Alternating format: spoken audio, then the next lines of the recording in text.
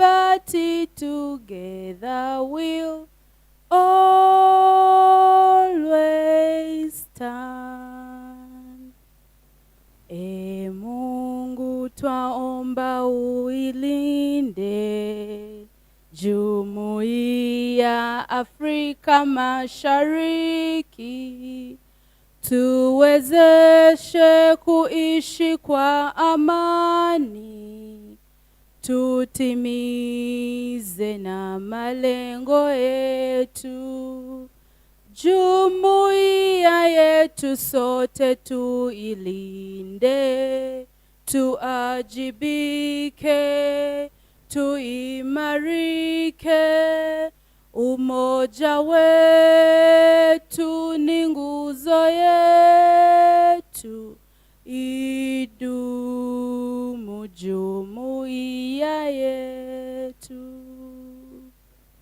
We young women and men of Uganda are marching along the path of education, singing and dancing with joy, together uniting for a better Uganda. We are the pillars of tomorrow's Uganda. Let's rise now and grace through knowledge, yielding discipline and sourcefulness to rebuild a great, great pearl. We young women and men of Uganda are marching along the path of education, singing and dancing with joy, together uniting for a better Uganda. We are the pillars of tomorrow's Uganda. Let's rise now and grace through knowledge, yielding discipline, resourcefulness to rebuild a great, great pearl. We young women and men of Uganda march along the path of education and dancing with joy, together uniting for a better Uganda. Thank you very much, Madame Laureen. A round of applause for her. Ladies and gentlemen, we can sit for ourselves. Now we are going to have a word of prayer. I need a volunteer from our students. The Lord is good, and all the time. Let us have a word of prayer. In the name of the Father, the Son, and the Holy Spirit. Our Father, who art in heaven, hallowed be thy name. Thy kingdom come, on us as it is in heaven. Give us this and forgive us our trespasses, as forgive those who trespass against us. And lead us not into temptation, but deliver us from evil. Amen. Heavenly Father, Jehovah, King of glory, I want to thank you for this mighty day. I want to thank you for the journey masses that you have provided for us from our different schools, from our different districts, from our different regions, Lord, up to this day. Lord, it is not that because we are great that you are here. It is because of your mercy and it's because of your glory. Lord, let us live together. Let us live forever to glorify your name. The Father, the Son, and the Holy Spirit. Thank you very much. Your name, please? Opa Growth Savior, St. Aloysius College, Nyapaya, Zombo District, West Nile Region. Thank you. More hands for him. Good morning, ladies and gentlemen, once again. You didn't welcome me. Let me invite myself again. You guys, they are streaming live. We are live on CNN, Al Jazeera. The whole world is watching, yeah? Now you have to show the world that I'm not a person of every day. They are also watching you. You have to show that you are not a people of every day. Eh? Okay. You're going to say, woo! When I'm coming, eh? Pretend that I've not been here.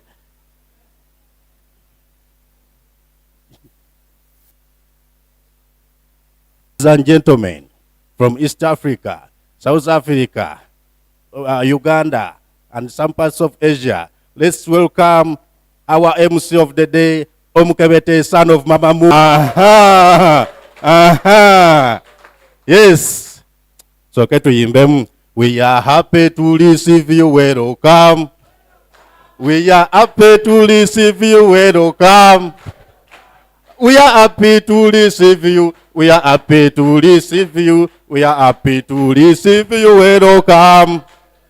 If you happy and you know, say aye aye. If you happy and you know, say aye aye. If you happy and you know, and you wear and you know. If you happy and you know, say aye aye. A, B, C, D. H, I, J, K, L, M, N. O, P, Q, R, S, T, U, V, W. Twaja tuli mbuzi.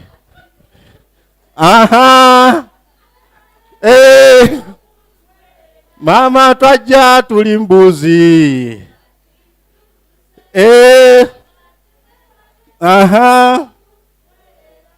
Sipolingi, sipolingi.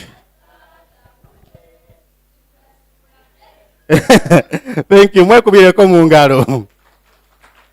Yeah. Thank you for, you guys are having fun? Not yet. This world, if you don't have fun in the morning. Yeah, my name is Omukebete, son of Mama Muke. I'm proud to be the most successful product of UPE. How many from whom we have from UPE? We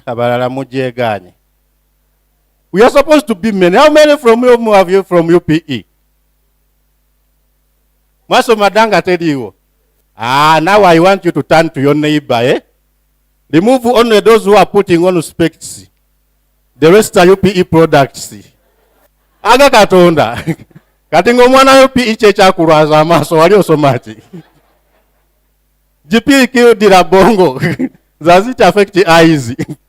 Sejui Said transferred his capital from Muscat to Zanzibar. Yeah. But welcome, guys.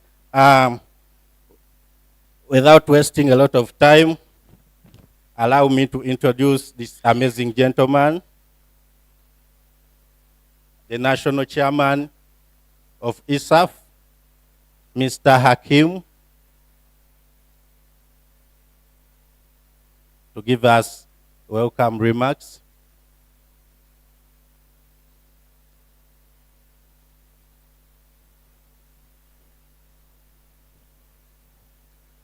Obugalonga bwajja. Thank you very much. Thank you. You didn't tell us the school.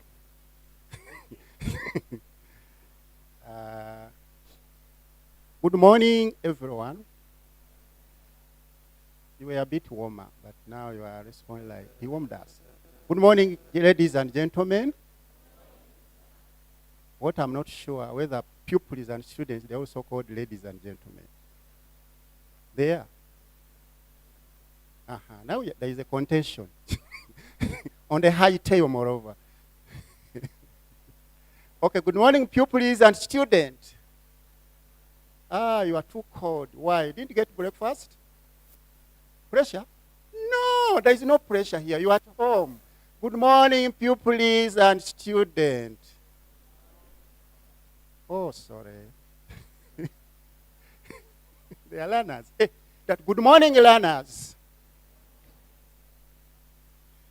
I already said, my name is Hakim, and the other long name is Baliraine. I'm a small-scale farmer. I come from the eastern part of this country, and in a district called Mayuge. I'm not sure whether Mayuge is represented here. If you are from Mayuge, raise up your hand and you see, oh, they are here.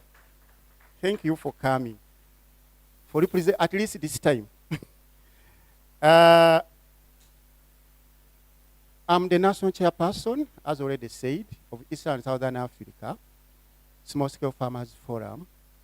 But ESAF is not only in Uganda, ESAF is in other 16 countries in addition to Uganda to be the 17th country. And I've been serving as the chair for the 17 countries for the last 6 years. And I'm still on the board. But recently I decided to hand it over to someone and keep working on the board. ESAF and other organizations on the continent of Africa come together to form a big platform where issues like the one you've come in for today can be deliberated, can be also thought of solutions. And we form what we call Alliance for Food Sovereignty in Africa in 50 countries where we have membership. And I'm also the chairperson or president of the continent in the 50 countries. I also represent Africa on the global steering committee at the global level in Philippines, and also represent Africa, the European EU Partnership Society. I coordinate Africa and sit on the board. But I'm a small-scale farmer, don't get worried. I remain a small-scale farmer. Pupilist, student. Now, I don't know, you know, I'm an analog. I remain in analog. Now things are being digitalized. Learners, patrons of the agroecology clubs, representatives of the school agroecology clubs. I'm not sure, maybe there could even be head teachers, our distinguished guests.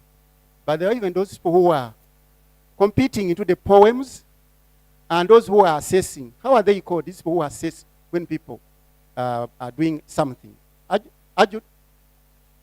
Judges, adjutants, I don't know. Now there are two.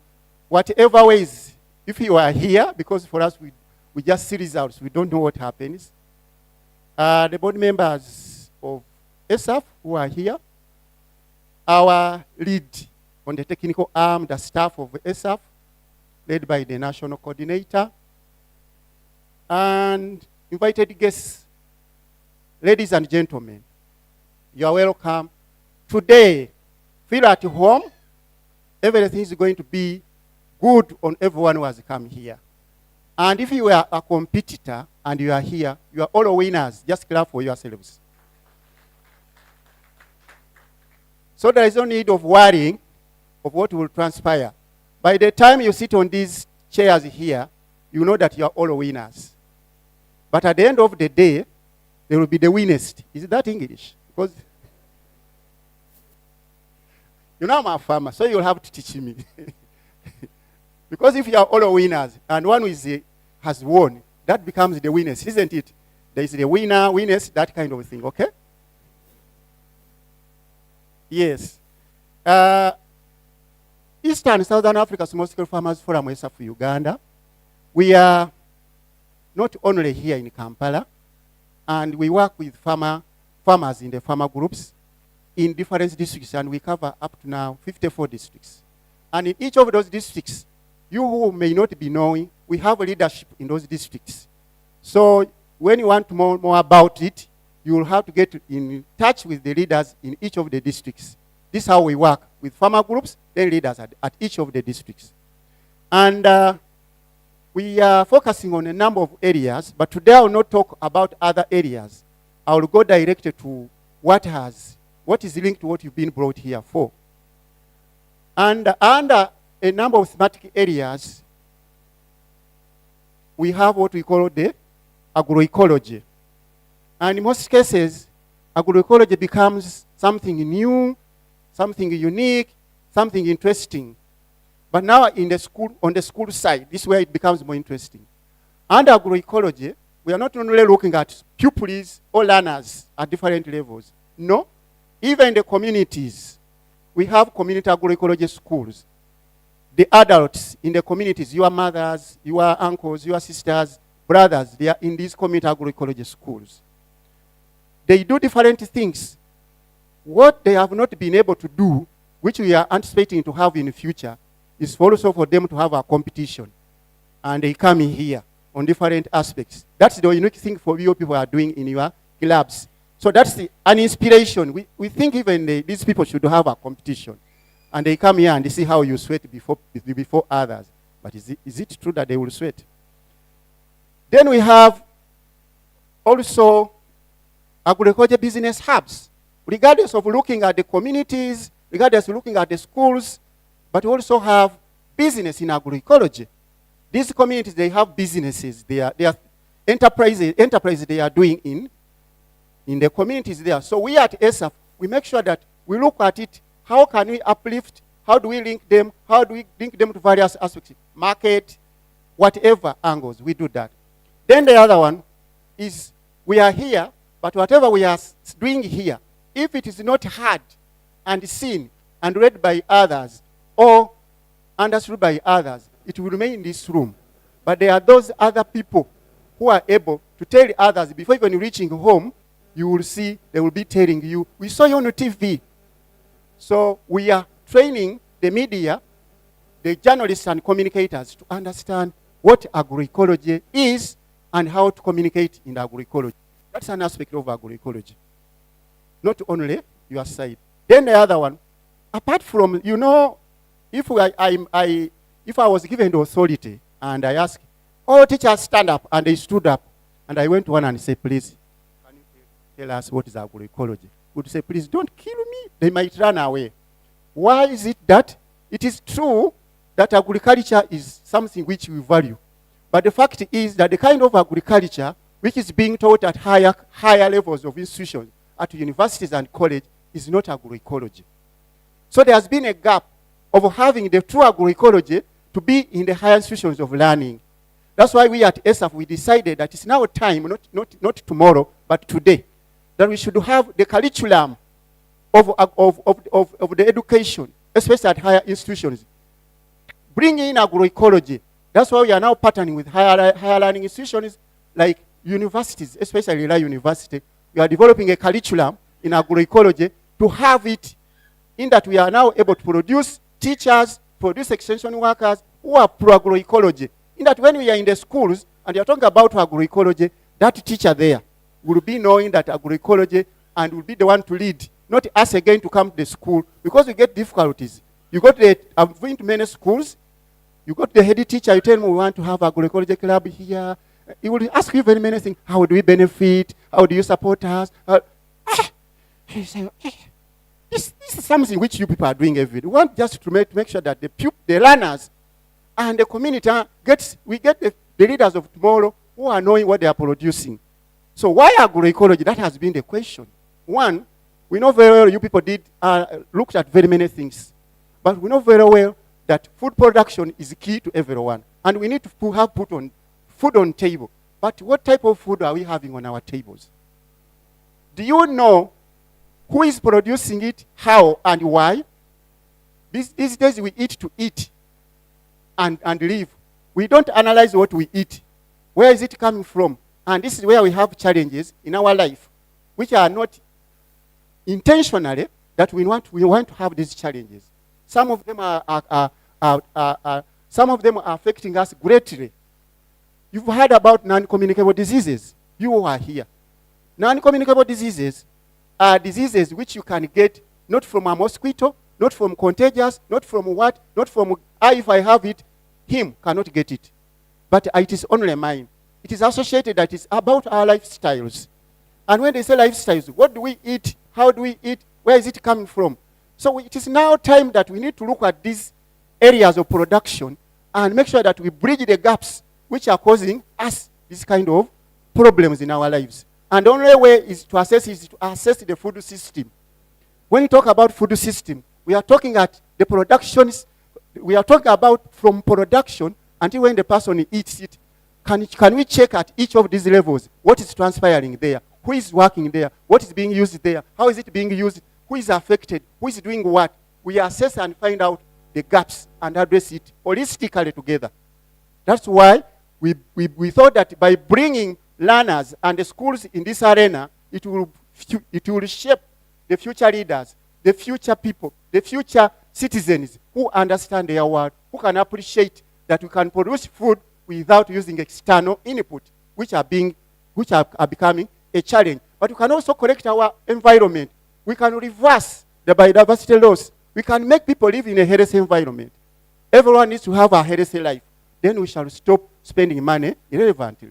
So, ladies and gentlemen, sometimes I can speak and forget that other people can also speak. But I will not take long. I just wanted to give you a hint on why. Why did we choose to also to bring schools on board? It's because you are key and you are the leaders of today and you are the parents of today. Because when you say tomorrow, they say tomorrow never comes. I'm now talking of today. That starting from today, just know that when the tomorrow comes, you are the one who was here today. So the today of all of you starts when you understand what you have. So start now to think about the tomorrow today, not the other time. Ladies and gentlemen, I'll take this opportunity again to welcome you all and thank you all who have made this day look the way it is, especially those learners who put in their efforts and they excelled through to this level. I know there were a lot of hurdles. Many of your colleagues were not able. They are now really feeling it, that if it was us. So it is time that you celebrate for yourselves for having been able again to excel up this level here. I thank you once again and wish you good stay while you are here. Thank you for God and my country. Thank you very much, Mr. Hakim. Ladies and gentlemen, a round of applause. Mr. Yeah. I really thank ESAF Uganda. A round of applause for ESAF. For introducing agroecology in schools. You know, in Uganda, you go to schools where compulsory, English is compulsory and agriculture is optional. You find our children speaking a lot of English without food. And if English without eating is vernacular. It is vernacular. Just like finding a gentleman tucking in and he has no money. It's vernacular. Yeah. Too much English without money is vernacular. You know, we suffered a lot with Ugandan English. You know, it is compulsory. You be there. They give you English exam. Semuju entered without his shoes. And they tell you, rewrite beginning without. You scratch your head. You say, without Semuju, his shoes entered. And they kill your answer. But ladies and gentlemen, this agroecology poem writing competition has come from very far, and allow me to invite a gentleman to tell us about the journey, how it has come, how far, where are we, where are basically past tense, present tense, and the future participle. Ladies and gentlemen, let's welcome Mr. David. Yeah.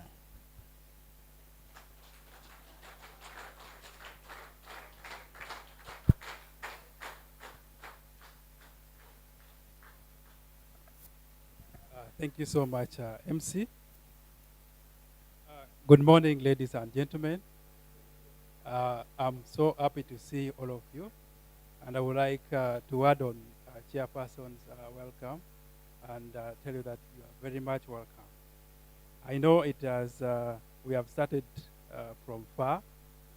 The school's agroecology poem writing competition is an annual program of ESAF Uganda, working with other partners. We started this initiative in 2023, where the first edition was launched. in Mbale district. So the poem writing competition takes two levels. So we have the primary level and the secondary level, where learners from primary schools and secondary schools compete against each other. So in 2023, the one we launched in Mbale, we had a total of 10 schools. Those were specifically for agroecology clubs only. So 10 agroecology clubs took part in that competition in that year. And then a total of 8 primary schools and 2 secondary took part. So in total, in that year, we received a total of 800 poems from the learners.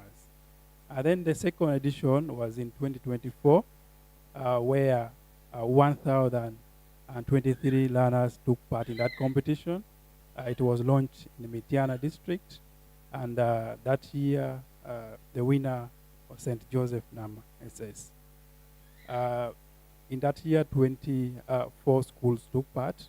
We had 12 secondary schools and 10 primary schools, 12 secondary schools and 12 primary schools.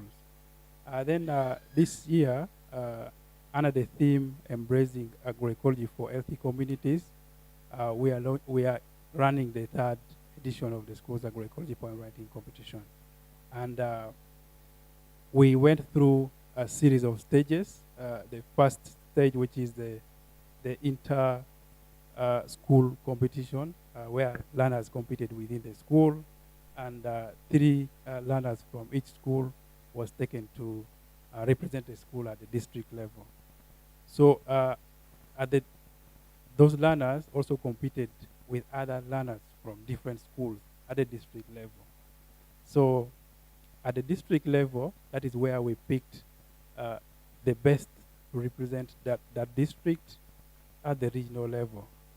So learners that are here are the best from their regions. We have, so if you're a learner and you're here, just know that you're already a winner. Eh?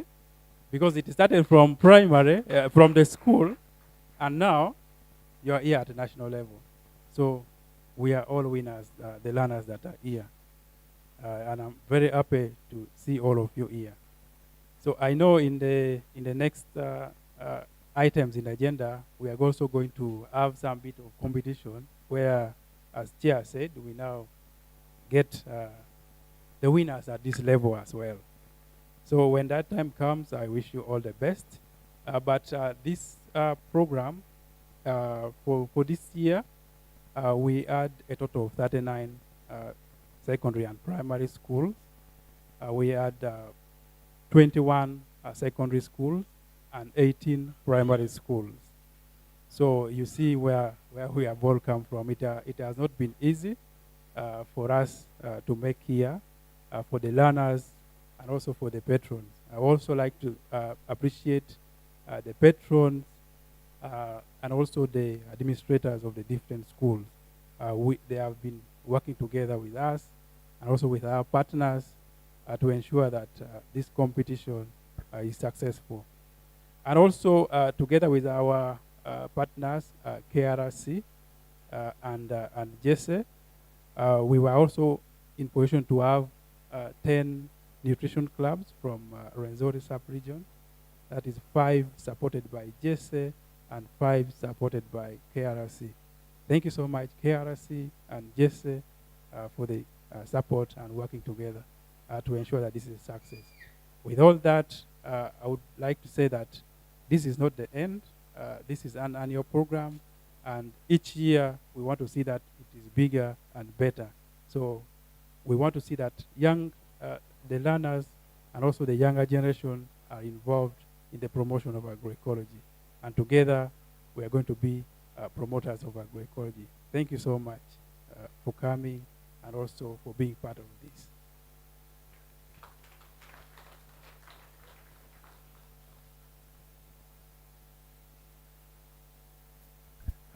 Thank you so much, Mr. David. My namesake, A round of applause as he goes back. Yeah. Ladies and gentlemen, how are we? We okay? What? Yeah, you okay? Papa, you want to take exam? Which name? Savior Opakroth Pakroth. From Yumbe. from Zombo. Zombo. Are you close to Yumbe? Probably. Yes. That's all West Nile. How is Zombo? Zombo is great. Zombo is great. What is your native language there? Alur language. Arul. Can you greet them for me? Why am a bear? The response is that why I am a bear. Muchitege ani agambe walai walai. Bagambe wa aibo. Yeah. Thank you, ladies and gentlemen. This is really amazing and exciting. You know, this is my first time to see, for us in UPE, we didn't do poetry. You know, there are two things that show whether you are poor or rich. Eh? If your school is doing poetry, you are doing well. For us who didn't pay school fees, they used to send us in poetry. So after lunchtime, we used to have clubs. Those who pay the school fees, they go for, those who know English, they go for poetry. Now those who just came there because life has refused. Yeah. But ladies and gentlemen, without wasting more time, we are going to have a keynote speech discussion from Mr. Bwambale Bernard. Mr. Bwambale Bernard, I don't know whether you are around. He's around, yeah? He's an amazing gentleman. Let's ask who Anduru bazita bacha mu Luzungu. The English are watching. Let's ask who.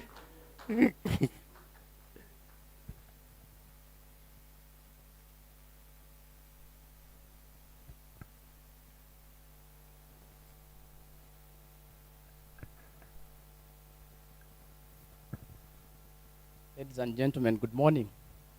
Nice to see all of you.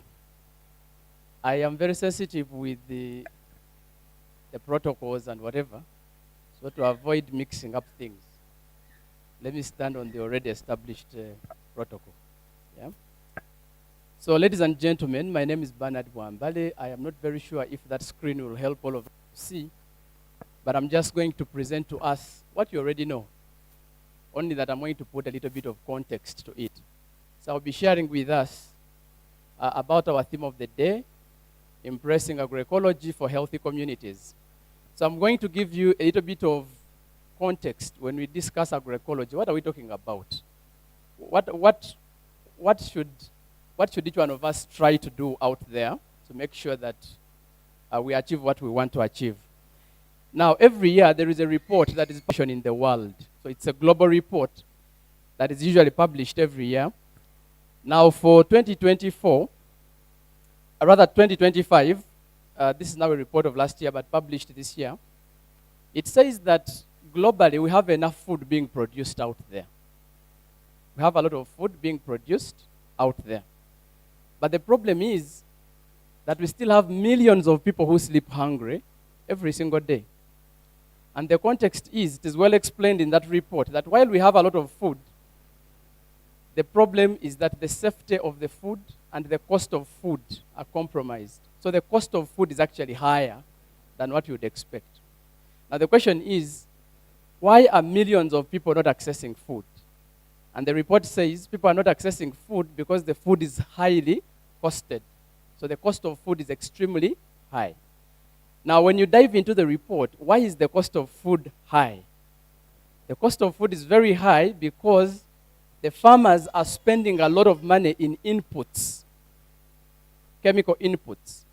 You're buying a chemical for primary tillage. You're pouring a chemical on your land and first dries. You've seen that kind of thing. And then after drying, you buy another chemical now for softening the soil. Then from there, the farmer buys another chemical now for fertilizer.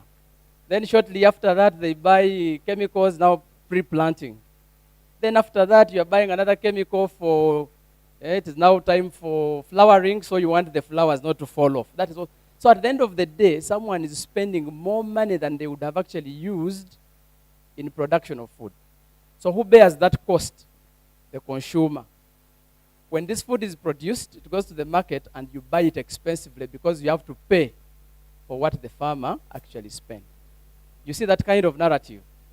So you're talking about now agroecology as a solution to that. Why would people spend a lot of money to buy unsafe food, as we're going to see? People buy unsafe food, but expensively, yeah?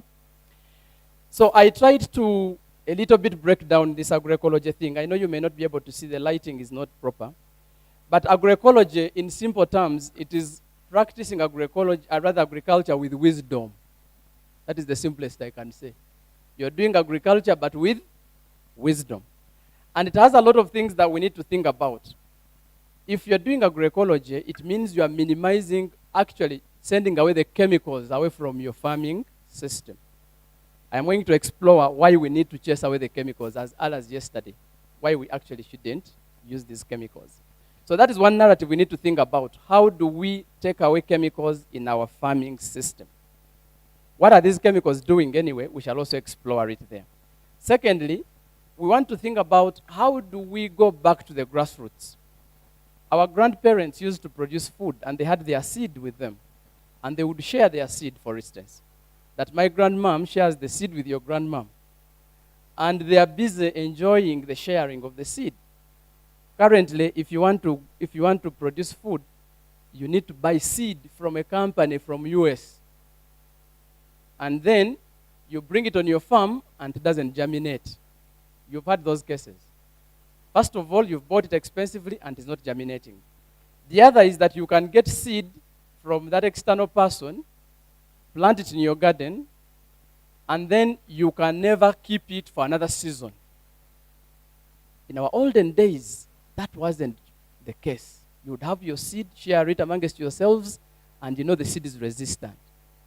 So that is why we need to rethink about priorities of agroecology. People can share their seed, and people can always enjoy. The other aspect is about diversity on our farms.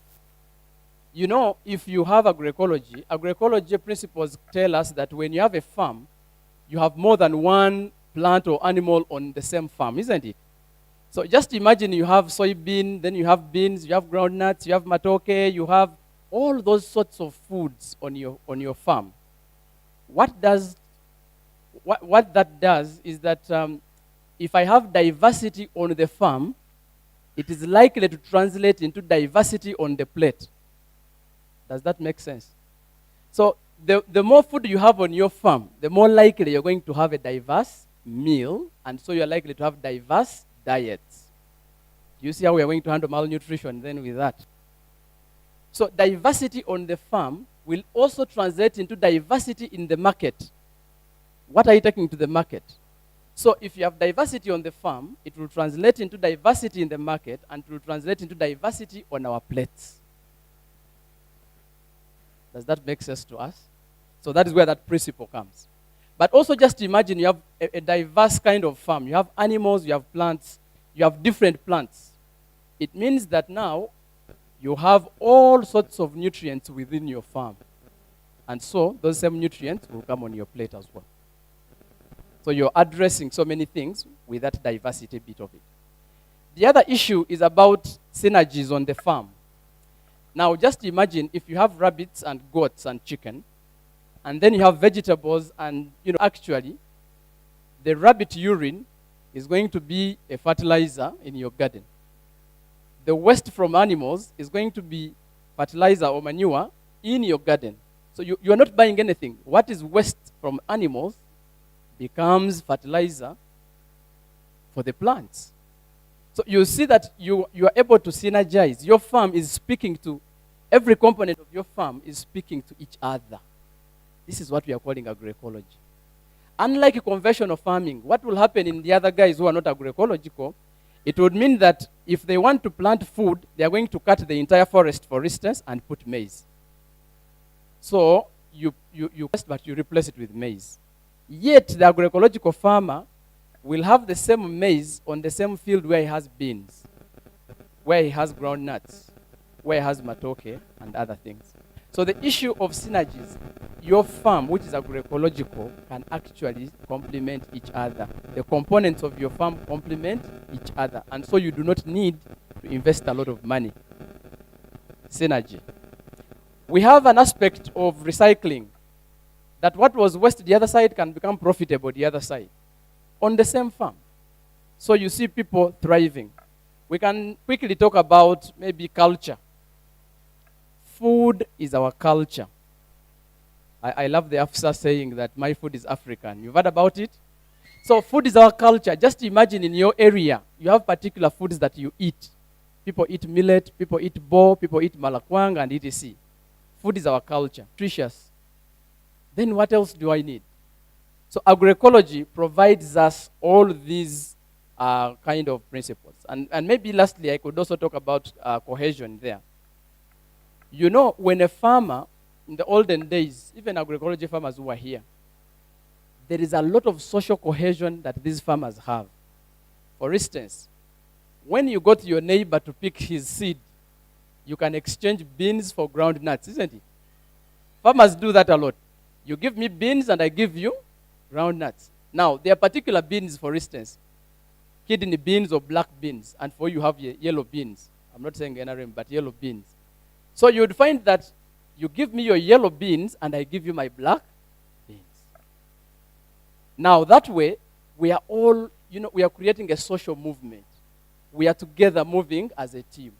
Why? Because we are all practicing agroecology. That cannot happen in conventional farming. You know why? Because the chemical you are using is not the same chemical I'm using. So we cannot be at the same pace. But agroecology does that. It does. So we need to think about how do we make sure that our farmers across the country leverage on agroecology. Now let me speak about these two things, food security and nutrition.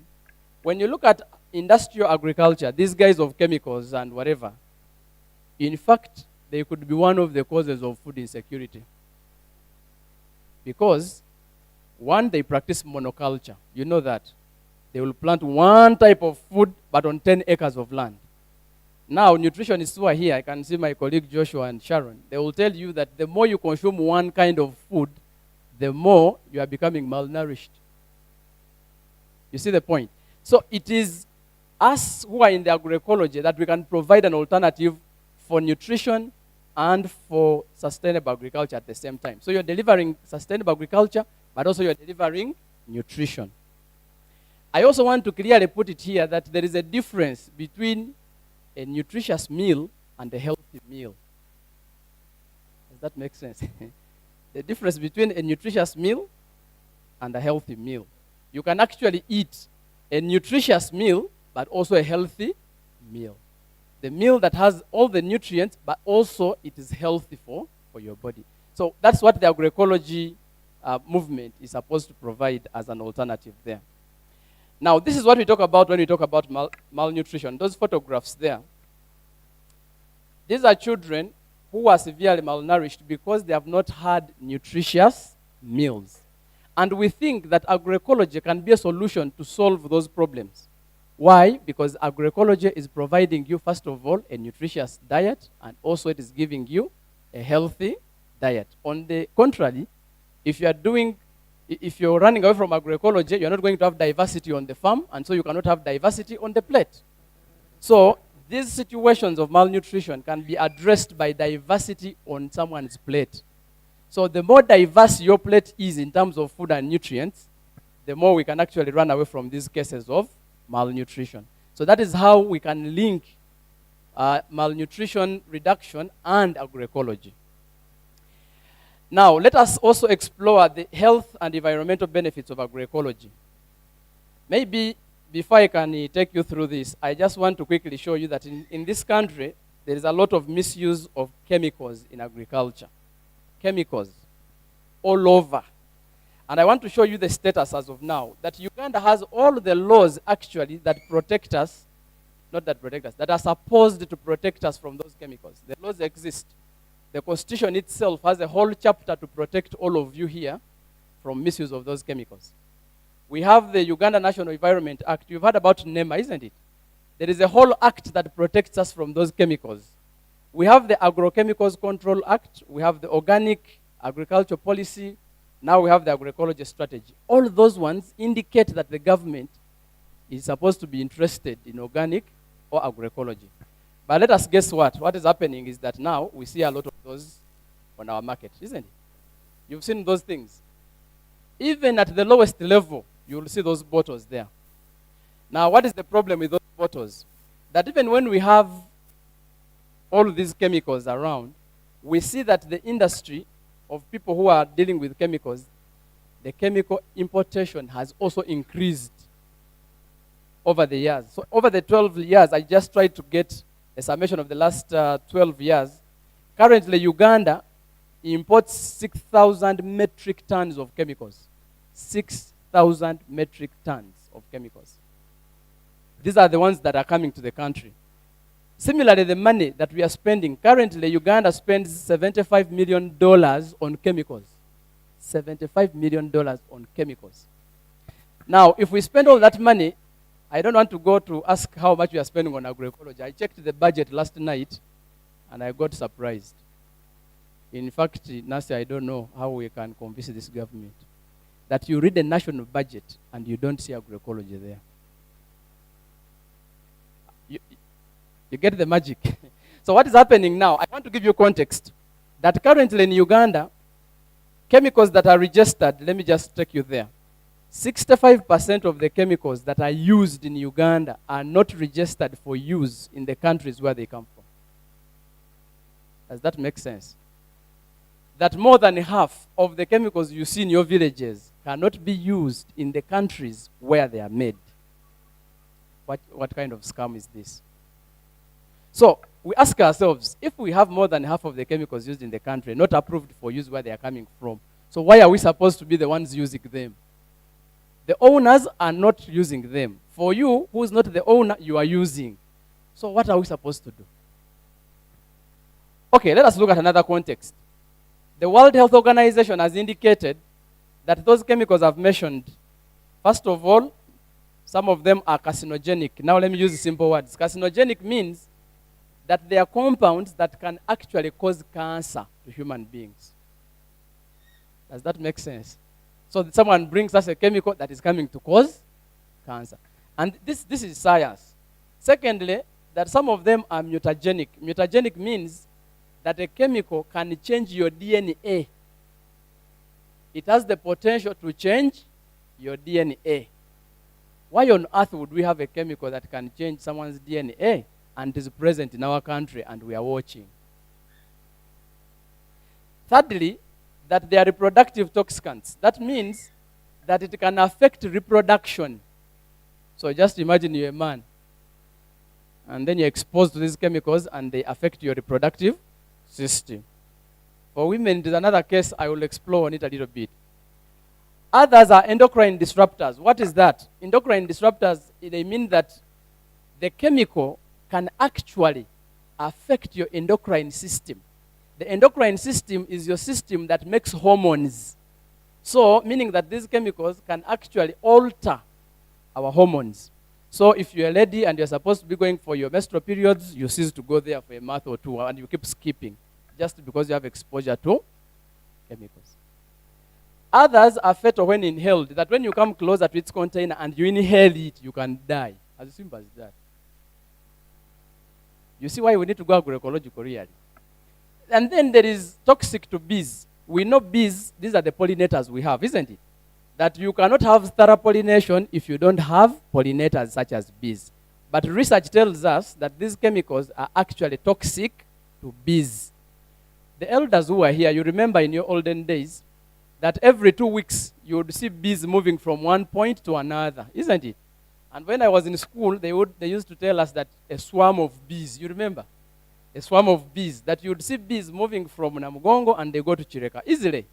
Every 2 weeks you're seeing them. When did you last see the bees? Some people have never witnessed even the bees. So the young ones who are here even pity you. In fact, you might not have ever seen. The elders who are here, you remember that whenever it rained, let's say it has rained like yesterday it did, you would see earthworms. Didn't you see the earthworms? All over on the roads, where earthworms were all over. When did you last see an earthworm after the rains? What went wrong is that we are misusing the chemicals. We are heavily using chemicals in our soils, and we end up saying that the soils are actually not fertile, and yet the soils are actually fertile, but we are just misusing them. And then we have something called, some chemicals are highly toxic to aquatic organisms. Aquatic organisms, these are organisms in the water, that when these chemicals go into the water, they can actually kill our fish. And then you just imagine finding fish floating and then people are eating. But what killed them? Okay, let us end it at that. So what is happening? We see our mothers spraying all over. I just want to show you context. But you realize that all of us are now exposed. All of us. This is the saddest story I've ever seen. That we are all exposed in a way that someone sprays, and we are sharing the air, isn't it? We are sharing the air, we are sharing the water, we are sharing the everything. And so all of us are exposed in the food we eat, in the air we breathe, in the dust. By the way, in the dust. You've heard about room dust. Dust in your houses. It comes through the air, which is polluted, and lands in your house. And so you can have a share of it. Now, most of our people do not know. This is just narrative. I want you to appreciate the photos. Most of our people do not know how to use these chemicals, for instance. I want you to observe that. That the farmers are exchanging hazardous chemicals, but they are exchanging them as if you are exchanging water. Look at that first photo. This is someone's mom, and she's exchanging a chemical, but without protection. So if this mother was doing agroecology, that risk wouldn't be there. If you look at that second woman, first of all, she's spraying her coffee, but then the face is not covered, and then the chemical certainly is bouncing to her eyes. So we see all our mothers really using chemicals the way they want. Now, look at this extension worker in that first photo there. That is an extension worker. He is also teaching the mother on how to spray the coffee, but without precaution. Look at the extension worker also showing how to spray, but there is nothing like a protective what? Yeah. If agroecology was in play there, you wouldn't expect that mother to be doing that. Okay, let us go to this first other photo on the right up there. You see those bottles? Those were pesticide bottles, and now they find their way in our kitchen. They had chemicals, isn't it?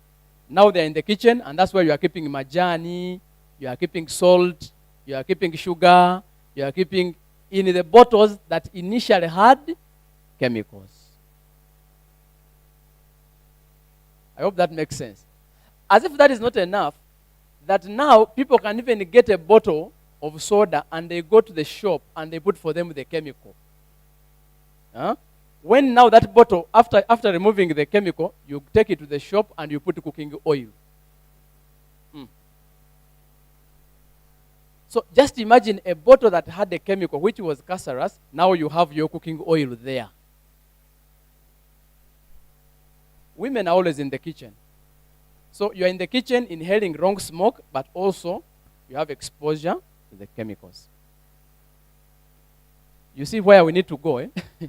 Okay, Nancy visited some place at some time, and there was a factory there which was storing chemicals and had burnt.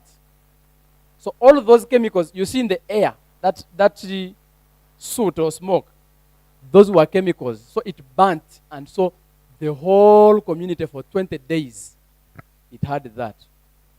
20 days. Pregnant women died. Children suffocated. Because, this is in our air. And people are living in that community. As if that is not enough, what you are seeing on my right, those are photos of water, the water bodies that were closer to that factory. So you see that the fish just died and went on the side, and the children kept coming to pick fish, and they were cooking, and people were eating. And then the women are also fetching water from the same source, going back home. People died, people had miscarriages. You see? What about these bottles? You know very well that after now collecting, you've used the chemical, we just dump the bottles everywhere, isn't it? Now we have our mothers and fathers who go and pick these bottles. You've seen them picking the bottles for recycling. Now the question is, you find such a bottle and they have put cashiera, munanas, and you, and you find bottles with all sorts of drinks, and we are taking those drinks, but the bottle had what? Chemicals. Are you still surprised why we have higher levels of cancer? Do you realize that we should have even thought of agroecology as early as last year? Okay, I didn't want to say that, but you see, this is the issue we are suffering from. Now, let me talk about women a little bit with pesticides. Women. Now, the studies are showing, I'm not going to take you into the science, but one is that women who are continually exposed to chemicals, research is showing us that you have menstrual irregularities. That a woman who has exposure, even when they are not using, but they have exposure, they are likely to have menstrual irregularities. That one means that your time of menstruating comes and you are missing 3 months, but you are moving on. You don't know where the problem is, but it's just exposure to chemicals. The second study shows us that the more women are exposed to chemicals, the more they become infertile. Infertility. This also matches also with men. The more you get exposed, the more you are likely. And then people are busy taking molondo, people are busy taking these drinks. The problem is the exposure to chemicals. And the study is there. There is a study also indicating that the more exposure a woman has on chemicals, the more they are likely to have miscarriages. You get pregnant, it goes. You get pregnant, it goes. You get pregnant, it goes. Then you start going for which doctor, what is, they have bewitched you. Exposure to chemicals. Okay? All these are studies that are showing miscarriages. Now there is also this study that the more you are exposed to chemicals and you're a woman, the more you are likely to have preterm birth. Meaning that you have a pregnancy and before 9 months, the child is delivered. Now, it has complications that most of these children come now with deformities. You get it? Exposure. There is this one, birth defects. That the more a woman is exposed to chemicals, the more they are likely to give birth to children who are deformed. Now, ladies and gentlemen, haven't I given you enough evidence that we need to go to agroecology really? Okay. Maybe some of you are not yet convinced. Let me also now even go to the economy. Last year alone, Uganda lost $60 million of our produce that did not hit the international market because of chemical residues. $60 million. In our money here, it's around about 222 billion shillings. Why? Because tomatoes were taken on the international market, and when they were testing them, they had very high levels of chemicals, and they bounced them. Now I want to put a scenario there. The person who gave us the chemical to use to produce tomatoes, we sent our food to him, and he rejected it. And he said, yeah, your tomatoes have high levels of chemicals. But he's the same guy who sent the what? Who bewitched us now? You get my point? So he will send, first of all, I told you at the start, that for them, they have said those chemicals cannot be used in their countries. I told you at the start, isn't it? So they send them to us, we are increasing production. Now we increase production, we send it to them, and they reject our produce because it has high levels of chemicals. Now, really, what are we supposed to say?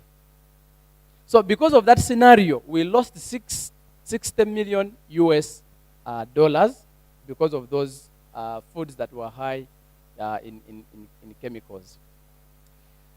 Now, let us see. This study also shows us what is in our water. So there is this particular study. It was conducted in April, and they found that in our water bodies, they found 7 chemicals in our water bodies in April. That is the starting point when people are starting to cultivate. Now, by June, they repeated the same study and picked water samples from the same water sources, chemicals, from 7 to 25. In our what? Water. Meaning that if we had agroecology, we wouldn't have such scenarios. So we found 25 chemicals present in our water sources. By the way, some of your districts are here.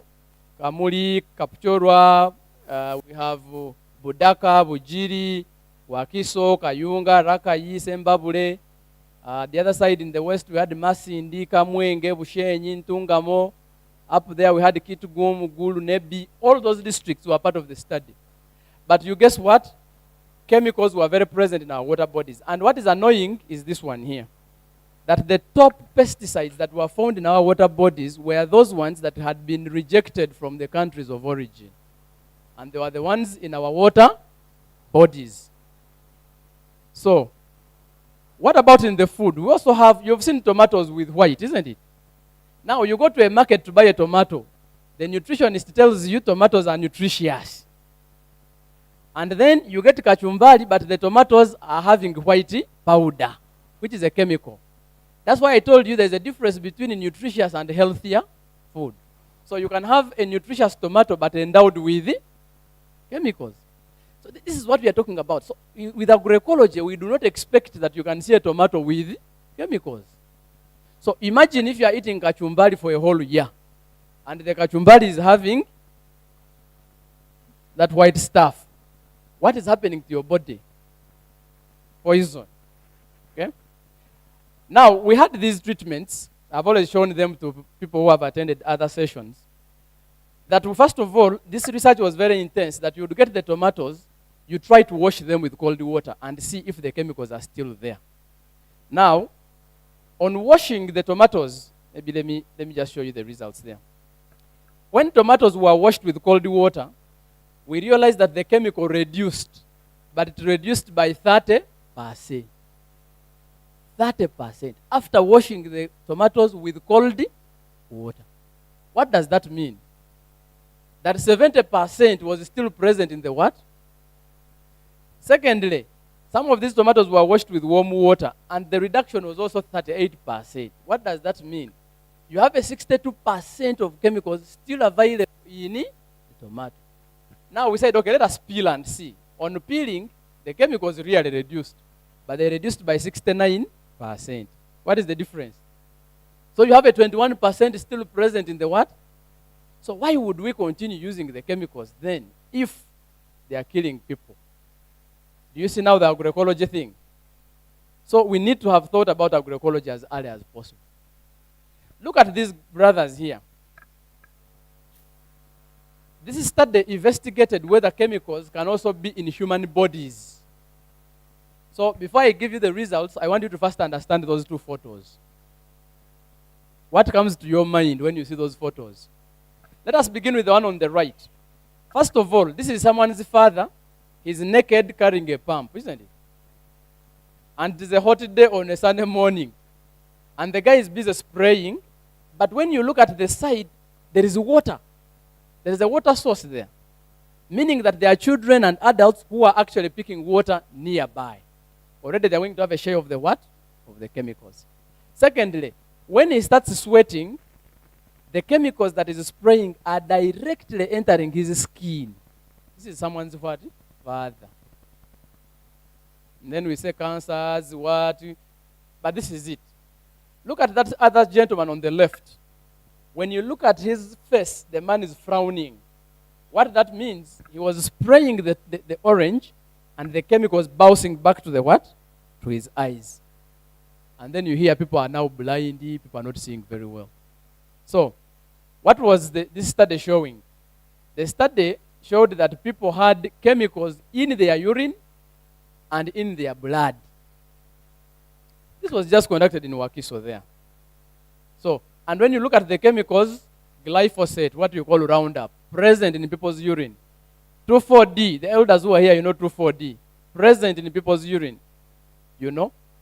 Mancozeb, this one, the white thing you see on the tomatoes, very present in people's urine. So you can see the danger we are having.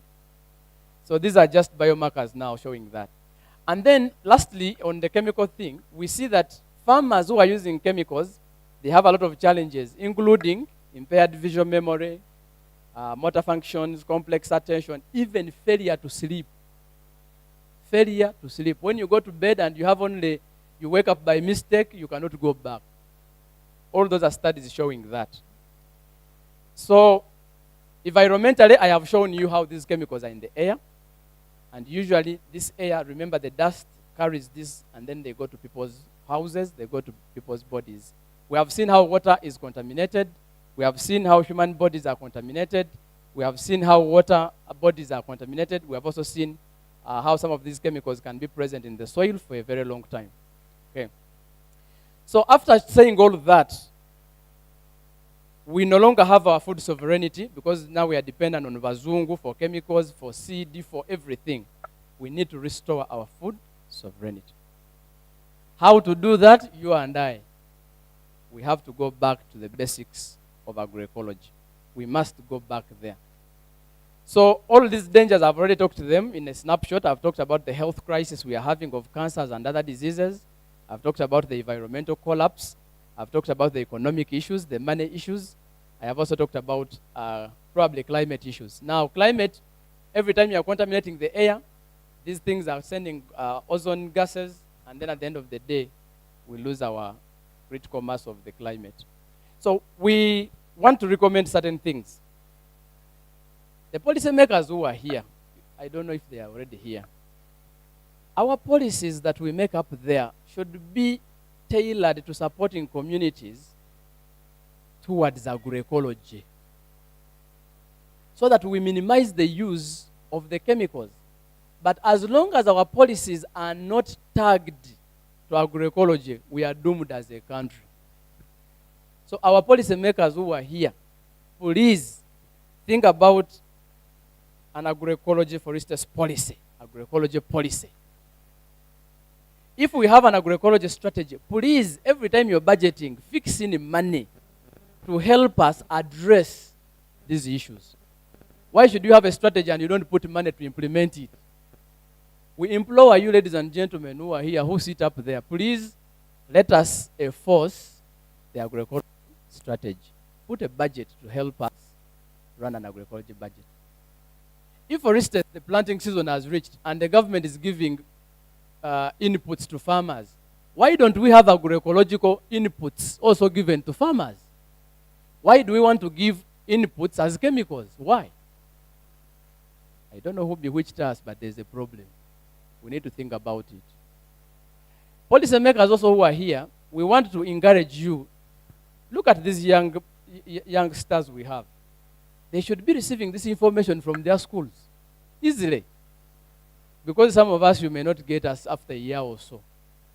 These young guys have to be trained on agroecology. And that means we can incorporate it in our curriculum.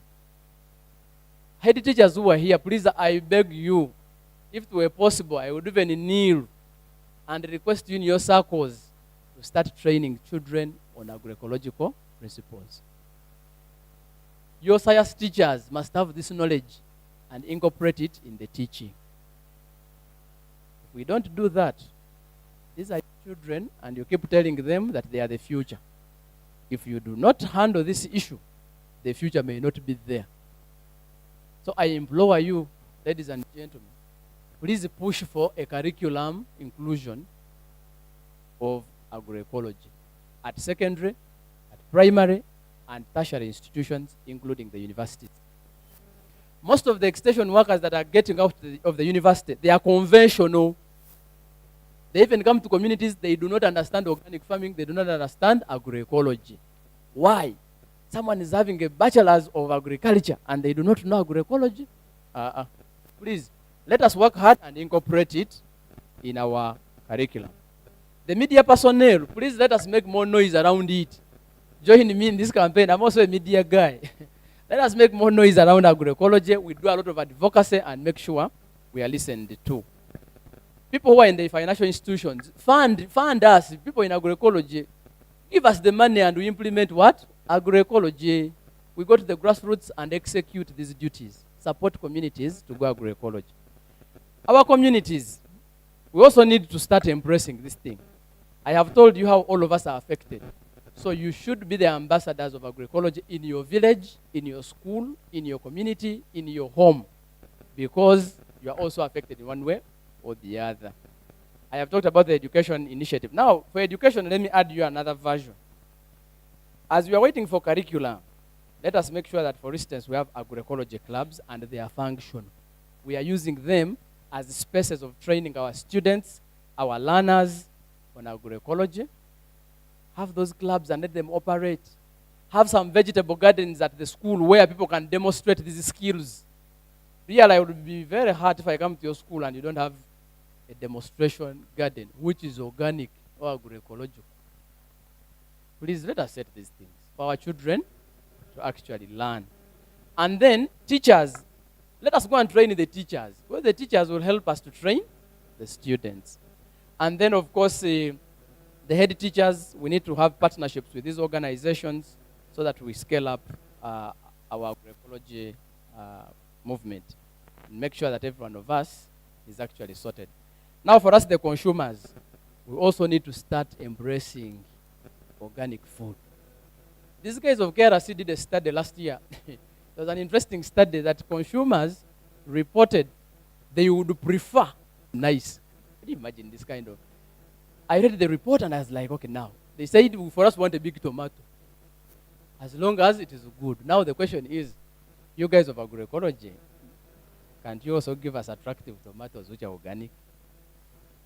How do we package agroecological products for consumers to embrace them? So you see, we have a lot of work. Let us engage the consumers to appreciate agroecology as a solution, 1, to the health needs, 2, to nutrition, 3, to improving the environment in which we live. So ladies and gentlemen, quite a lot of action that I put up for poets especially.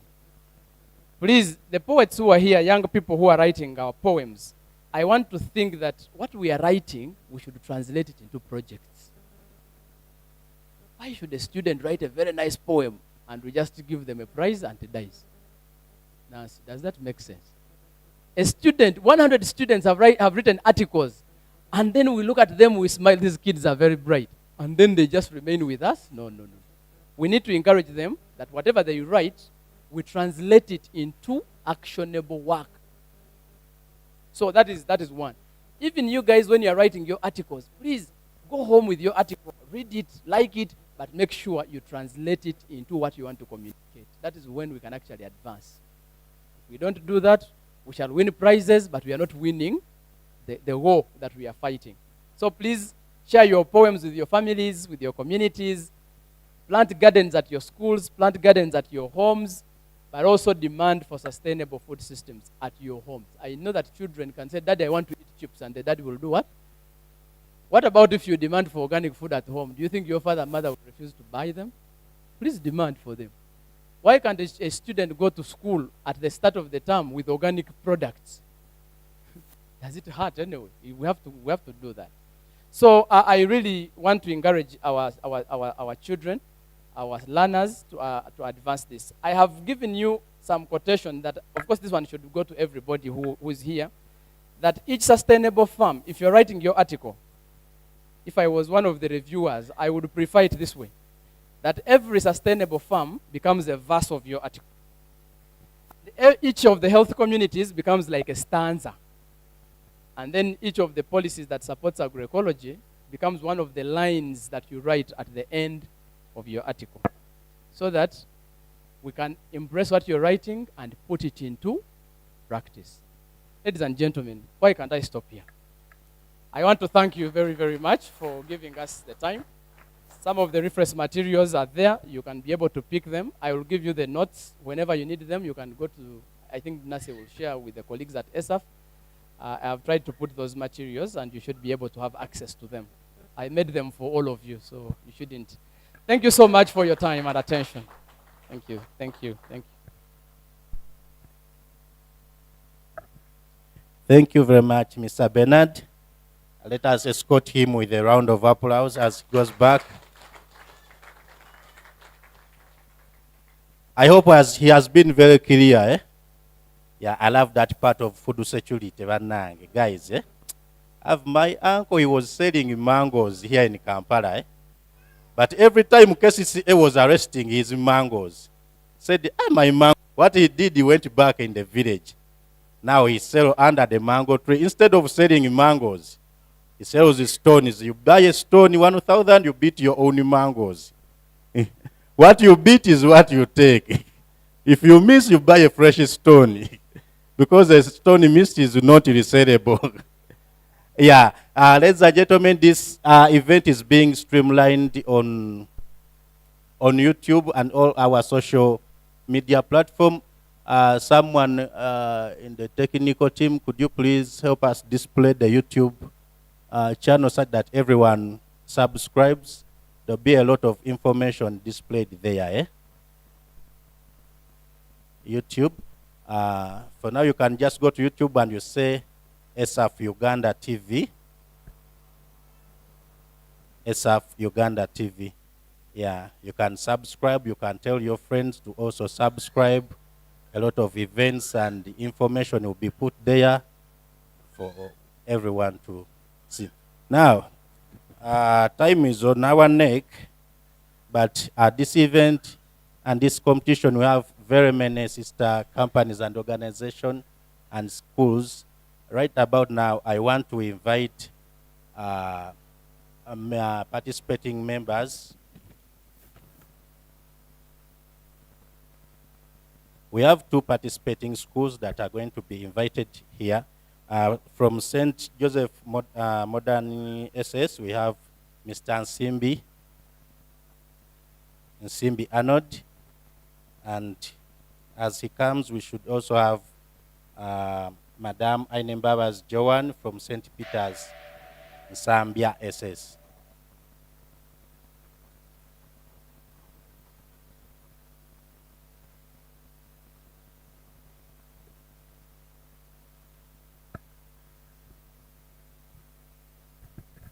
Thank you, Mr. MC, for the opportunity you have granted to me. Good morning to you, ladies and gentlemen. My name is Nsimbi Mirimo Arnold, a senior 4 student at St. Joseph's Nama Modern Senior Secondary School at Nama Village there in Mitana District, along Kampala Muvende Highway. It's a great honor for me as a proud member of the Agroecology Club, and as well as I'm the secretary of the Agroecology Club at our school. I'm grateful, and I take this opportunity to extend our heartfelt appreciations to ISAF Uganda and Humund for their generous, my fellow students. At least, in this interviewing, we have seen that agroecology is more than farming, but integrates agriculture and farming, rather agriculture and ecology. What I mean by ecology, this is the relationship between these plants and us humans.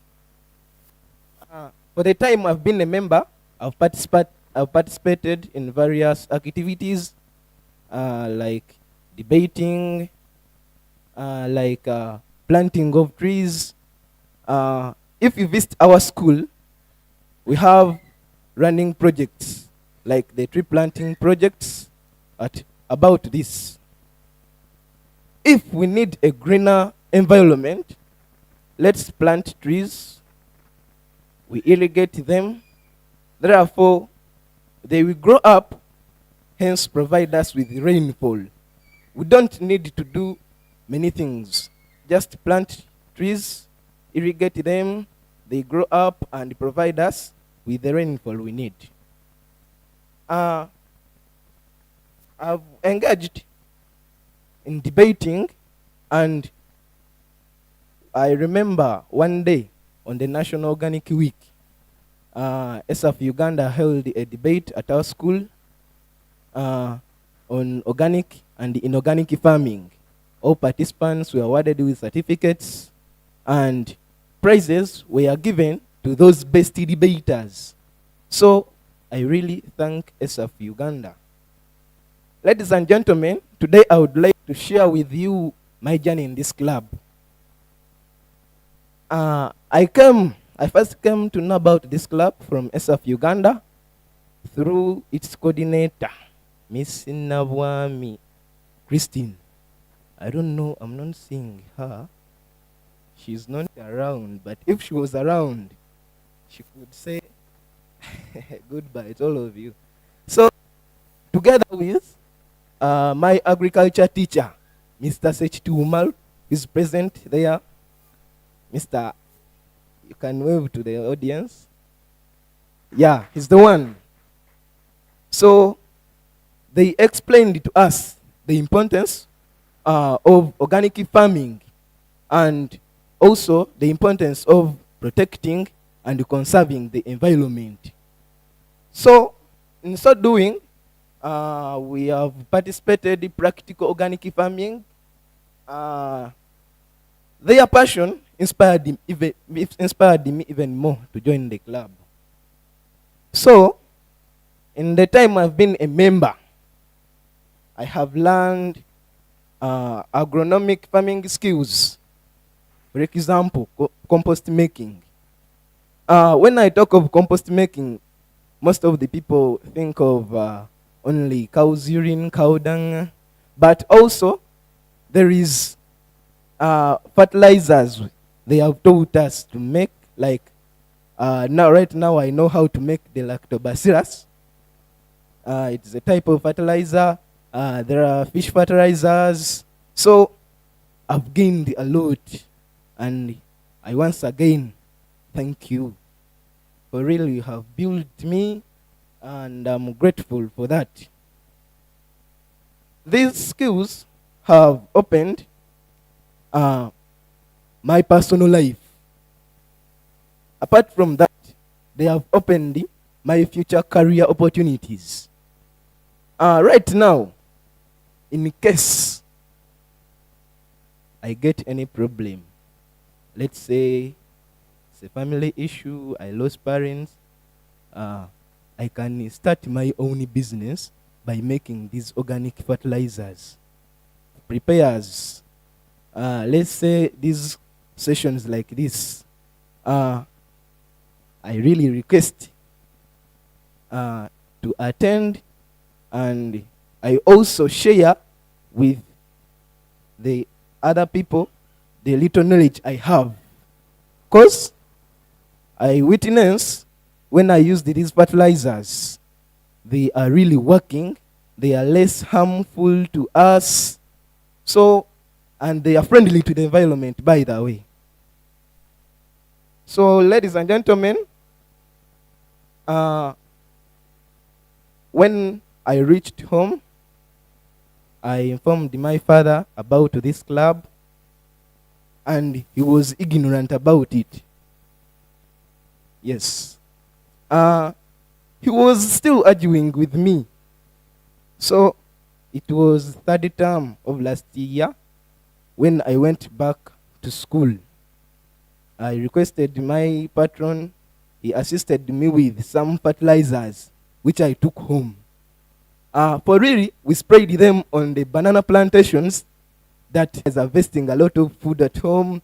He's now spending little money in buying food, and it's quite something good. So our school has become one example to the societies and to our district, even right now at the national levels. Our school is an example. In so doing, we have enlightened also others to join the Agroecology Club. For instance, parents have come to support us with the local seeds. Parents have given us enough local seeds. They have also encouraged their children to engage in these activities. In our neighboring societies, all people yearn to join our school because of this activity running. So, I thank you for the great job you are doing. Those who visit our school, witness, they always visit our gardens. Yeah.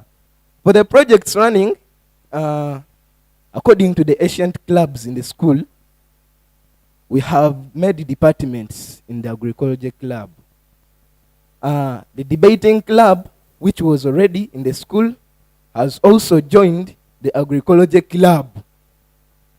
And I'm happy for this because as we prepare debates at our school, SF Uganda prepares debates. So we used this opportunity.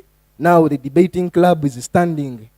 Any agroecology school that wants to compete us, we are ready for the debate. All schools are available here. We are ready for the debate. The Writers Club has joined the Agroecology Club at our school. When you visit our notice board, you find the compositions, find the poems being written, pinned, and people are really active. People are really reading them, and even there's a parent who commented about it on the visitation day that the parent even never wanted to leave the school. Hey, reading it. Not says, and he was pleased, and it's creating a lot to our school. Ladies and gentlemen, looking forward, in time to come, I expect the agroecology team to be larger than this. So I call upon all passionate organizations, for example, the National Environment Management Authority, the National Curriculum Development Center.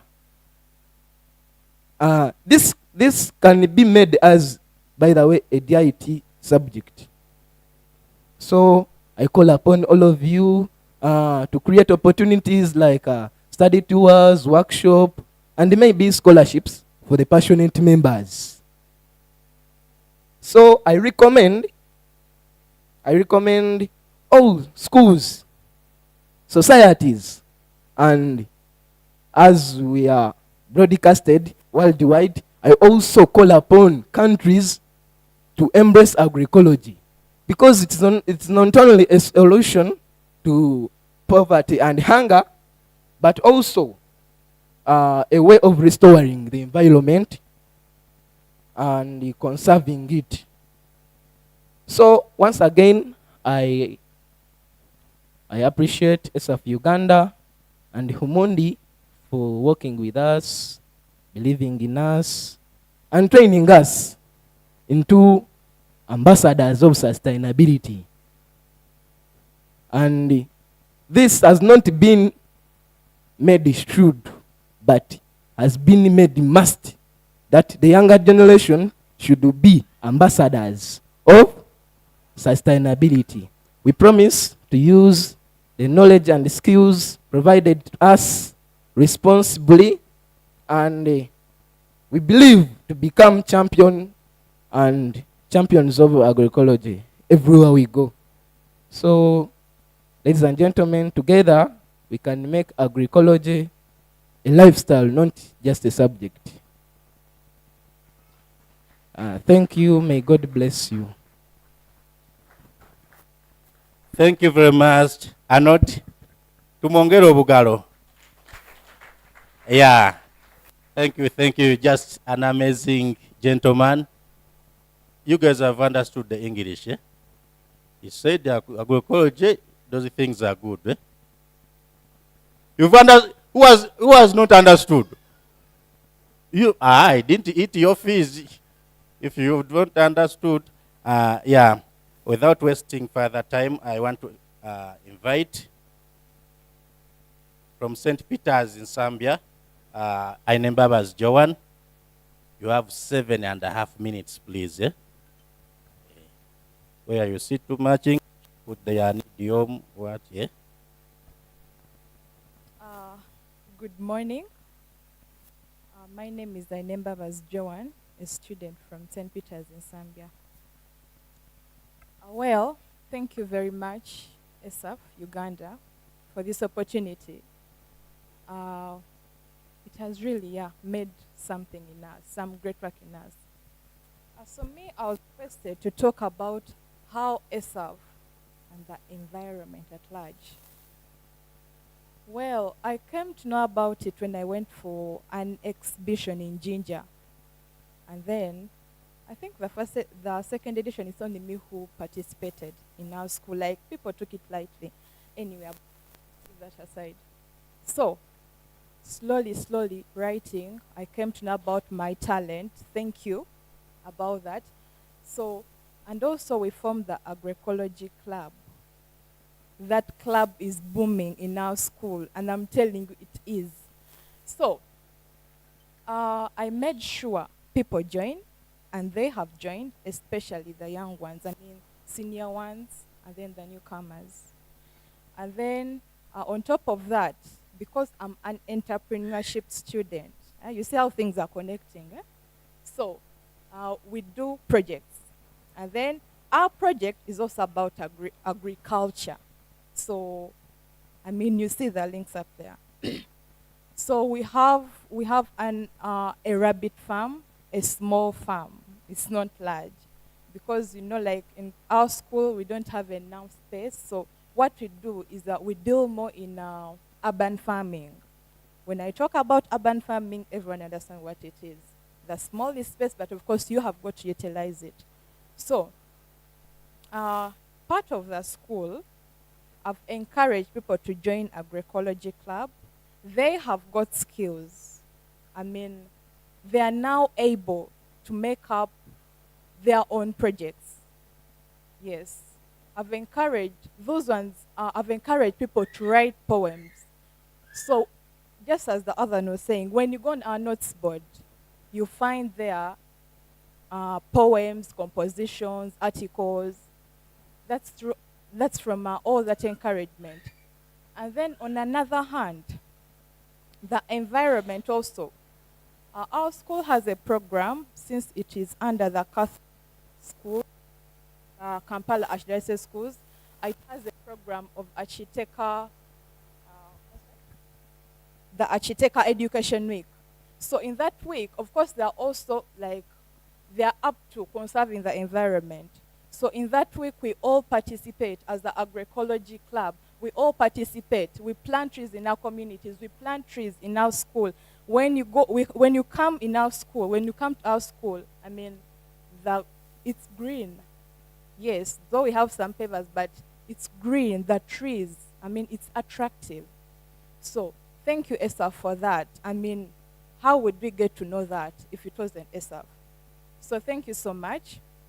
And then, also me, I'll only stop on writing. When you come to my home, my dear, you'll be amazed. I remember back then when I was in Form 1, I was a girl. Yes, I did love agriculture. I was at a certain school. Yes, they had an agriculture club.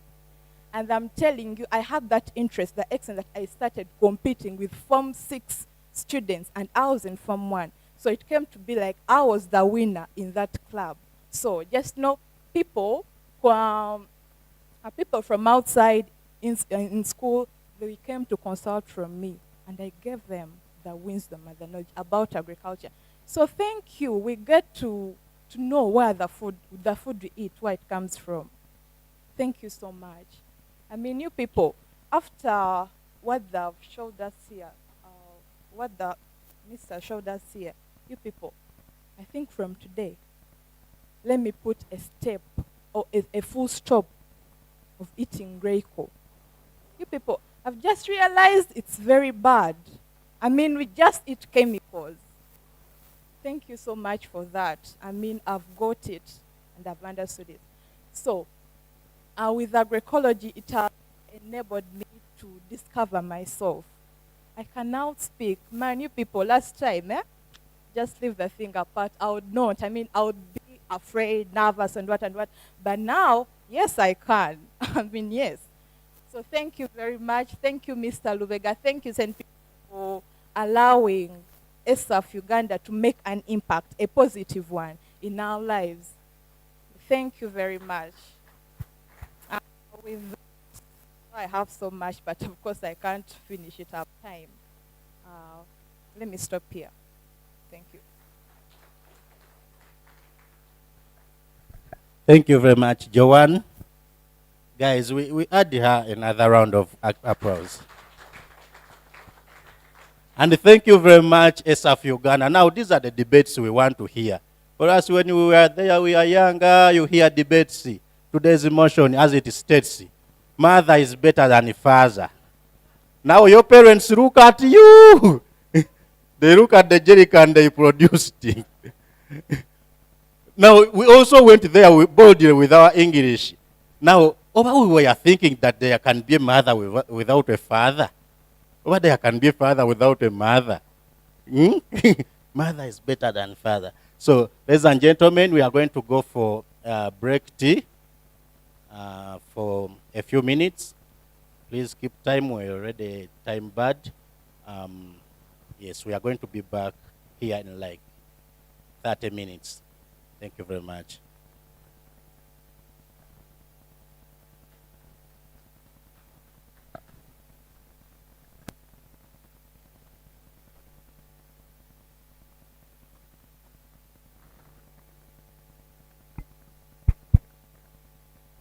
Hello. Hello. Are you good? Let's keep time. Our tea is being served down here. Let's move down here and have our tea, then get back, because the main thing is about to begin.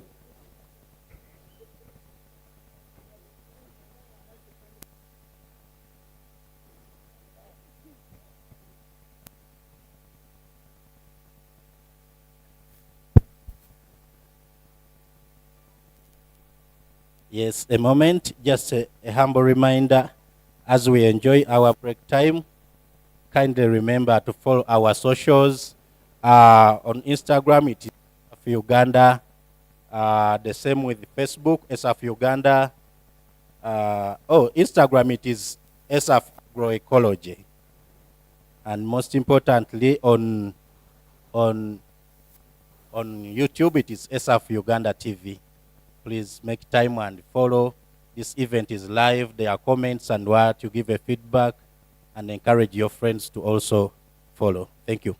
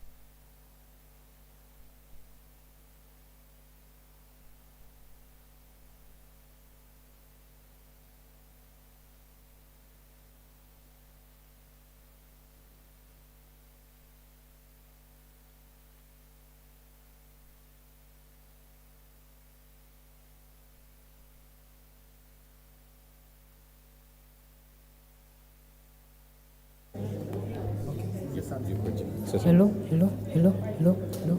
I can hear, but you have to be audible enough like a man. Eh? Yes. Eh? Yes.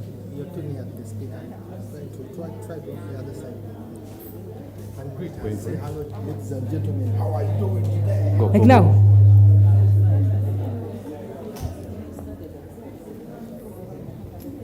Hello, ladies and gentlemen.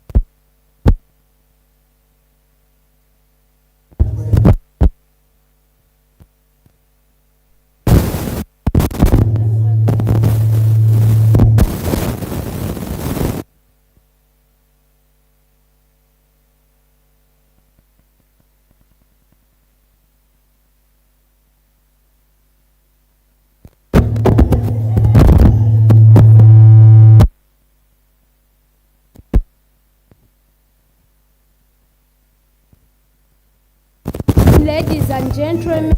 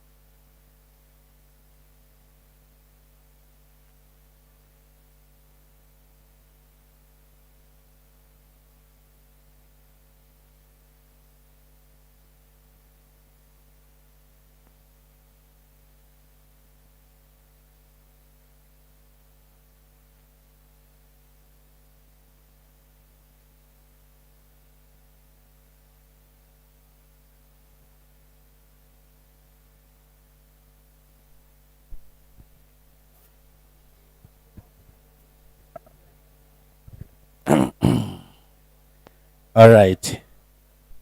Welcome back from the break, ladies and gentlemen. Hope we are Hello, all sir. back.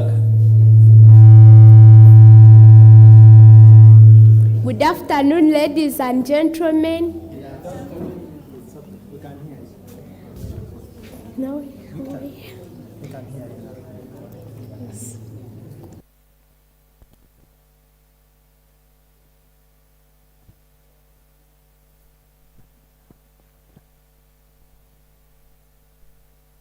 Okay, ladies and gentlemen, once again, welcome back from the break. Before we proceed, please take a minute, if you haven't, to follow our socials.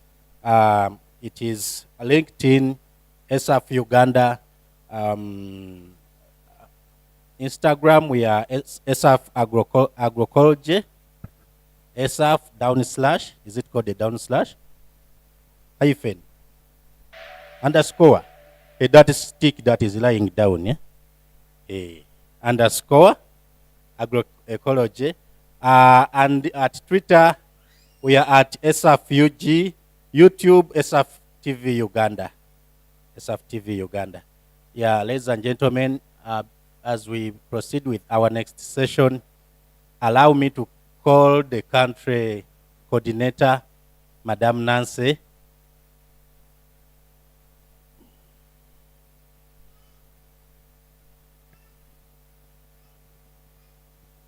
Are they visible here, our socials? Can you adjust them a little bit?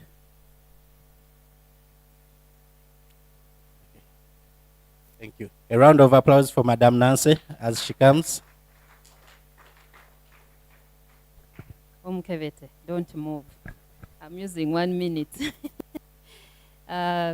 Good afternoon, right?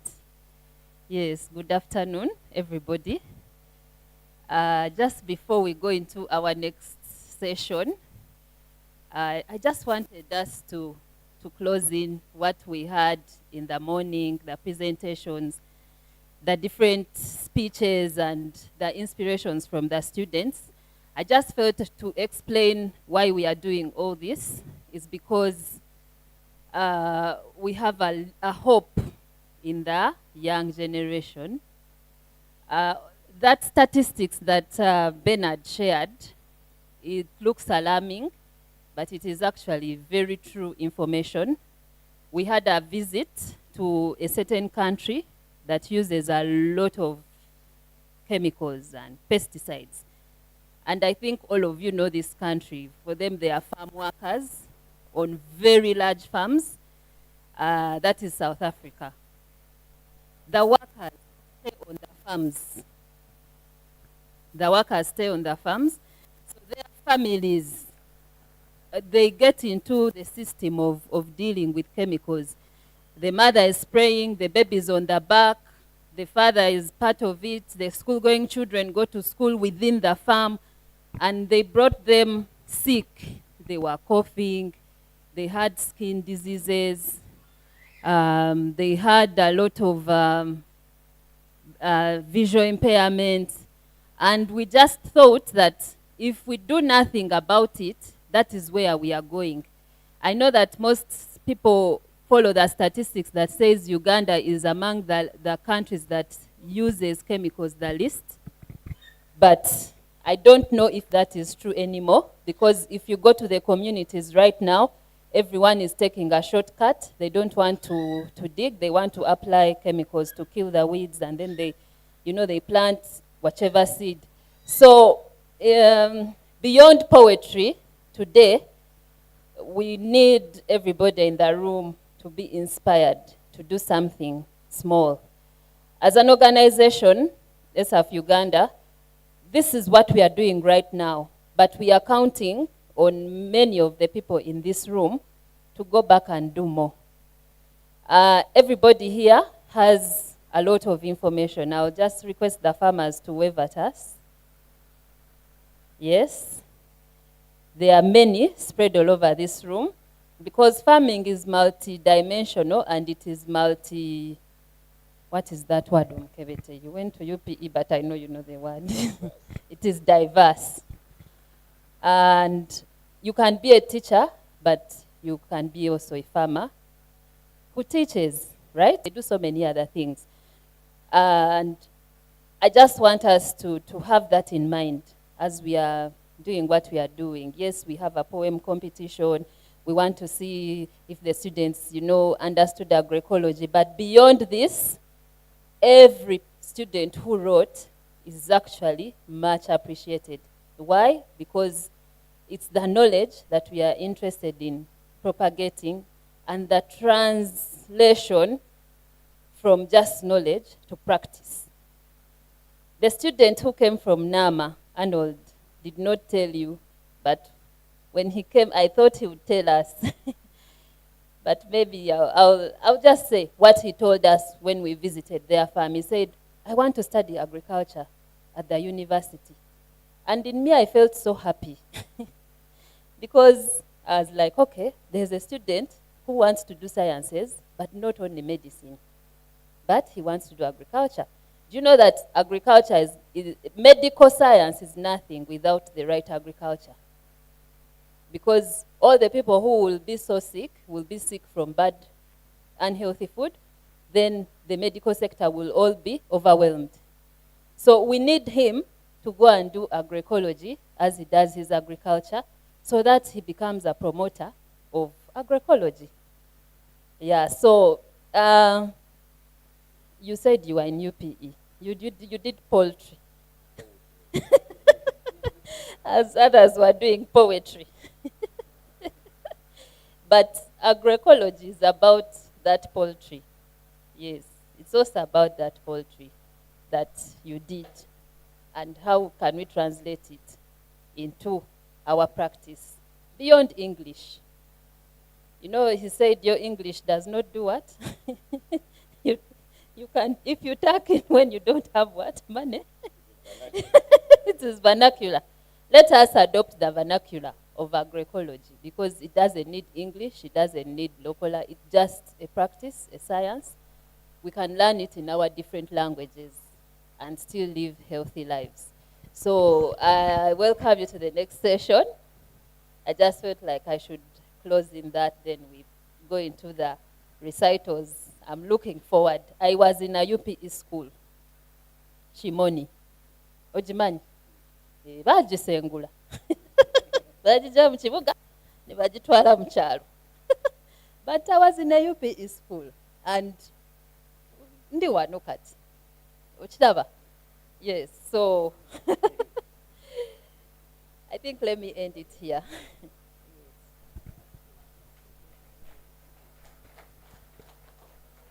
Thank you very much, Madam Nancy. A round of applause as she goes back to... Yeah, we also welcome Sir Bob. Thank you for coming and being part of our colorful event. Yeah, I think you've heard what my UPEOG said. Eh? Yeah, give her a round of applause. Every UPEOG. The only good thing about UPE, we are the ones who speak good English. I don't know why. I found someone there in the line. He said, yeah, Mukebete, you have a cup. I thought you are going to eat porridge. I said, this is a wrong mistake. How can you eat it? Because for us in UPE, porridge is a drink. You can't eat porridge. I think English came from countries which have no food. Because here in Uganda, when you drink, you eat. Okay, if you ate porridge, what did you drink or eat? Porridge is a drink, yeah? So we should embrace agroecology, because people who have no food, you eat porridge. How? So you eat porridge and drink posho. You are going to see children of whose people who paid for money. Yeah. Hey, you first keep quiet and I come small.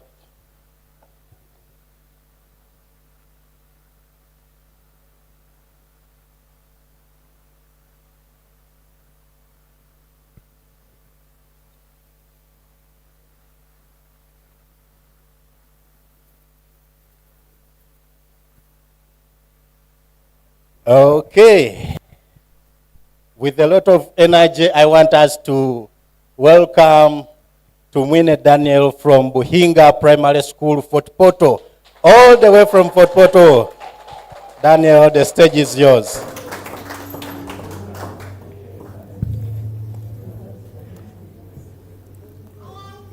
Good afternoon, ladies and gentlemen. My name is Tumwine Daniel, a pupil at Buhinga Primary School,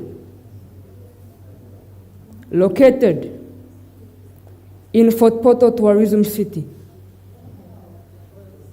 with a poem entitled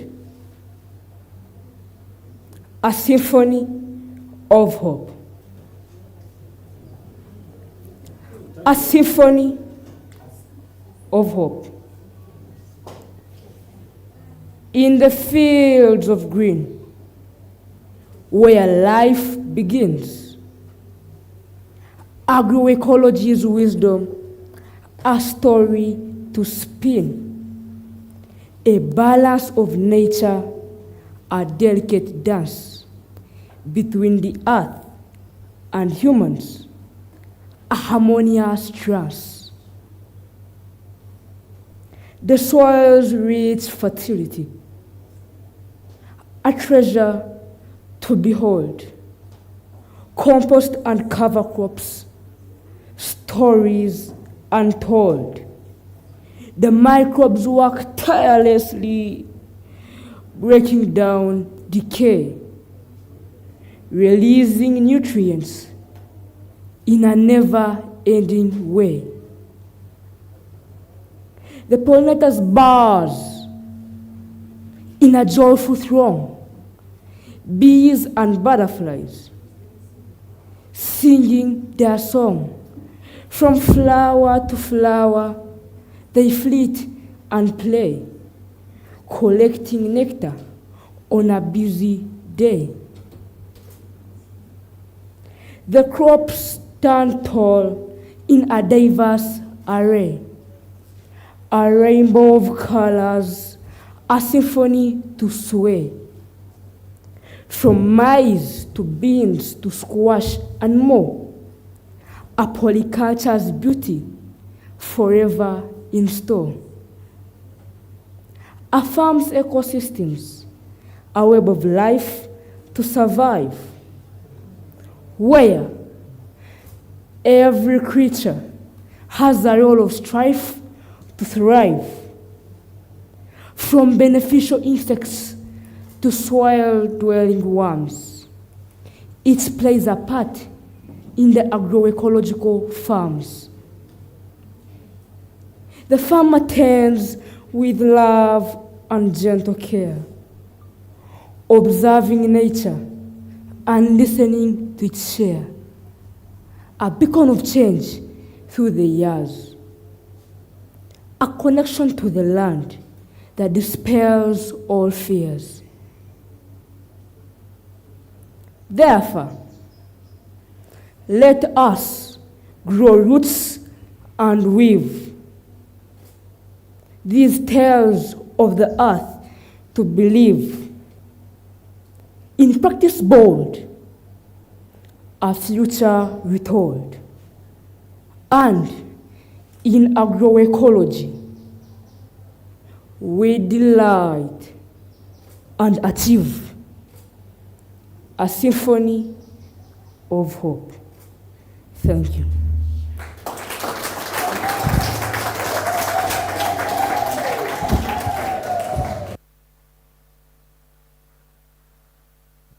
A round of applause for Daniel one more time. Yes, from an amazing school in Fort Portal. Now those kids are the future of tomorrow. They are the future leaders. But even us, they told us, but the future is already in the past tense. And for us, even our poems, our poems were like of a professor to unemployment. We used to recite poems in the primary that shows that we have no future. I walk on my way, I walk on my way. Where I am going, nobody knows. Nobody knows, but I walk on my way. I walk on my way the whole of the day. Even after graduating, we are just walking on our way the whole of the day.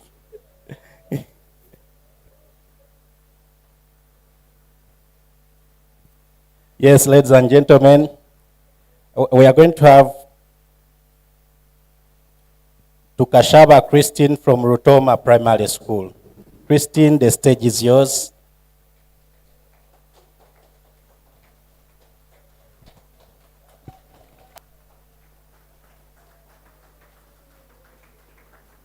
Protocol observed. Ladies and gentlemen, good afternoon. My name is Tukamshara Christine, a pupil of Rutoma Primary School. I'm in primary 6 class. I'm 13 years. I come from Kabale district. I'm reciting a poem about chemical use in agriculture. Fields of green, where crops abound, spread with chemicals all around. Fertilizers and pesticides too, helping growth, but harming you. The soil, the air, the waters might, polluted by the chemicals bite, soil exhaustion, soil leaching, affecting life from earth to sky. A price we pay as we ask why. The crops grow strong, the yields are high, but at what cost? As the earth says goodbye to bees and butterflies and birds in flight, killing living organisms, a silent spring without their daylight. Let's think of ways to farm with care, using nature's methods to show we'll share the earth's resources for a brighter day. Practice better methods of farming, crop rotation, bush furrowing and mulching, when agriculture finds a better way. First come back, Christine. Christine. Your name? My name is Tukamshara Christine. Which school? Rutoma Primary School, From? Kabale district. Thank you, thank you. Wait, I have a gift for you.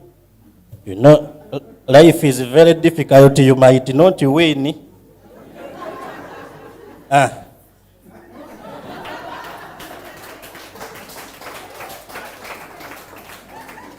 This drink is not for sale to persons under 18 teeth, yeah?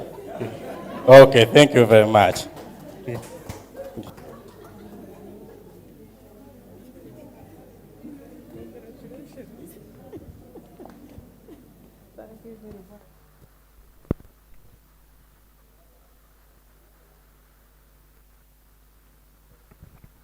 Okay, next on stage we are going to have Nzabake Esther, Road Barrier Primary School.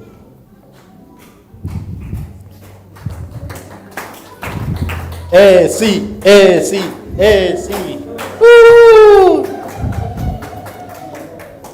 Good afternoon, ladies and gentlemen.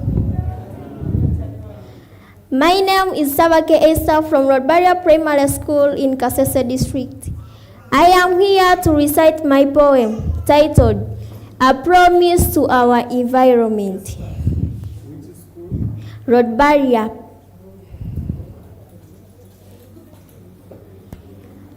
Our environment. We are because you are. Very friendly in terms of nature, with natural and artificial features, but abused in different ways. Cutting down trees for firewood and charcoal burning, which pollutes air and atmosphere. We need to protect you. Our environment. Plants, birds, and animals are because you are. You are the source of their feeding. You provide them with a habitat where God planned them to live. Oh, our dear environment, you serve human beings, blessed with lakes and rivers that provide fish, salt, and recreation. A beautiful scenery for tourists. You are a leaf, landscape, and terrain shows a natural beauty of yourself. Who destroys you? We shall plant trees, conserve soil and water, and clean our homesteads. Use incinerators for waste management. Energy-saving source for cooking, to be the solution of cutting down trees for charcoal and firewood. Long live environment. Thank you.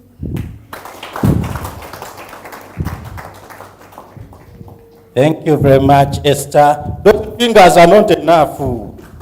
Add her. Hey, why are you mean with the fingers? Where did you buy them? Hmm? Okay. Next on stage is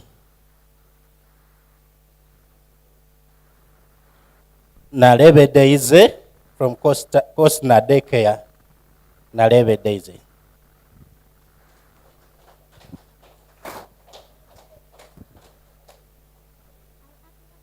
Excuse me.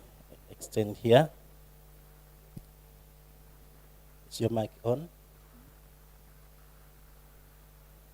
Huh? Someone who studied the sciences, yeah? Come and help me.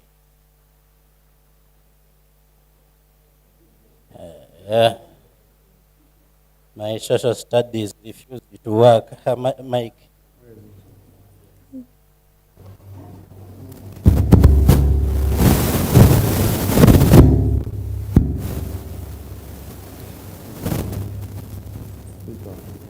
I acknowledge the presence of the presiding officers, the organizers of today's function, my competitors, ladies and gentlemen. Good afternoon. My name is I thank God for this opportunity given. I am Nalebe Daisy from Kosna Primary School in Mitiana District. I am coming to recite a poem entitled Community Engagement in Agroecology Practices. Be blessed as you listen to it. Agroecology, agroecology, agroecology. How good you are. You promote harmless agriculture production. Through you, agriculture has become the backbone of Uganda. You emphasize ecological balance, biodiversity, and community well-being. Agroecology, agroecology, agroecology. You encourage farmers, both literate and illiterate, skilled and unskilled, to promote symbiotic association between humans and nature. You promote sustainable farming practices such as crop rotation, reduced tillage, and mulching, which ensures constant agriculture productions. Agroecology, agroecology, agroecology. You are so good. You care for the environment and people. You encourage peasant farmers about the dangers of chemical productions. Farmers, let's get rid of harmful agriculture practices such as monoculture, chemical pesticides, and use of inorganic fertilizers. If we want to have a long life, let's embrace agroecology. Thank you very much. First come back. Sure, this one is from our village. You said the Kosna Daycare, Mitiana Kara. You know Busimbi. Hey, you know we are the one in the thing, yeah? The guest of honor is my friend, yeah? So we are in the government. You guys are going to start getting the benefits, yeah? Hey. Tell our people in Mitiana that our child is there in the thing, yeah? I'm sure they are watching me. Now they are going to call me, Mukewete, don't send us popcorn on the link basi.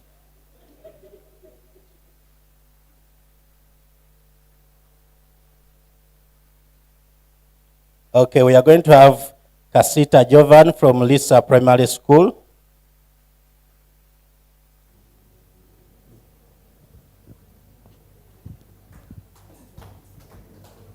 Very smart. All protocol observed. My name is Casita Jovan. I am 13 years old. I study at Lisa Junior School, Namugongo, Sonde in Mukono district. I am standing here to recite a poem entitled Water.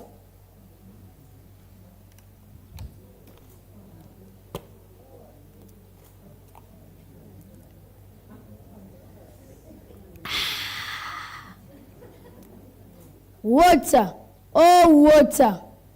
Water is very important.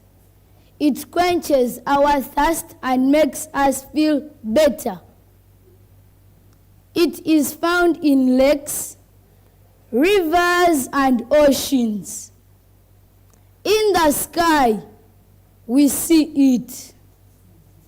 Without water, life wouldn't exist. Water helps us in many ways. It cools us down and washes away dirt. It's home to fish and other living things. Let's take care of water because it is a precious gift. We should use it wisely and conserve it.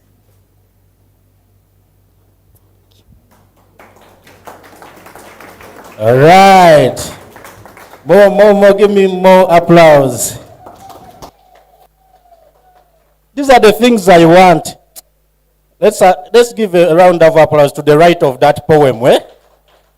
You know, you should write a poem where the poet also benefits, yeah? Actually, next time they will write about jackfruit. Someone who sits here first eats.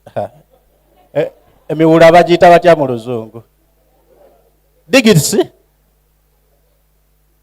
You be inga nyingi wana. For the sake of our people in Europe, those younger ones of a jackfruit you find inside, the one which has a seed, yeah? Now you first eat. Now, my first time acting in a movie, I was supposed to act as a night dancer. But they were not paying us very well. So I had to come and follow in people who are doing a picnic. Then I ate them. But in reality, I was very hungry. And they were busy eating chips, chicken, fish. I fell in them. They ran away. I look at the people I want to eat, then I look at what they've left behind. Do you know a night dancer is sitting down to eat fish? The director said, cut. That's how my acting role died. Yeah, but hope you guys are enjoying. Thanks for organizing. These children have shown us that, hey.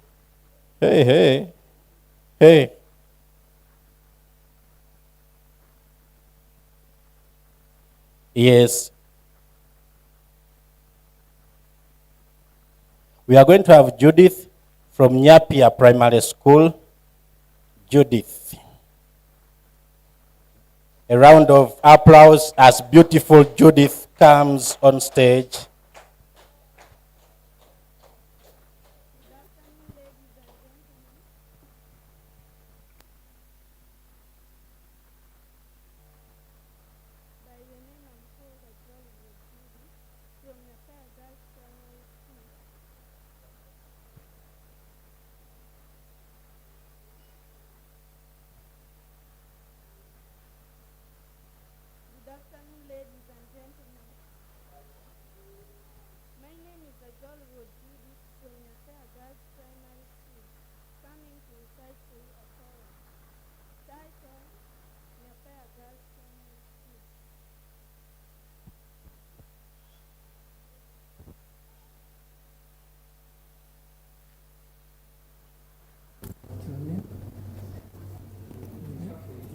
My name is Ajol Road Judith from Nyapea Girls Primary School.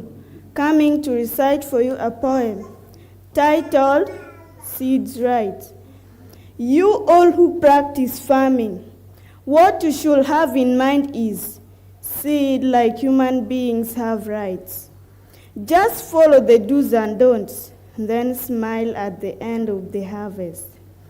Respect seeds' right to maturity, right to good storage, right to timely planting, right to plant seed in a well-plowed fertile soil, and right to be harvested at the right time.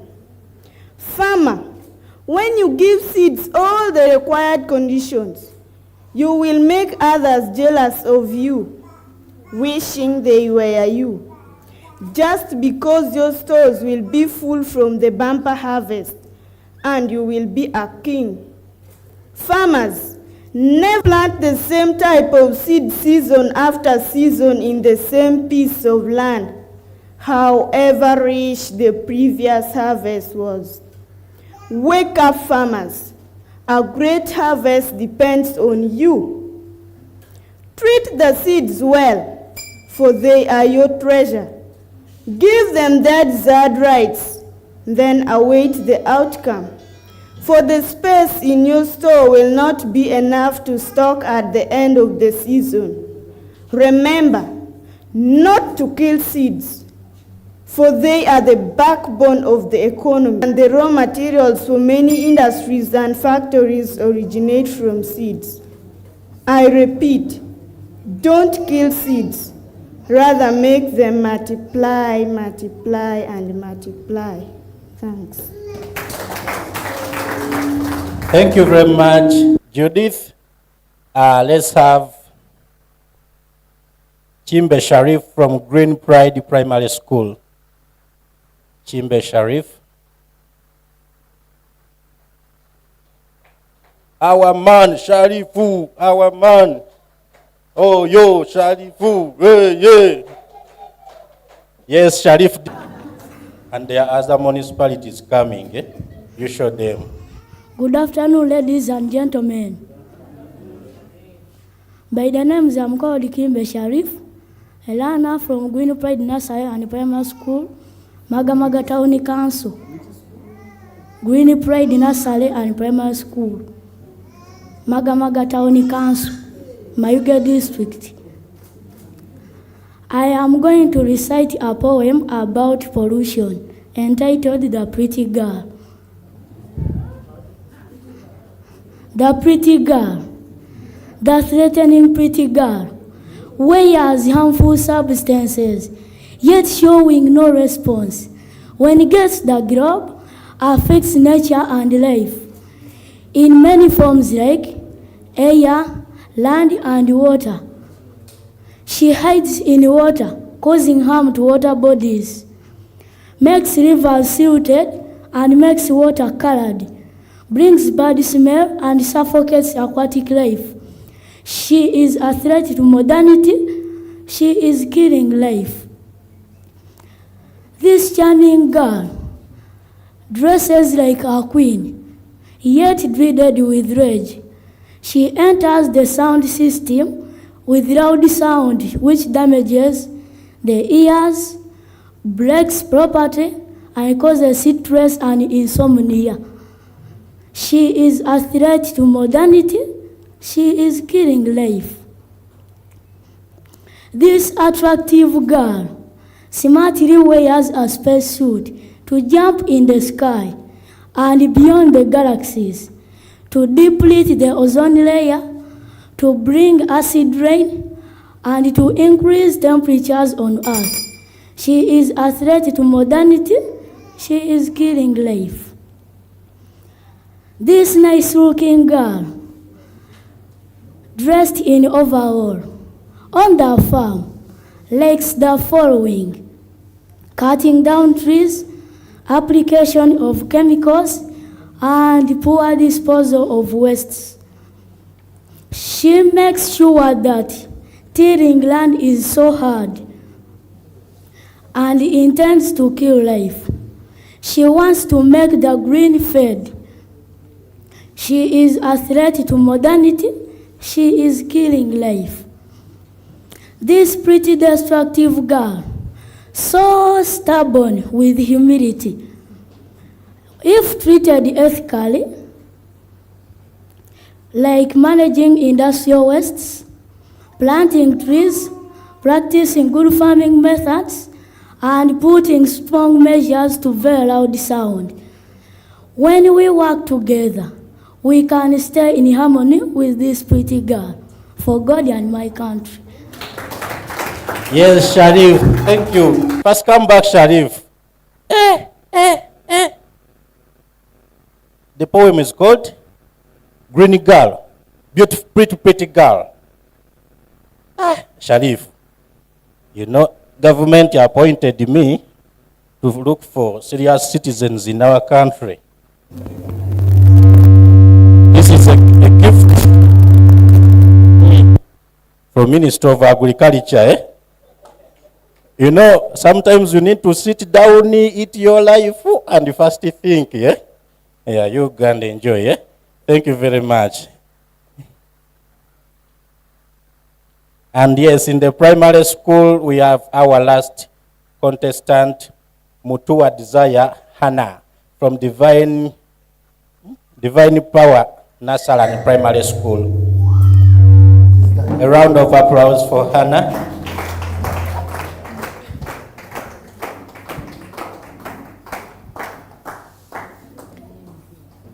In front of you, Mtuadzaya Hannah from Divine Power Nursery and Primary School. The school is located in Bale District. I've come here to recite a poem entitled Agroecology. 1, 2, 3, start. Oh, agroecology. Agroecology, agroecology, agroecology. How wonderful you are. You have promoted food security in our schools and communities. That's why we appreciate you. You have made us to know how to grow vegetables, raising tomato seeds from the nursery bed. Agroecology, agroecology, agroecology. How grateful you to look green by growing green vegetables. Our environment looks nice because of you. You have helped us to know how to protect for younger seedlings like tomatoes. For God and my country, may the Almighty God bless you, agroecology. Thank you very much. And that is Desire from Umbale. Yeah, so we've had so many districts participating. We had Sharif from Mayuge. A round of applause for Mayuge district. This is the only time when Mayuge is represented well. If you don't know Mayuge, watch Agatari Konfufu. Etima! Oh, museza gude kuba butayimbwa. Mayuge. So thank you guys. Thanks for this representing Mayuge. Yeah. At least today Mayuge is going to appear in English news. Eh? Hey, Mayuge. I don't know if it's not land grabbing, it's a night dancer. Oh, Manya, the RDC has committed suicide. What? Mayuge. Mayuge. Mayuge. If there is no crime, then there comes floods at night. Oh, Mayuge, what did it eat? Mayuge yali achibana. So we had Caroline from Chisoro. A round of applause from Chisoro. Patricia from our district, Mitiana. Joanne from Kampala. Hey, you've started coming. You're adding us more English. This one, what? You've brought others, eh? Hey, you wait, I applause my district, see. Hey. That Oliver from Mubende. Then we have Penda Hope from Apak. Okay, I'll be introducing more and more and more. I hope you guys are enjoying, eh? Man, my last time to try poetry, they told us to do a poem about HIV. Now, all the dignitaries were seated. Our headmaster came late. And you know when you're moving around looking for where to sit, the poem is as if it's about you. Our headmaster was walking on the tables looking for where to sit. He started, AIDS, AIDS, AIDS. He looked. You have nowhere to sit. You are moving from this corner to this corner. We were peaceful, but AIDS entered. AIDS. You move from this table to the another table. What shall we do for you, AIDS? Our headmaster got out. Yeah, ladies and gentlemen, now we are bringing another bunch, another lot of contestants. Sorry. You first keep quiet, I'm coming.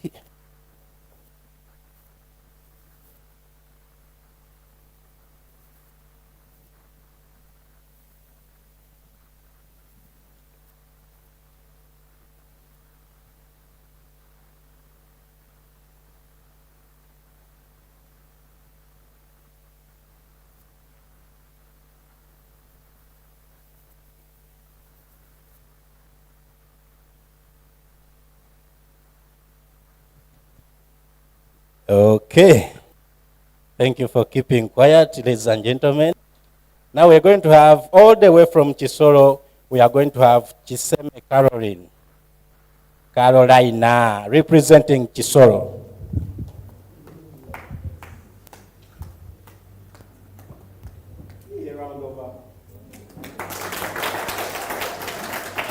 Protocol observed, I greet you all.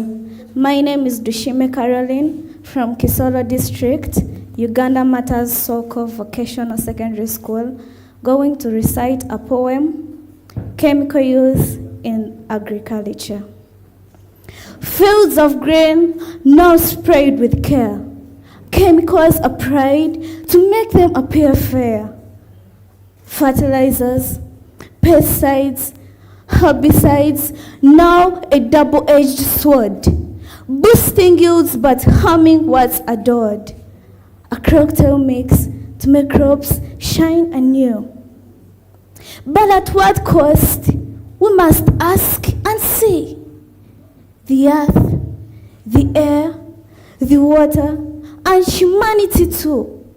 They are being impacted by the chemicals, penetrating into the ground and contaminating resources, though few get to know about this.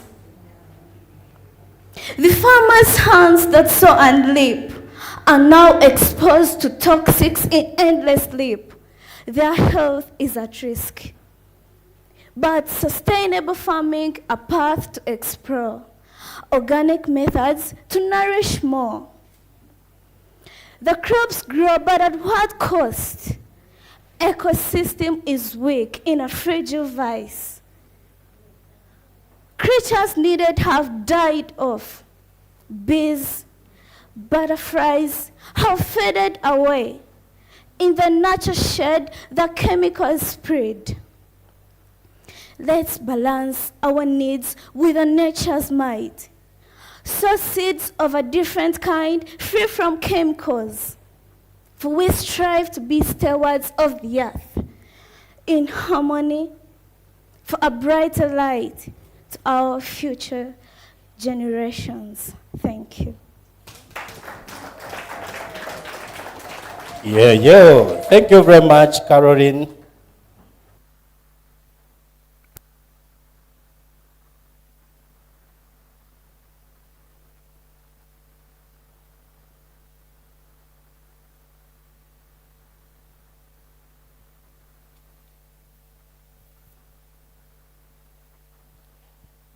All right, next on stage we are having Nantongo Patricia is from St. Joseph.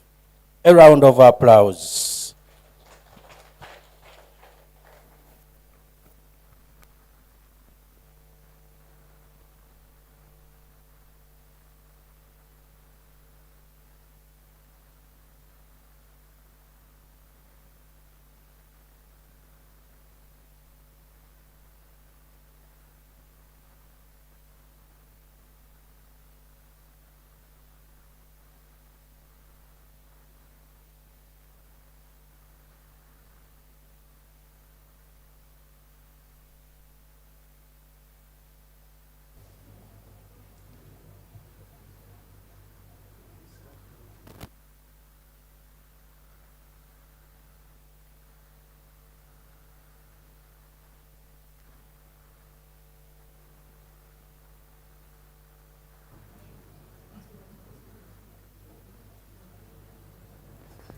Protocol observed.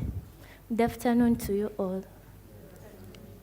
I'm Nantongo Patricia Peace from St. Joseph now Modern Secondary School.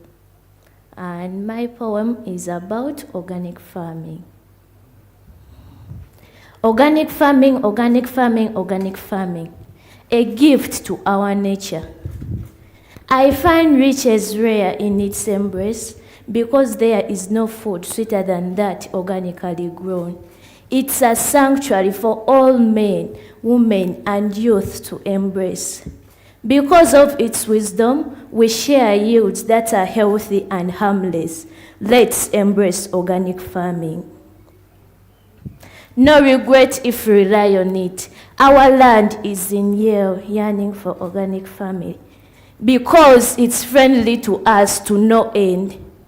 Let us make a vow for us to have a greener world. Oh, I believe it should be done. Organic farming is one of the ways we grow. Let's all cheer up in the name of organic farming to protect our land because it's the answer we seek. As SF Uganda unites others in it, let us be joined in it. Ancestors lived an inspiring life because they knew how to handle life organically. It's a long and exciting story when I start praising organic farming.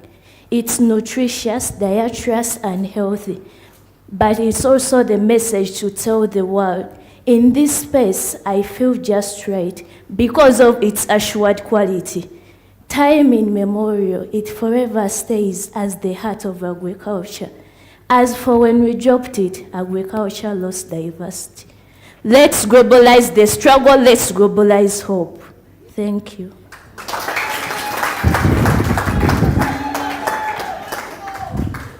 Thank you very much, Patricia. More vibe for Patricia. Hey, you see how they are emphasizing organic farming, yeah? You guys bringing this modern farming made me unemployed, yeah? You know, my first job in my childrenhood, can't say childhood, we are many children, yeah? In our childrenhood, yeah? My first job was chasing the chicken. Guys, how many of you have ever chased the chicken? So every morning, and I don't know what happened to us in Baganda. You know you are going to eat the chicken and you open for it in the morning. Because when life was organic, chicken is not chicken without chasing it. The process of food starts from chasing it. Now they used to call me, I was the professional chicken chaser on the village. Yeah, 200 shillings per chicken I chase. And I see a family, they've hosted in-laws, I booked a day before. Actually, I was on demand, they booked me a week before. Mukewete will chase for us our chicken. I say, you guys don't pay any time. You know, this. I put a lot of money and technology in chasing the chicken. Now they paid me. My company grew. I even bought canvas shoes. Yeah? Here I was investing in my company when life was still organic. My company collapsed when they brought this chicken which don't know how to run. Yeah? They open for it, it doesn't escape. It remains there. Guys, we should go back at organic way of life. Eh? They killed my business.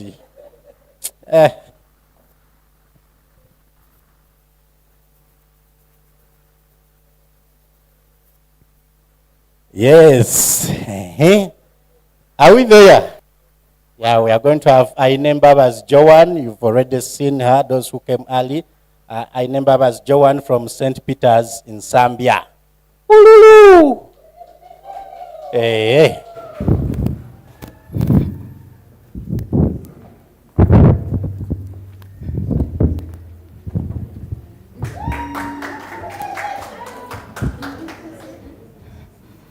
Good afternoon to you all. My name is Aine Mbabazi Joan from St. Peter's in Zambia SS, Kampala district. And my poem is Pollution. Thank you. Pollution. Who are you putting this world into captive? Water you contaminate, air you dominate, and our lives you assassinate. All kinds of diseases you donate. You escalate the earth in predicament. Your elevation and increment leads us to World War III. I mean, that is the testament to our long-term investment. But why? Why mislead us to be our next source of content, drawing us back to the dark room? Something out. At 6 p.m. on the 6th day of the 6th month, I realized the leaves no longer dance to the wind. The then peaceful rivers and lakes on their deathbed. As for Kampala, my only capital city, plastic bottles and polythene bags, they seem to be like roses said, it will come a new day. Industrial gases and chemicals enthusiastically pervade. Greenhouse effects arise. Carbon dioxide ready for the next chapter. The ozone layer is destroyed. Heat that melts our hearts is invited. Green cancers enroll the lives of many, making the aisle uncomfortable for me to walk.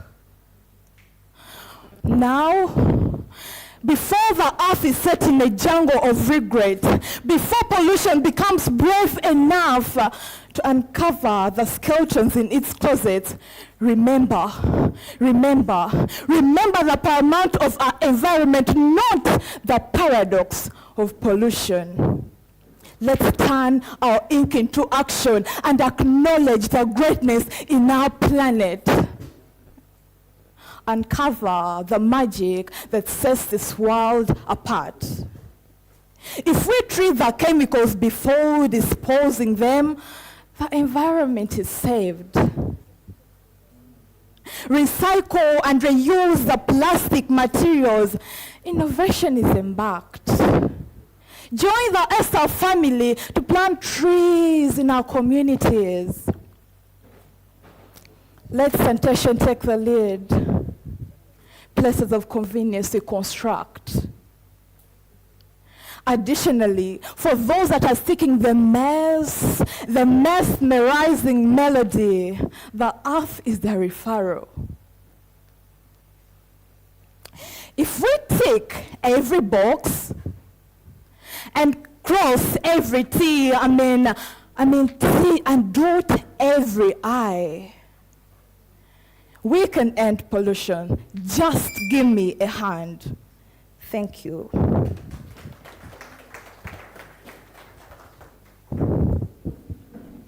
Oh, oh, you have also had the,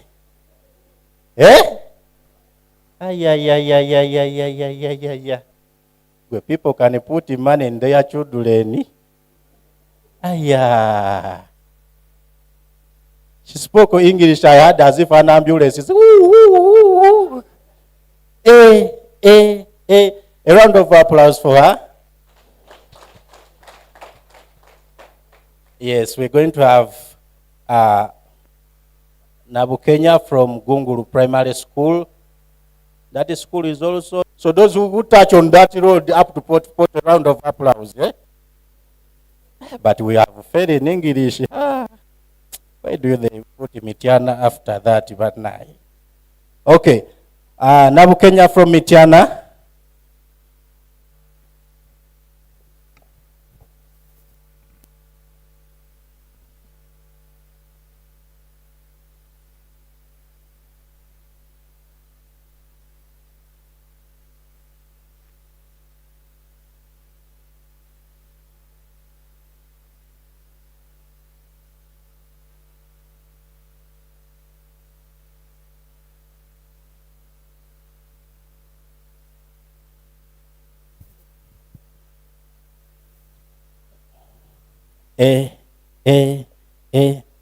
Even the technology feared the previous English. Yeah. Gwe. You know, when you don't take your child to a good school, you will know that this world is not for your grandmother. Hey, is it back?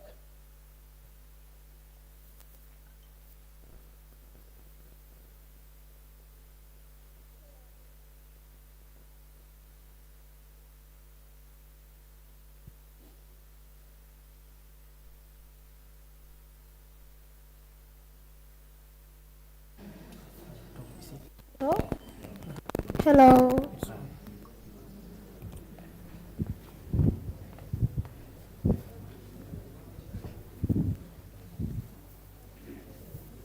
Protocol observed. My name is Navkanya Oliver from Gonglu Seed Secondary School, Mubende District, and I'm here to recite a poem entitled The Precious Soil.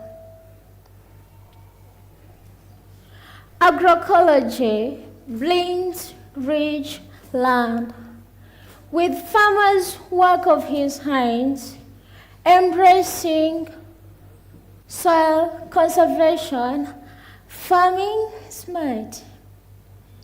Soil. Holding food we plant and eat with microorganisms, roots, and composite materials, food production, and forestry aligned. Agroecology, healing the earth, giving it life, minding the people, aquatic life, and all forms of life. But when we spray or till too much, we lose its touch, breaking the precious chain of man and soil.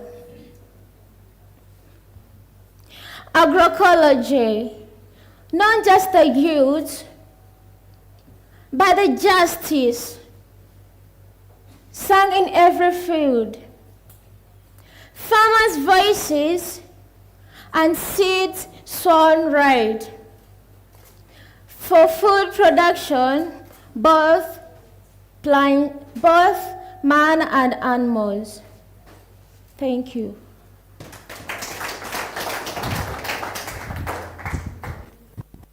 Thank you very much, Oliver.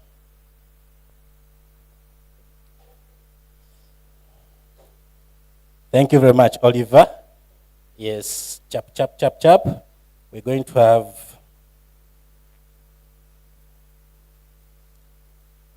a team penning a hope from Morosi Seed Secondary School. Sorry.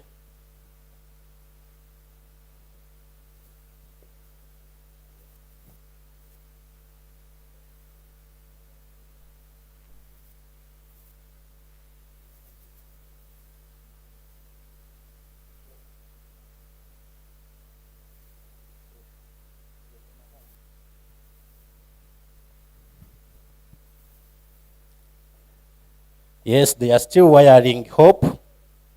She's going to come all the way from a park. So, ladies and gentlemen, my name is Omukebete, son of Mama Muke. Judges, you're not writing. My name is Omukebete, son of Mama Muke from Bonabasome Primary School. I'm going to recite a poem called We Are Tired. We are tired, we are tired, we are tired. And you suffer as if you were a donkey. You look and say, yee. We are tired. You're not giving me marks. I take away my teeth. You are tired. Yes. Oliver, are you ready?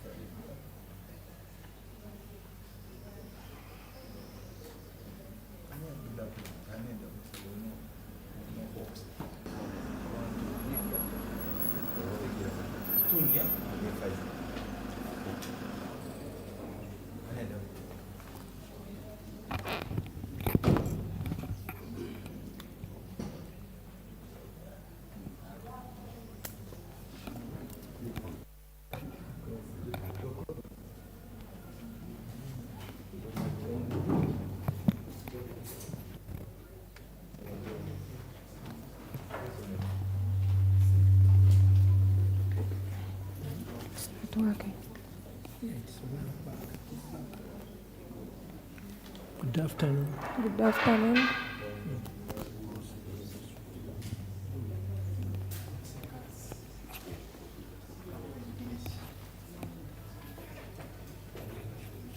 Good afternoon. My name is Fenina Hope Atim from Maru's Seed Secondary School in Apache District. Atim Fenina Hope.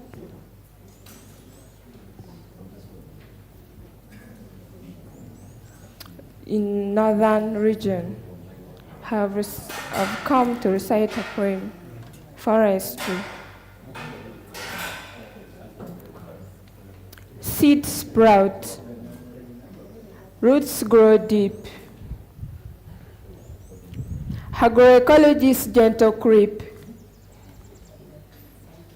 A holistic path we choose to take. Soil's rich life, a treasure rare. Farmer's hands, a careful guide.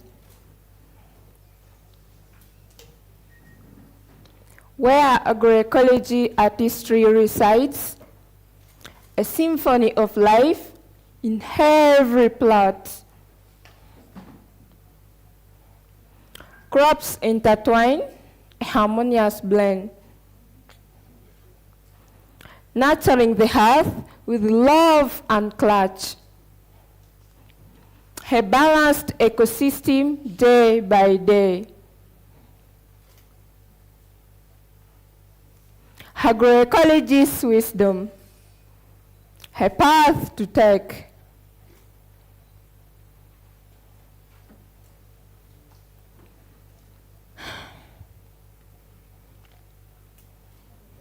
Where agroecology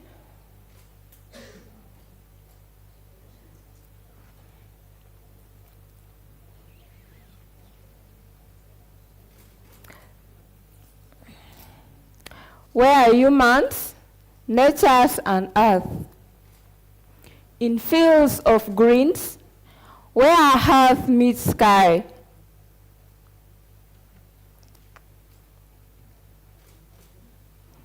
a holistic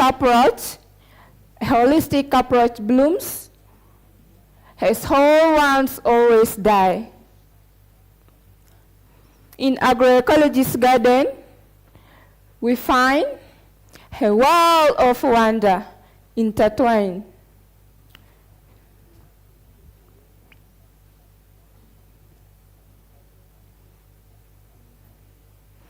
No synthetic hate, just nature's way.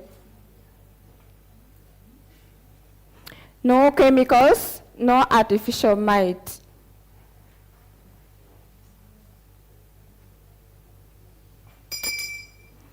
Resilient, diversity, wild and free. To agroecology's wisdom, a thriving thought. A system thriving, strong and well.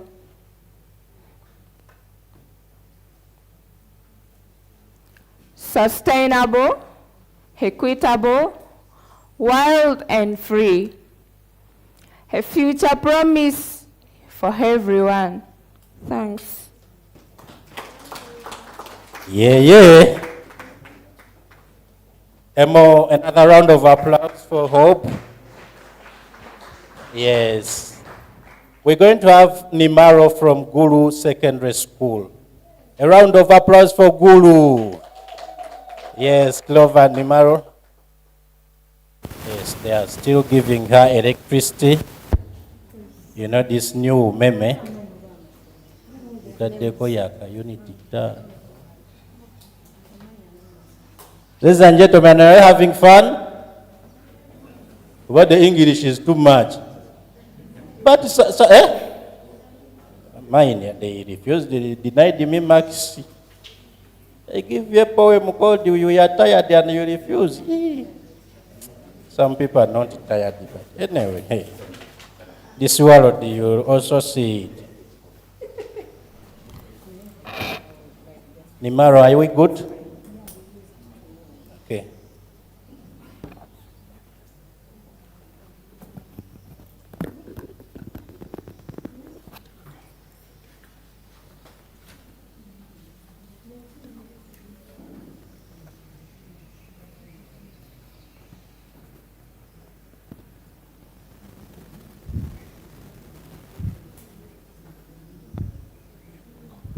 Okay, a round of applause for Nimaro.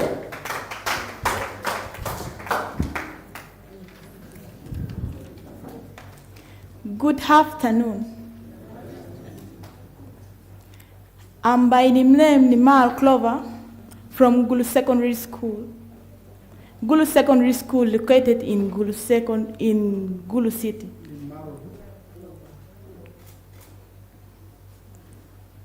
I'm here to recite a poem titled Agribusiness. I am a farmer. Each day I go in the fields to see what is growing and what remains to be done. It's always the same thing. Nothing is growing. Everything needs to be done. Eggshell, a solution to improve on soil fertility. Harrow, disc, water, pray till my bone ache, and hands rub blood raw with honest labor. I have sown my seed on the soil, guaranteeing to poverty to fail. But I don't complain, except to passers-by who ask me why I work side barren earth. They couldn't understand me if I stooped to life, a rock, and hold it like a child, or laugh, or told them it is their poverty. I labor to relieve shame from them. I complain. A farmer of dreams knows how to pretend. A farmer of dreams knows what it means to be patient. Each day I go in the field. I am their hammers against anger. People who collect vengeance and fruits, not people who are dressed in suit. They use me for their advantage and don't consider our heritage. I am the singer of nature. People who are underpaid. We are the people who should have a parade. They picture me as a worker. We are economy boosters. When time comes, I pick my crops to sell, and I dry up my chilies, then mix it with my crops, like maize and beans. At the market, I have a peace of mind for my rewards of profit. But they want everything at the lowest cost. They shout, a reduced price they want. Cheap, cheap, cheap they want. And I still don't mind anything that they do, because they are my bosses. I wonder what kind of love God has put in me as a farmer. Love which cannot exist, like water which flows out of river and treats me as a kingmaker. Thank you.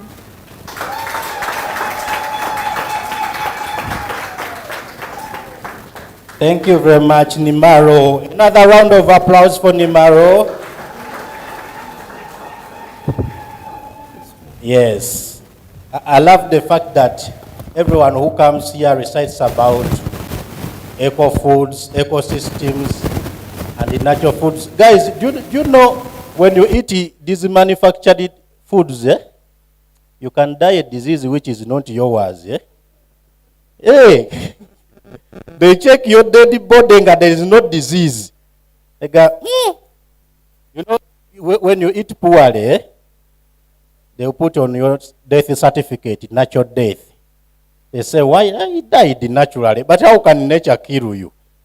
How can you die in natural death? Yeah, so ladies and gentlemen, as we continue, we are going to have Xavier from St. Aloysius College, Nyapea.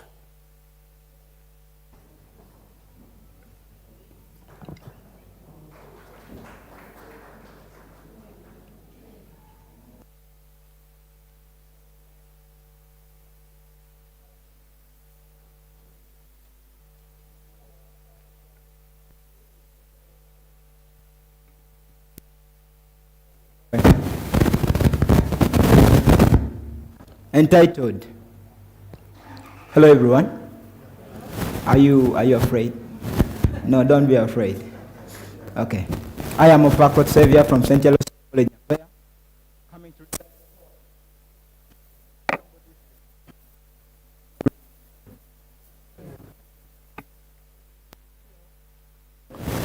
Check. Xavier. Yes, please. Sorry. First go back for wiring a little bit, yeah? A round of applause for the wiring. Yeah, we have to energize these guys. You know, guys, in life, you have to support one each other,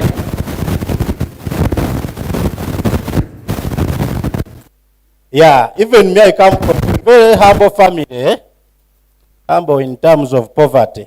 Now, I have my father who likes practicing every miracle he watches in the Bible, Now, one day, my father read about Jesus using one fish to feed 1,000 people. My father decided to reverse the miracle. He used 1,000 fish to feed one family. Yatugulira mukene. And you know, with the mukene, each of you can have about like 100 fishes. Yeah. You have to find a way of feeding your family. You have to find a way of feeding your family. Okay. Yeah. We good? Okay. Start, Connie. Another round of applause for Xavier. Hello everyone. My name is Opakot Xavier from St. Aloysius College, Nyapea, Zombo District, here to recite a poem entitled Sowing Sustainability. Hello. I am climate change. My call to action sound. It is a wake-up call to sustainable ground. Agroecology's principle shines so bright, guiding us towards a resilient bite. Remember, with every step we take to reduce our carbon footprints, we produce a system that's just, fair, and green, where farmers thrive and ecosystem beam. With biodiversity treasure, we unfold soil health and water stories told. Ecosystem services we learn to see, and local food system sets us free. Let climate-resilient farms take root, and farmers empowered with the knowledge acute agroecology's principle. We now embrace a path to sustainability, a brighter pace. Together we rise with climate might. Agroecology's beacon shines so bright. A future is secure for all to share. A world where food systems show we care. Thank you.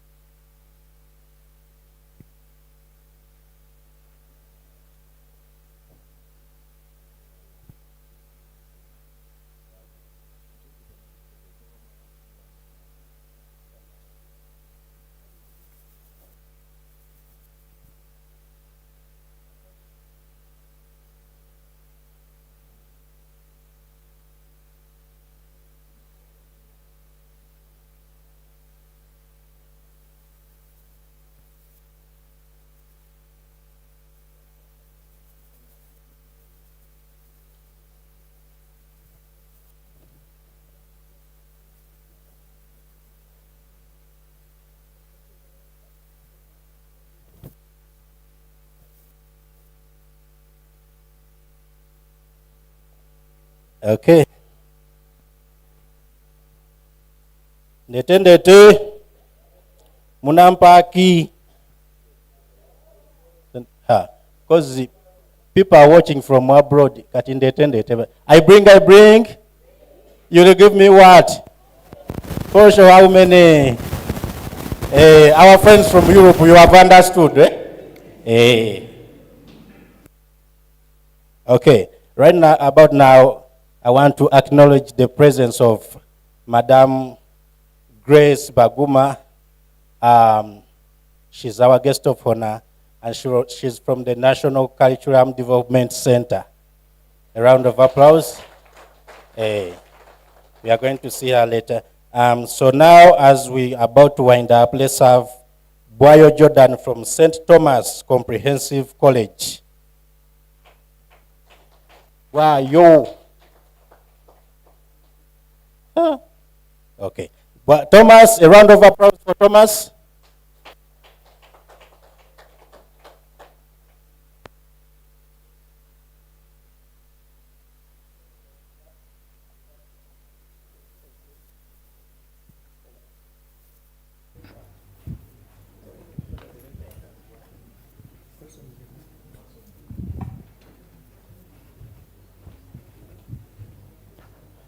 Protocol observed.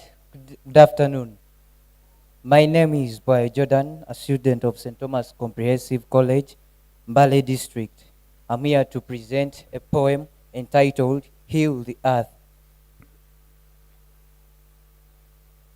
Heal the Earth. My name is Agroecology. My comrade is Earth. We have moved journeys across time and space in strength and bounty. But I now hear her voice calling, beseeching me with utmost fear to raise to my feet and save her from shame. She cries of betrayal from the very own she's mothered, with food and drink, with light and winds. Now they embrace fertilizers, like though their whole life depended on them before. Why? They say they need space to settle. A house is greater than trees. Now listen, I am Agroecology, one with good tidings. Organic manure is gold, sweet to the soil. Swamp reclamation is gold, sweet to nature. Afforestation is gold, a remedy for you and your children.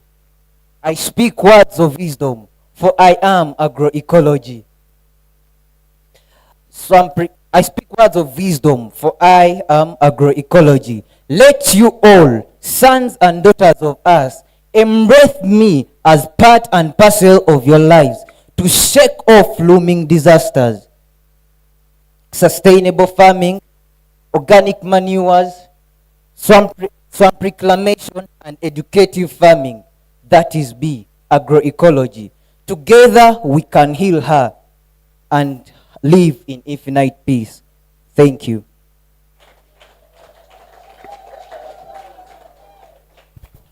Thank you very much, Thomas. Oh, first come back. First come back tomorrow here. You've spoken English and I accepted. Boy Jordan. Another round of applause for Jordan. Jordan, which district? Mbale District. Mbale District, yeah? Yeah. Mbale. Oh, Mbale. Oh, you know Wanale Hills? Yes, I know. Yeah. Now I have a gift for you, eh? But you have to first answer my question, yeah? Is a sugar cane a fruit? Guys, which other English? A rejumu, a drink, or a beverage? I think it's a fruit. It's a fruit. They've refused. Who is refusing? It is a what? Eh? But when it grows, it does not put on fruits. It is a what? Kumbe even these parents beat us for free. They also don't know. A sugar cane is a what? It's a seed. It's a tree. So we can cut timbers from a tree, from a sugar cane. Okay, you've won yourself a whole sugar cane. Hey, you first come back, mark my face, yeah? You know, life changes, things might refuse, and I become a politician, yeah?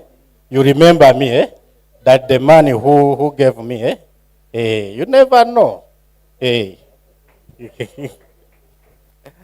Yeah, ladies and gentlemen, hope you're really enjoying. And I just love how schools are sending representative. A round of applause to every school here and those that participated. I love how we incorporate this in our curriculum, how schools get interested in food, agriculture, agroecology, and to study things that touch on us, yeah? Hey, we used to study wheat growing in Canada. And when you graduate, you face problems of maize growing in Mayuge. Hey, you say, why did I study Canada? Yeah.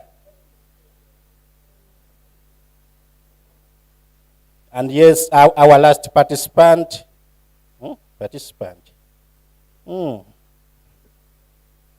Contestant. Sorry, I had used a past participle. Our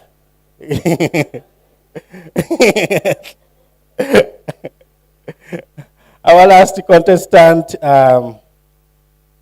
Priscilla Mary from Serere Township Secondary School. A round of applause for Priscilla.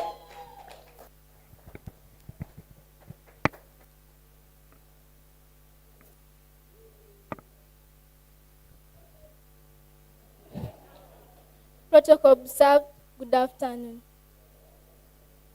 By the name, I'm called Amenyo Priscilla Mercy from Serete. This is due to loss of love with old ways of farming. Farmers are brave as lions. They figure out and act. The source is on the land for every living thing. A chemical is a thief. Always, always, always be aware.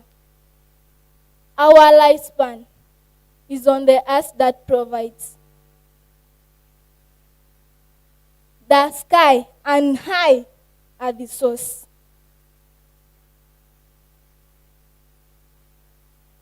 Booze of chemical is not right. A change is uplifted on our land due to thorough use of chemicals, and it has caused many challenges to our lives. The wind whispered through the birds. Bittersweet, we must stop chemical use, because our land is naturally fertile. Try to stop, try to stop. The only constant is change. The low and down has always been the source for our life and provides many a living.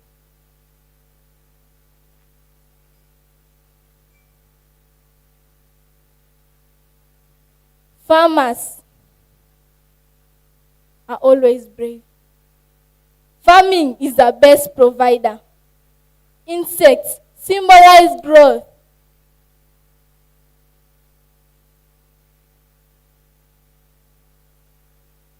We must change 1,000,000 times in chemical use.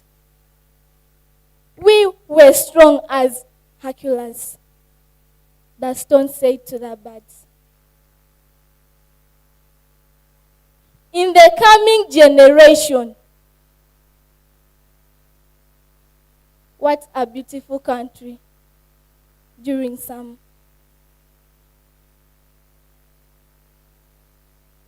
to quick support of agriculture in the world. We must eradicate use of chemicals and maintain our fertile land of Africa in kicking out chemical use.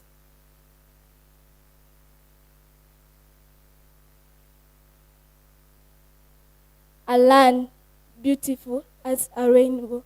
Thank you. My God and my country.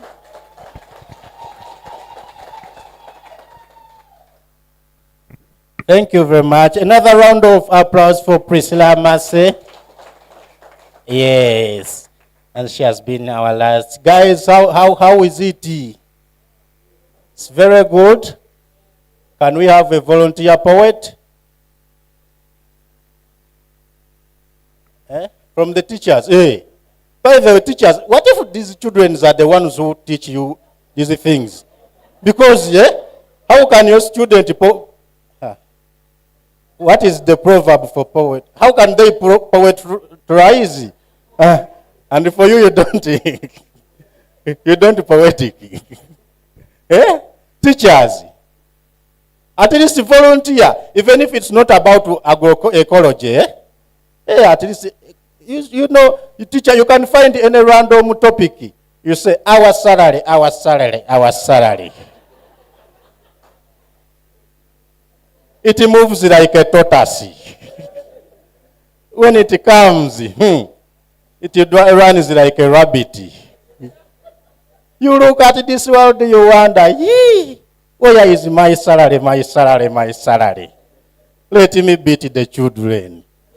And they give you applause for free. Hey guys, how can you fail to participate where there are free marks here?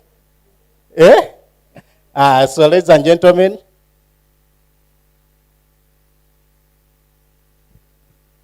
one more.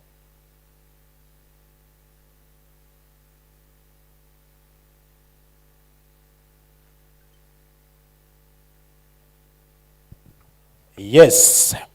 Ladies and gentlemen, that has been our session. Now we are going for a group photo. Yeah, we are going to have a Venn diagram. Where are we having it? Yes. Right here? Okay. We are going to have a group photo here. Yes. Tall ones in front. You don't want? On the Porregida in Itoro, people go in front first. I don't know why. Yes, let's have a group photo here. And after the group photo, we are going to tour, to visit our stalls. Yeah? Yes, and we see what our people are doing. Okay. A round of applause for group photo. I'm in Ache Mutakubirangaro. Okay, group photo, please.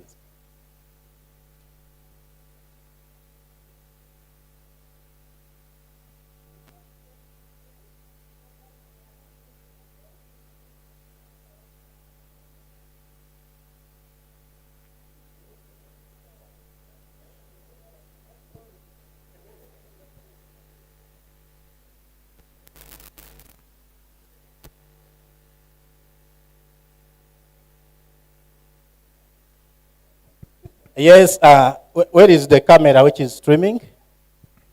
For our people of the online audience, you can also go for your lunch, yeah? Yeah. The streaming is going to come back after a few minutes. Please keep watching. And those who have just come, kindly follow our social media platforms, YouTube, Instagram. First?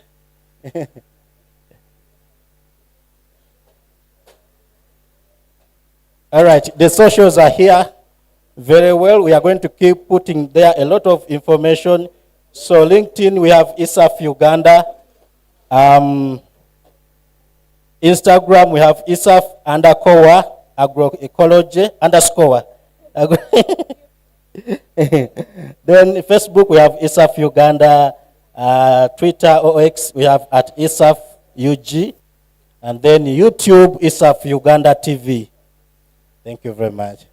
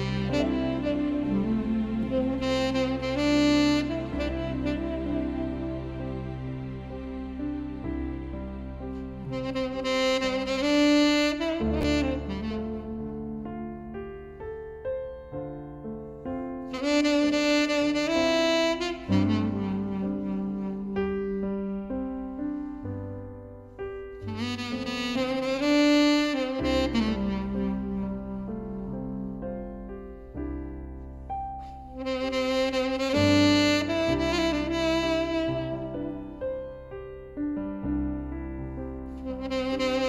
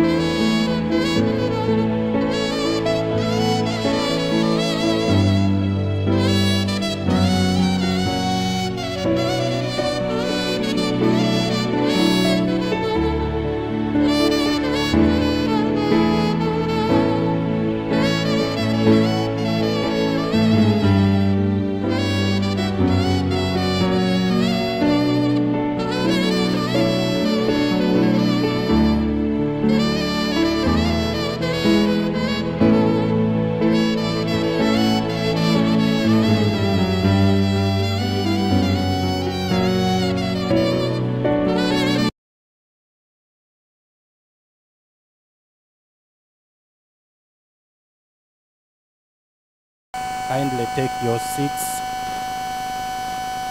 Yeah. Just a quick reminder. We are live on all our social platforms. Yeah. We are live on all our social platforms. It was starting in me.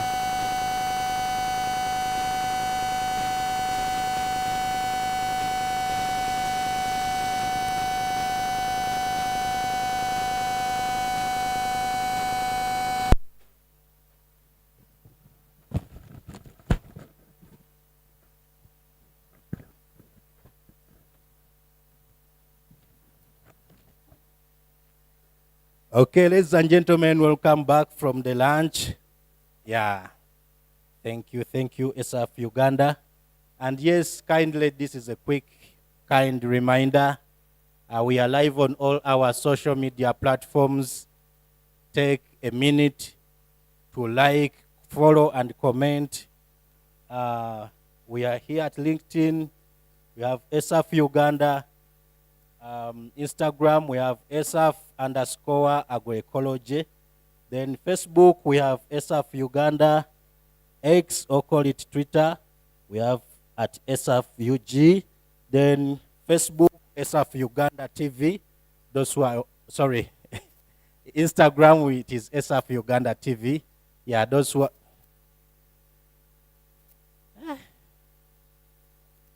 this agroecology food. Okay, on YouTube, we are SF Uganda TV. Those who have been following the event, it's already live there. People are watching, commenting, and sharing. We are going to upload a lot of valuable information there. Kindly follow. This is website. Text. This is new. I mean, this one. This is a snake. What? Oh, we also have a radio station. I thought we have a platform and a snake. Radio station. Yeah, you can tune in Farmer's Voice. Yeah, you can stream online www.anchor.fm. Yes, /Farmer's Voice. Yeah, don't forget X Twitter at SFUG. Thank you, ladies and gentlemen. Welcome back. How was the lunch? It was acoustic. Eh? It was what? Awesome. Thank you very much. Yeah, let's give a round of applause to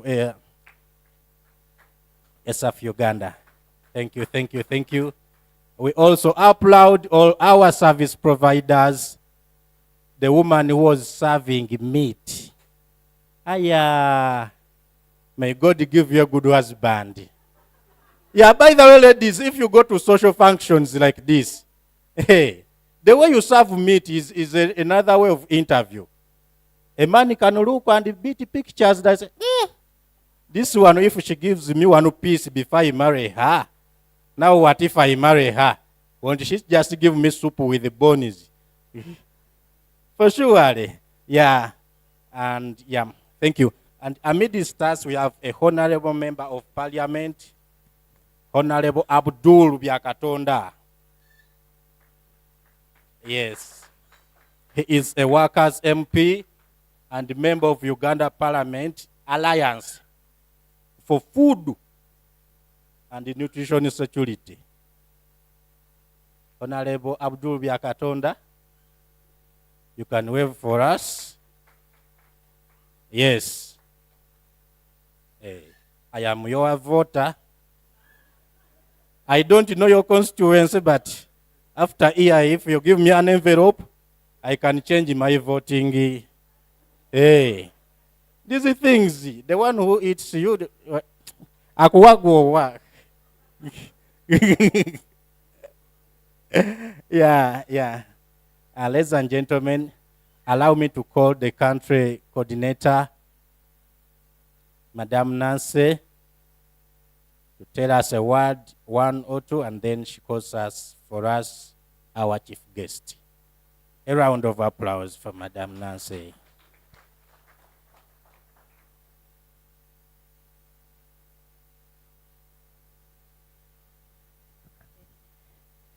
I think they have already welcomed us from lunch.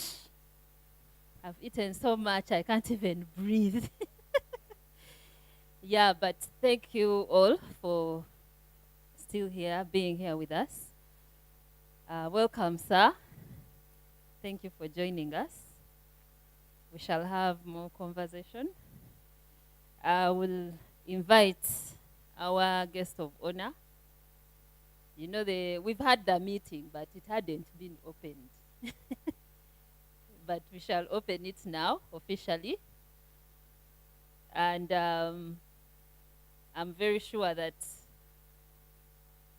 we shall also be in time. So don't worry, those who feel like we have taken some time. I'll invite Madame Grace Baguma. She's a senior in education. So I am confident that her gracing our occasion is a plus for us, and it also shows that after she read what we are doing, she found us worthy of her attendance. She's the Executive Director for the National Curriculum Development Center. And those of us who were moving in the stalls, we could see that she was very happy how the learners were presenting those extracurricular things that they're doing in their schools. Madame Baguma, you're very welcome.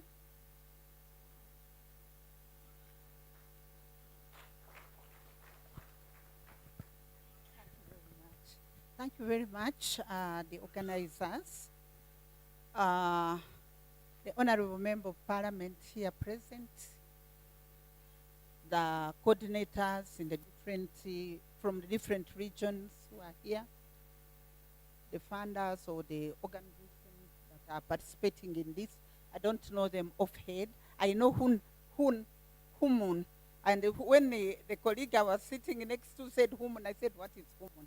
So Humunoi, ESAF, KRC, Agroecology Fund, and all the others. I may not finish them.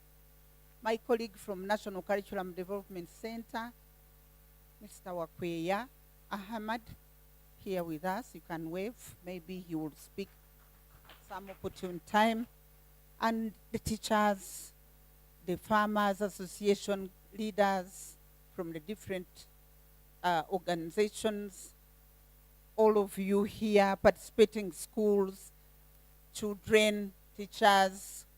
I was very impressed about the few children whom I found speaking. I said, oh, wow, the children can stand and speak in front of people. One of the things of the new lower secondary curriculum is about communication. And when we did the research before the curriculum, even in Katwe, the artisans were saying, the children were timid.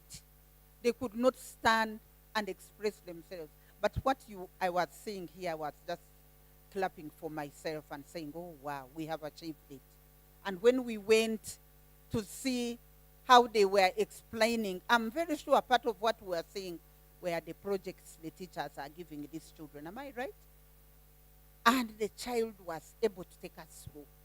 That's the kind of child we want to see in the next generation. The girl said, I'm in senior too, when somebody asked. And that was another plus. Thank you very much, teachers, for doing a good job amidst the challenges. I know the gaps are there. We cannot say that they are not there. But you are making a good effort to get the kind of Ugandan child that we want to see. So the organizers, my colleague who was looking for me all over the place, Adrian, oh, I don't know. I kept on saying, will I have the time? And she said, please come and see what the children are doing in the agriculture ecology.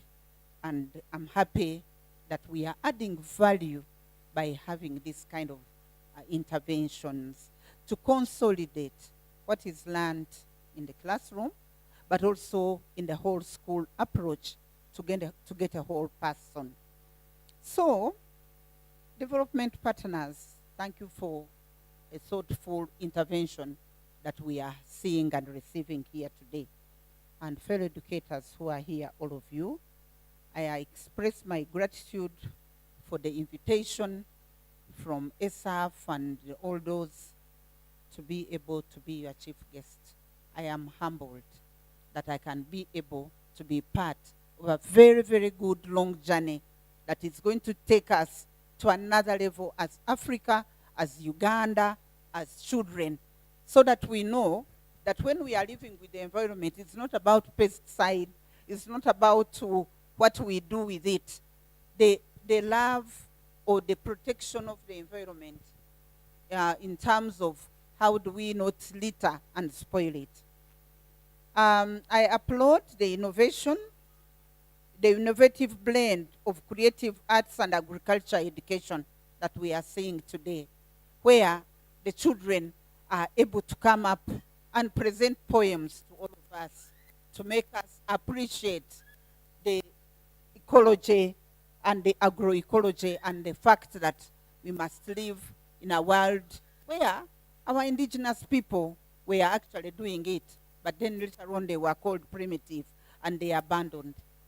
How I wish our great grandfathers did not abandon, because we are going back to it in a way. And there is no way we can live without agriculture.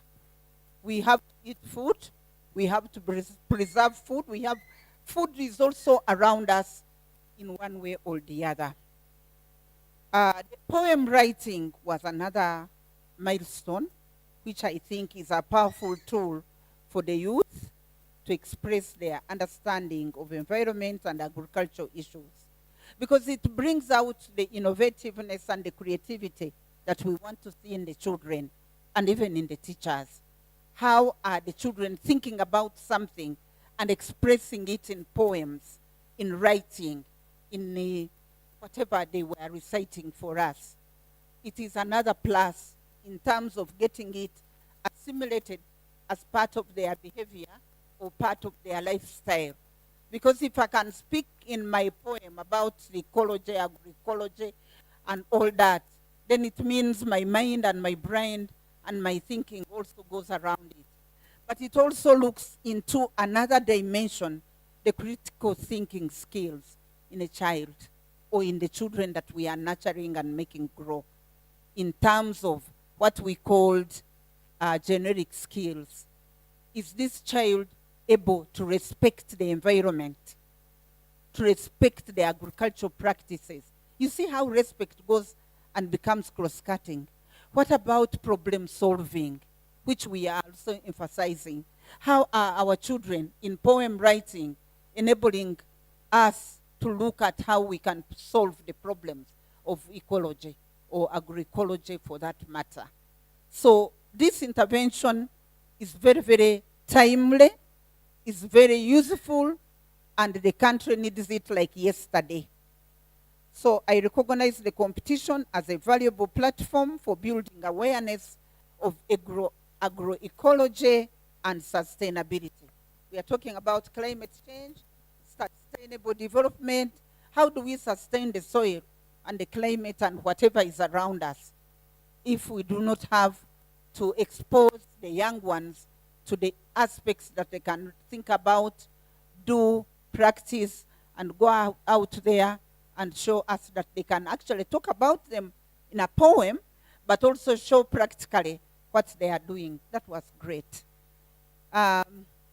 This is relevant. What you are doing is very, very relevant to the national curriculum.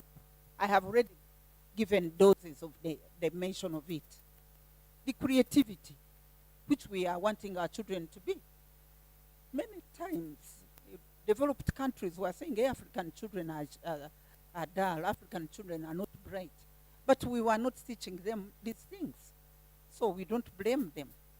So the creativity, the critical thinking, the innovation, all those, name it, we see them in the exposure of what we have and what we are advocating for in the new lower secondary curriculum.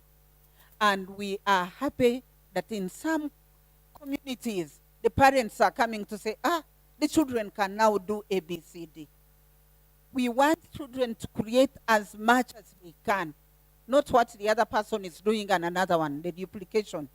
Let us try to encourage them to do more and more research, learning how to learn, looking for information, researching information, and turning it around into the practicals that we've seen outside there.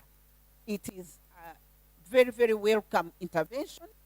It is complementing and consolidating the efforts of the lower secondary curriculum, but now even the primary, because we have gone a step backwards to say, wait a minute, maybe when we get them in lower secondary, it's getting too late.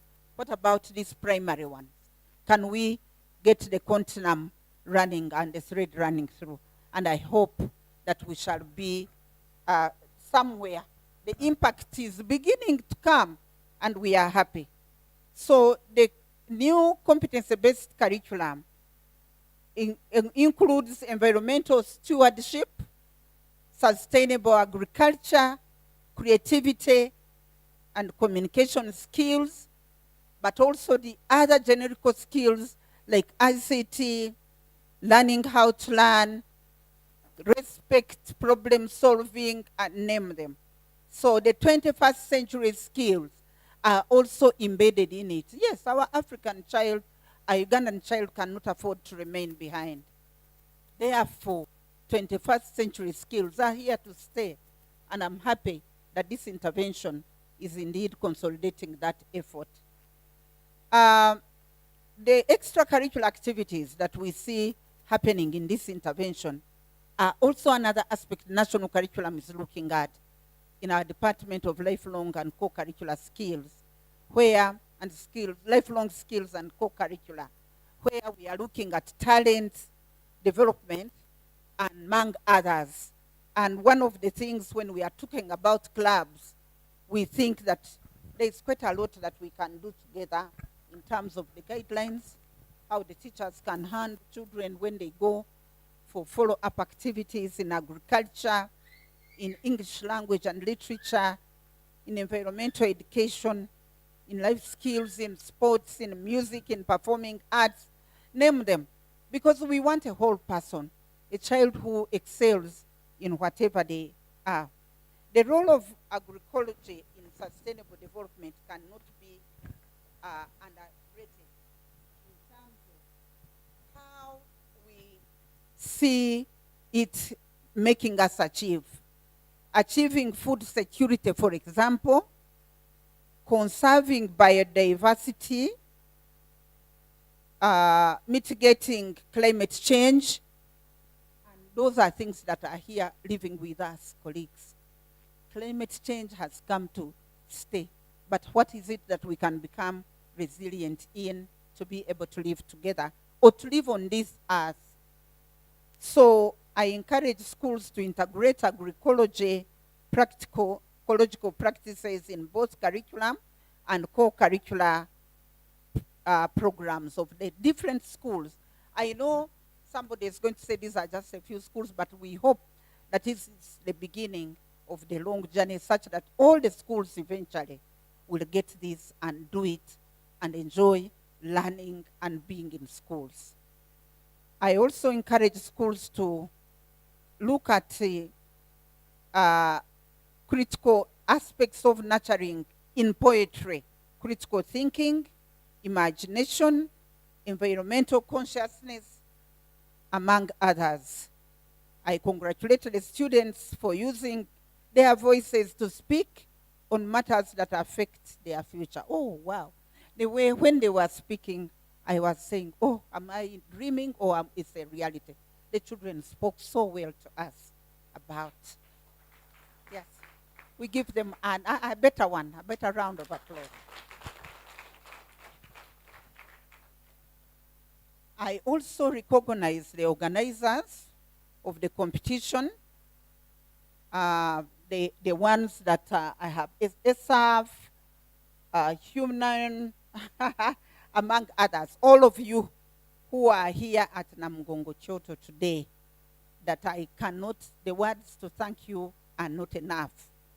But I want to say thank you so much for this effort. And the teachers for mentoring the learners. Many times the teachers are forgotten. We clap for them. The judges who are here for your dedication in the whole day you have been at it. But also the partners and sponsors for supporting education and sustainable agriculture for that matter. I want to call you upon you and encourage more schools to participate in future editions of this nature, but also to urge you for continued support for learner-centered, environmentally conscious programs like this one in schools. Because when something is in a school, it gets to become part of the behavior of a child as they grow up or as they go even to the community. I call upon the partners to continue aligning programs with the national curriculum and educational priorities. I once again commend all the winners who will be mentioned thereafter and participants, and to reaffirm that NCDC will support this program with all its energy that enhance curriculum, the program that is going in enhancing the curriculum relevance and learner engagement. And I wish everyone continued success in promoting agroecology and sustainable education for God and my country. And I declare the workshop open and closed. Amen.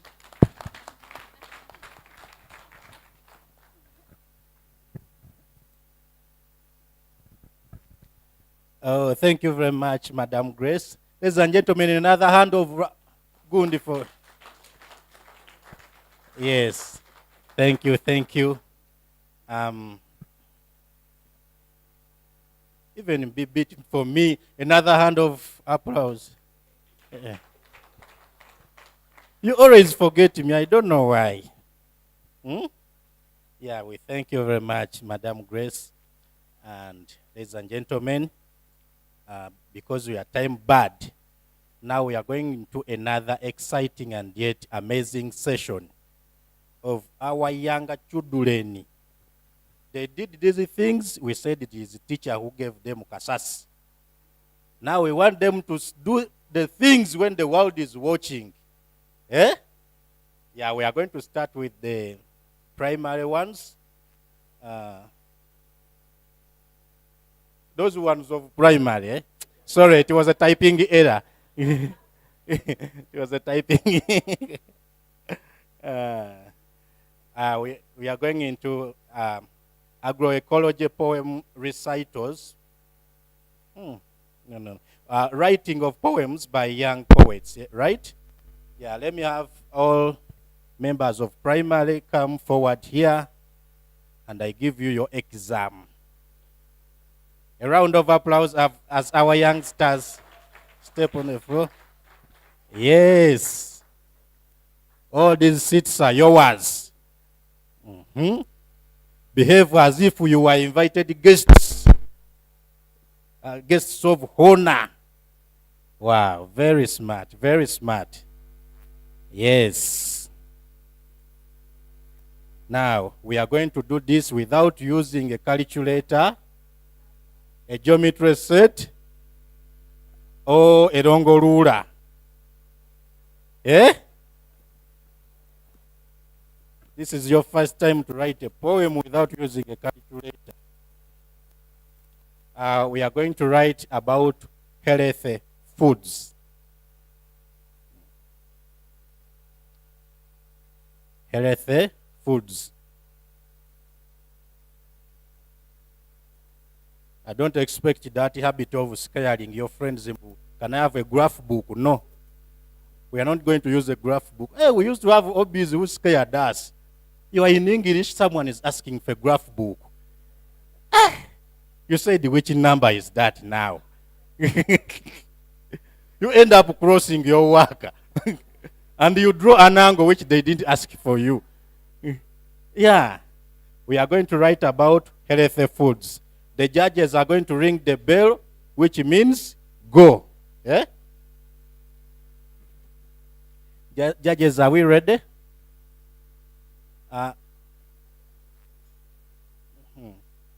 Have you understood? Yes. Good handwriting. Are they putting their names on the school? At the first, yeah. You've all understood the topic, healthy foods, eh? Yes.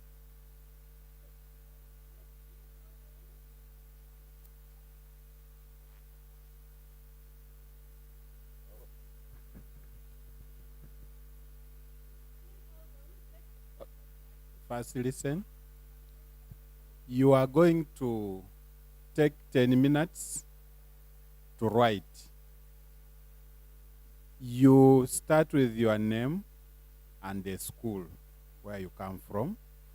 Then the topic you are going to write about is health foods.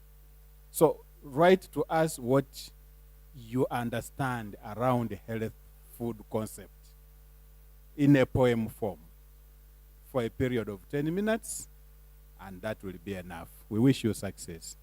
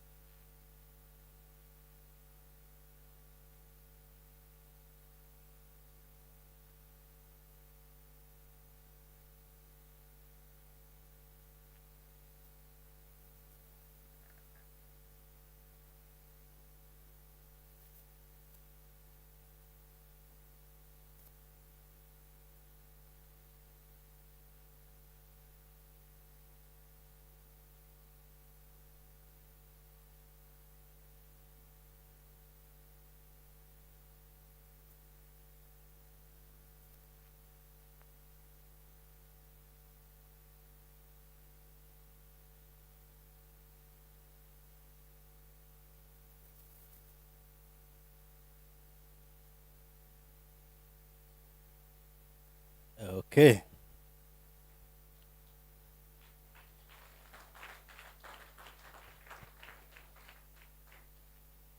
There you add on a prayer for your God to remember you, but after writing what you have done it. Not reversible. But that is the beauty of studying when you're still young. You are in the 80s, you are looking for disease which will kill you. How can you go for adult education? Now their results came back. He went on the notice board. He called us, hey, my children, you come and see. See how I scored highly. He pointed. He said, you see, I've got 80. I told him, Dad, that is the column for age. looking in the column for marks, he had got 32. And the head teacher's remark was, act your age. Yeah, you are 80, you have to act 80. Yeah, ladies and gentlemen, let's have another group of secondary school. Yeah. Our poets.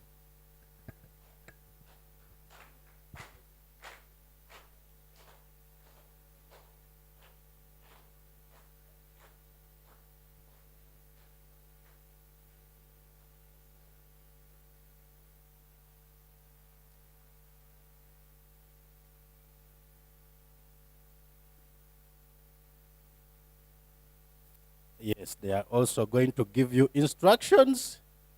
And the same rules, we are not using calculators, no bulldozer method, no oligopoly.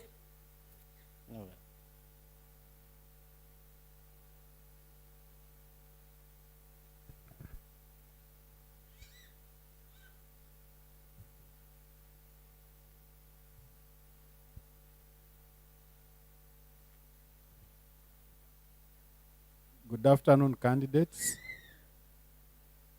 You are putting your thoughts on paper. We are giving you 10 minutes. Always start with your name and the school, and write a poem about. Did you hear the topic? Even when they were reading, you are not hearing. He has a bigger voice, maybe he can pronounce it, but bring it in a poem form. But we want to see the message. I wish you success. Yeah. The topic is nutrition. I hope we all understand the nutrition, yeah? Topic is nutrition, yeah? Yeah, I wish you a success card.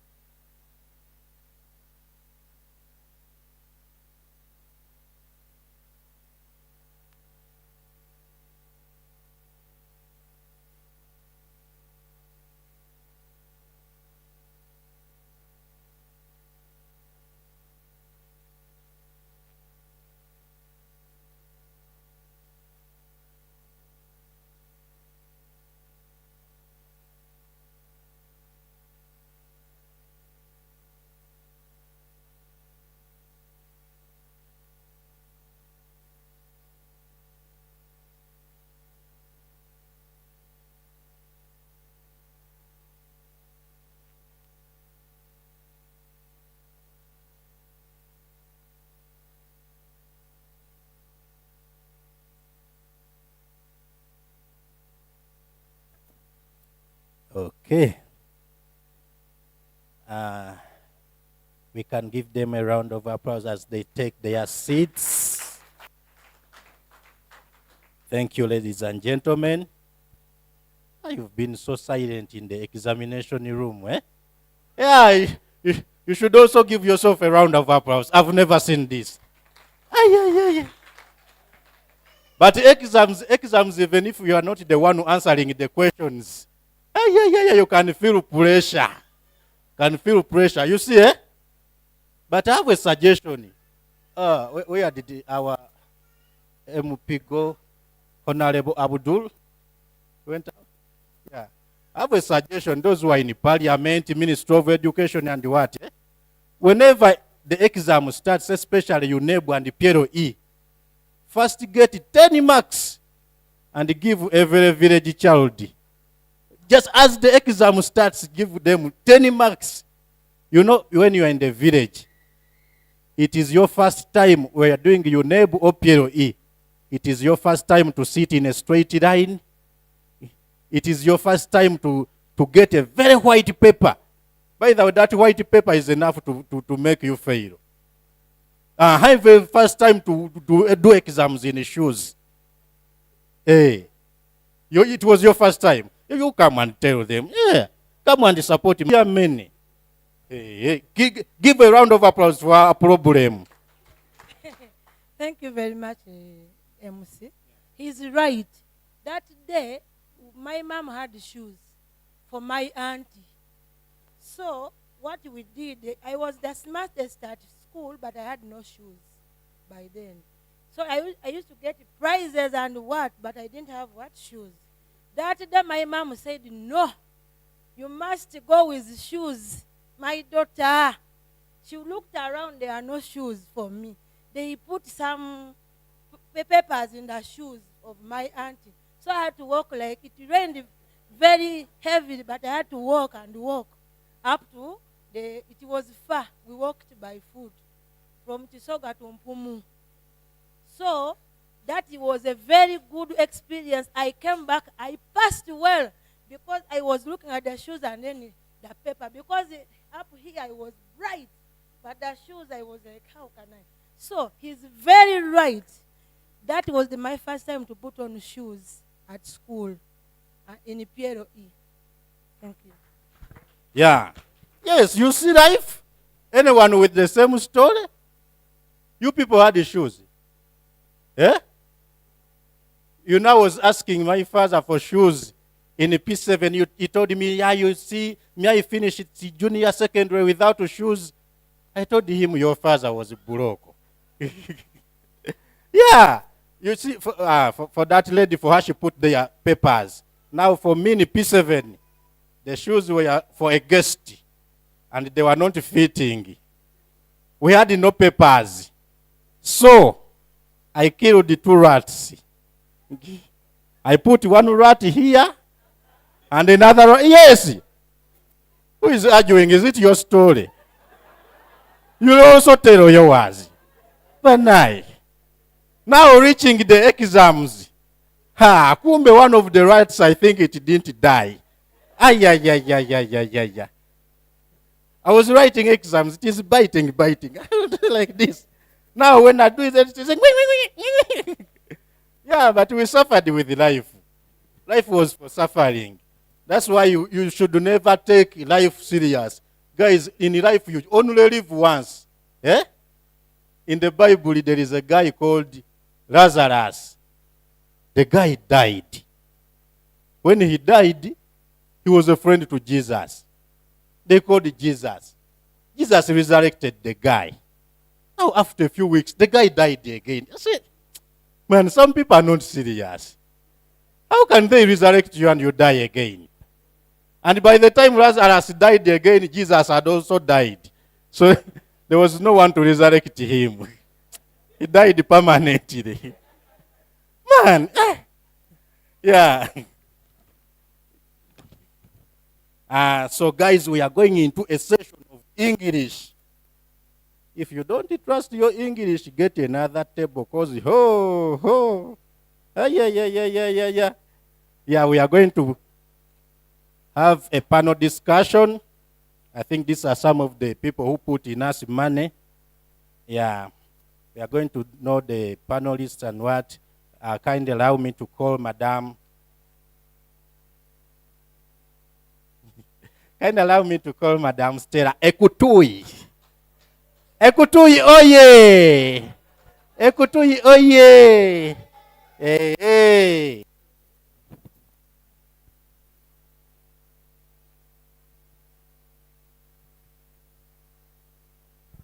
First, I'm going to sue you for defaming my name. My name is Stella Rose Akutui. Please go back and I... Aha!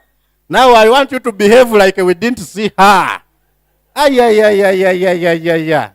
Oh, we are going into English, serious English of people who paid the school fees. Yeah. Now, without wasting any further time, kindly allow me to introduce Madame Stella Rose Akutui. Yeah.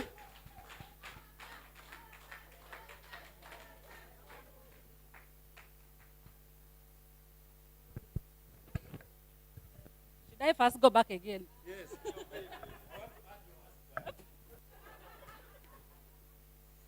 Okay. Good evening, everyone. Good evening. Not with all that laughter. That laughter is too hearty. You cannot afford to just be quiet. Okay. I'm very glad to be in front of you. I'm going to try to moderate this session. But I also want to first become like a child. A learner. Bring your cup. Okay. So we are going to get into a panel discussion where we're going to have 3 panelists. I'm going to request you, because these are not ordinary people. Yes? I'm going to request all of us to put our hands together. Put your hands together. You have failed exams. I said put the hands together. Yes. Raise them up. Very, very obedient children. Yes. So we are going to welcome a small-scale farmer from Serere district. My district, by the way. So we can open our hands and clap as she comes in front.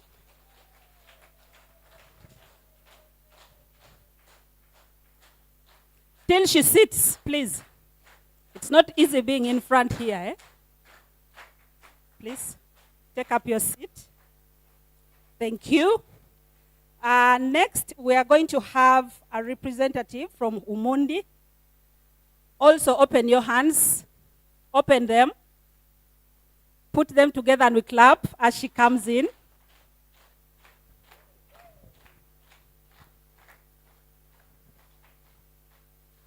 Thank you. Thank you very much. And then finally, we are going to have a representative from KRC. Also, open your hands and clap as she comes. Oh, Joe, Wama vibe is good. For men, today we are sorry. We cannot bring you here. Next time better. All right? Okay, so thank you very much for accepting to be on this panel. I'm going to just give you a round of like a half a minute to introduce yourself. Tell us your name and where you come from, either the organization or the sub-county district, wherever. Please.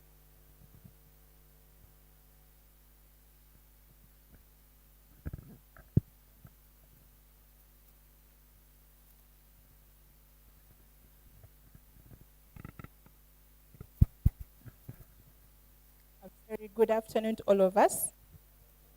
Good afternoon. I'm sure by now my face is not very new to all of us, because as we're having our sumptuous lunch, I tried to pass around the different tables, and I was passing one message, and that describes who I am. I'm a passionate nutritionist, a doctor for nutrition, whatever you call it. I work with KRC, that is Kabarole Research and Resource Center. Kabarole is based in Fort Portal, and we are into food systems, nutrition, agroecology, anything that contributes to consumer awareness, KRC is it. And I'm very happy to report that you saw the first keynote speaker, Bernard Wambale, the one who shared the presentation, is a product of KRC. So when you see KRC, that's what you should expect. So I'm very happy to be here. Thank you. All right, very welcome. Good afternoon, everyone. My name is Stella Lutalo, and I'm the program coordinator for Humundi in Uganda. Humundi is a Belgian organization that is partnering with other NGOs here in Uganda, including ESAF Uganda. So we are partners of ESAF Uganda, and we're also partners of KRC in this work of promoting agroecology in Uganda. Thank you. Thank you. Thank you for coming. Good afternoon, everyone. Good afternoon. I'm called Ruth Akelo from Terere District under Chere Sub-County, a small-scale farmer in a group called the Lupem or Farmer Field School. Glad to see everyone. Thank you. All right. Let's give them a round. Okay, so thank you very much. We are going to start with just a discussion. We've been talking about agroecology here from morning up to now. And we've also had our learners showcasing a lot of skill, a lot of passion in things connected to agroecology. So I'm going to start with our small-scale farmer. How do local food plants contribute to nutrition? In Kiere, specifically. You could share with us. Thank you, my sister. Local food plants, their contribution to nutrition, actually local food plants, they are found around our communities, very easy to get. You can find them from different sources. Some can be found in the swamp, some can be found in our main gardens, some can be found in the forest, some can be found around our homes, but they contribute towards the nutrition of our bodies. Local food plants, in our pastration and in our past fellow friends, they used to consume with these local food plants because they worked in our bodies to improve on the health of our bodies. If we talk about nutrition itself, it is a good thing if you follow and if you abide in this local food plan, it can contribute towards your nutrition and health at large. Local food plans in our communities has helped our bodies to boost blood. It has helped also to work as medicine in our bodies.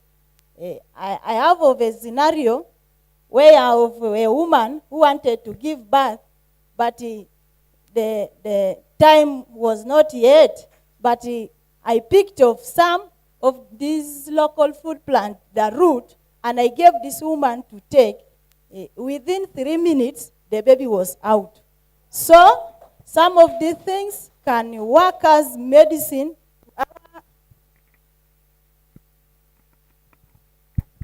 to our homes or families. It helps in the preservation because some of them, we preserve them for future use. It has helped us also to bring back our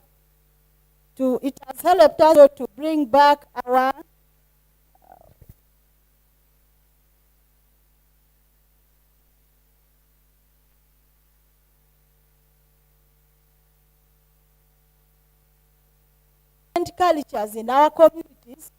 Some of these local food plants can be consumed in some other areas, and other areas also poison.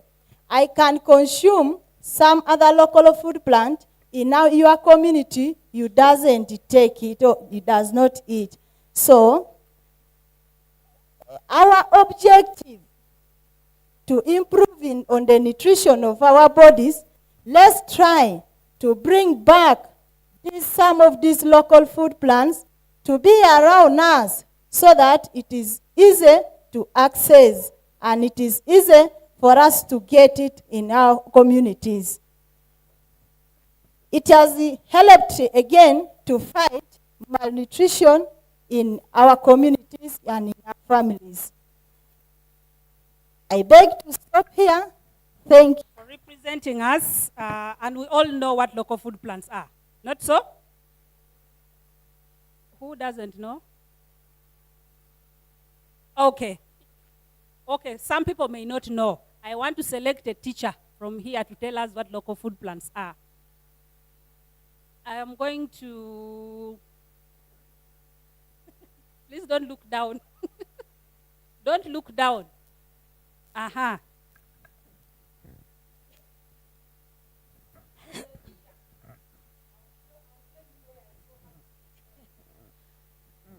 Thank you very much. I'm Nachijoba Irene from Mukono District. Local food plants, those are plants which we grow locally in our communities. And sometimes we get them from the bush, from forest, from rivers, from swamps, from the banks of the river and near the lakes. They are like, we have the local yams, we have the local banana, we have these small vegetables which people ignore, like spiderweed, like dodo, amaranthus, red and green. We have nakati, we have, they are local. We have other names in it, so I don't know, and also marakwang. We have marakwang. At least I know that one from Gulu. So they are ignored. They are said that they are bitter, they are sour, they are what? But they are the healthiest foods on this planet. So I encourage you to grow them. Thank you very much. Right, thank you very much. That is local knowledge. Local food plants have been told we can even get them from the trees. Yes? We can get them, I can say it in my local language, emoros. Yes? Or echadoi. Yeah? Me, I come from Teso, so that's why I know in my local language. But thank you very much for sharing with us that. I want to go to our next panelist, Madam Stella. From your experience, at least SF Uganda has been doing these kind of events every year. As we can see on our poster, this is the 3rd edition. So meaning there have been events that have been passed before today. So, and Humundi has been a very good development partner that has supported this experience. So I wanted her to share with us an experience from her work, the work that Humundi does, how these kind of events have actually supported in the transformation, agroecological transformation of our communities. You could share with us that experience from your organization, what you've been able to do, how have some of these events been able to shape the narrative, to change the mindset of our communities? Please. Thank you so much. The experience I have is the experience with ESAF as a partner of Humondi, and I feel that such events are very important in terms of taking agroecology to the young generation. It's, schools are institutions that last, and many young people go through schools while others are coming in, others are going out. So schools provide an appropriate learning environment for so much. And when we have agroecology clubs in these schools with demonstration sites, with the structures, they provide a lot of inspiration to many learners. And what I have observed is that the learners learn from each other. So that the clubs keep growing. Even when some people leave, others join. So the clubs keep growing and the knowledge keeps going to more and more young people. Not only that, also the school environment, because the demonstration gardens are there. For some of the clubs, They are consuming the vegetables in the school. They are making biofertilizers, biopesticides. There's a lot of learning by other people, club members and also other non-club members. And the schools also get to diversify their diets by integrating vegetables. So there are all those benefits, but I also want to highlight that these learners come from homes, they come from communities. So they take this back to their homes and their communities, which further increases the spread of agroecological practices and knowledge. So I find that the competitions such as this poem writing inspire a lot of creativity among the learners. And unlike last year, this year we have something additional. The practicals, the exhibitions, where it's clear that the learners are creative. When there's a problem with within the agroecology club, that gives birth to creativity and innovation. And we've clearly seen that. So there's a lot of creativity, a lot of innovation, a lot of confidence building for the learners. And it's really been impressive how everyone showed up on stage today with a lot of confidence. And that also inspires more and more people within the schools. When these students go back and take awards, they inspire others. Because I've seen that in my work with as Humondi, but also working with ESAF. A lot of excitement, and that also keeps spreading the passion for agroecology within the schools. And I see that there's a growing demand from the students about career guidance of how can I get into agroecology after school. I saw that firsthand when I visited some of the clubs. They are already demanding. So meaning that we are growing future agroecologists, future members of the agroecology movement. So we know that it's not going to die with us. We know that there are more and more generations that are coming the movement, and the future is bright for agroecology. Thank you so much for sharing that experience. And I'm also, if I was also still a learner, maybe we can roll this out to universities. It's a very interesting component, very interesting concept, that if we even merge it to have that nexus with other disciplines, it could be something very interesting. So thank you very much for sharing that. I want to come to the representative from KRC. You told us in your introduction you are a nutritionist, but she's a very passionate nutritionist. That's very interesting. So I want you to share with us as well what your work has been on agroecology and nutrition. Because you've actually rightly said that that is what KRC does best. You do a lot of research, agroecology related, but also nutrition. So I want you to share with us, what is that specific work? How has your work been on issues of agroecology and nutrition? Hello. Hello. You know, when you're doing consumer awareness, you need to get the audience. You need to get. So I would just want to use 1 minute of engaging you. I believe all of us here have 10 fingers, right? Yes. I believe. If there's anyone, then we can also take care of you. You use whichever hand is convenient. So if you're not like the judges who are busy, you can just let your fingers out like this. This is something I'm teaching. Usually it's the same way I would teach to the nursery, primary, secondary, university, wherever. As long as we're doing consumer awareness, this is what we get from animals. So I'm teaching agroecology combined with nutrition. I don't want to be paid for this. This is the one we get from animals. So is there any food that was served that we get from animals? There was? There was meat and chicken, right? You just need only one of the two. You don't need to eat chicken and meat on the same serving. That is food wastage. Please reflect. You only need one that can fit on your palm. That is a point of reflection. I'm teaching you using the fingers because I want you to go back and teach the children. A child who is 3 years, 4 years, 5 years can understand with this. You just give them okay? So you see the middle finger is longer than the first class. Okay? The middle finger is the longest. And this is the food you need the most on your plate. Yes. This is the second class protein. This is the they keep eating, but they are thin. Increase on the bodybuilding foods. Central, we focus more on this. Right? You'll have a lot of posho and one small piece of meat. It should be the reverse. Especially for the population, for adolescents and the children who are growing. The middle one is the foods we get from plants, but they are bodybuilding. So I must be very specific here. This is what we call also enva in Luganda. Yes?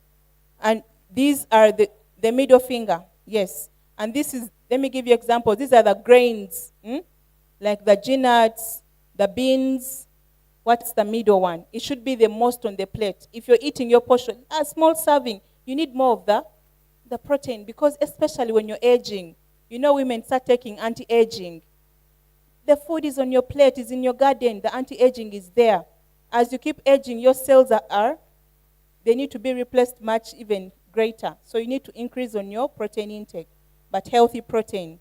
The second last one, it's almost close to the middle finger, right? Who can guess? The vegetables. Thank you, Mama. The vegetables, okay? It's almost close to the middle finger. We need as much vegetables as almost the proteins we get from grains. So reflect. I saw the vegetables were very healthy, but I could compare people's plates. The carbohydrates were overshadowing everything. And you know that is the myth. Even the persons preparing food, the chefs. So when you're doing consumer awareness, we don't only target the people who are eating. We need to target the restaurants as well. If they know what they will prepare, agroecology is in the church. And lastly, the pinky finger. I want a student to guess. Kanasui. The pinky finger. Fats. One person. These are the fruits. Did we see any fruit on the plate? This is a point of reflection, my friends. Okay, fruits are very, very important. I had the students presenting why we need to plant trees, where we can get fruits. But you know, here in the center where we are constrained, we're doing urban farming, but having one tree is enough. So let us reflect back. These are 5 fingers. You can go back and share this information. So in a nutshell, as KRC, we are into consumer awareness. And consumer awareness is at all levels. For example, I will just pitch one thing. We are promoting something they call orugali. Now, orugali is a word in Nutoro. It means olusania in Luganda. Remember those days when you would go back home and they serve food from down? Olujuliro, yes. They serve food from down, you pick from this, that. Food is all steamed, right? There is no oil, there is no everything. So what we're doing right now, we are engaging the elderly with the knowledge to work with the youth because they still have the energy and they prepare those meals in the community. So as they're eating, they're serving eating, they're sharing information. So the elderly still have that indigenous, they know the seeds, they know they know those vegetables that you think are bitter. They bring that knowledge of how they do steamed meat, how they do pested food, pested fish. Okay? Yes, the luombos, they bring them together and they incorporate with what the youth prefer. So that kind of exchange promotes nutrition, is promoting agroecology. So as I wind up, this is a call for us, policymakers, anybody who is here. Don't think that this agroecology is only for learners. We are the partakers. If I know agroecology, I can influence even the learners to enjoy it. Now, what efforts are you making in your household? Don't wait to learn this from school. What efforts are you making in your household to promote agroecology? That little information of making sure you don't have food wastage, that is contributing to the main goal. So thank you very much for coming today. And I pray as you go to have your dinner, you don't overeat. Remember, the serving is your palm. If you have bigger palms, that is an opportunity. Don't eat a lot. You only need to eat to live, not to be full and you know. So thank you very much. Wow. Thank God we have been in this class, yeah? And I believe my hand will be enough for my stomach, my palm. So thank you so much for educating us on that. But I just want to come back to you just shortly. What do you think can be done to encourage this kind of, that nutrition you're talking about? You've actually highlighted consumer awareness, but what more can we do? Maybe on policy, policy spaces, or even in our practices. Okay, thank you very much. You're just telling me to even share much more because Yes. I could talk the whole day. I'm giving you just 2 minutes. Okay, for example,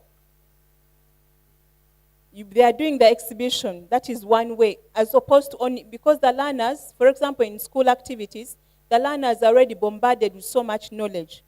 So what, as policymakers, we can do is to ensure that we incorporate more practical sessions. I like, I don't remember his name, but he was mentioning that in their GIT, that they could also incorporate agroecology. So these are they should actually, our curriculum should be informed by what is happening. What are the problems right now? We should not develop a curriculum that is not based from anywhere. We should be informed by the situation so that we address the needs. I give you an example. How many students here are able to go to school with a snack that is healthy, or go with maybe a steamed lumonde, sweet potato, but most of us will take gorillas, will take, what is convenient. So it is a call to alarm for the policymakers. If we enforce this and promote canteens in school, because actually their canteens are promoting junk. So for me, I believe that we need to start by making actions. Already we have so much information, but how do we action it? At small levels, then the policymakers will be informed by our actions. And lastly, the advertisement. We need to put restrictions. Yesterday I was watching an advert, and they were showing how cooking oil is making nice cupcakes.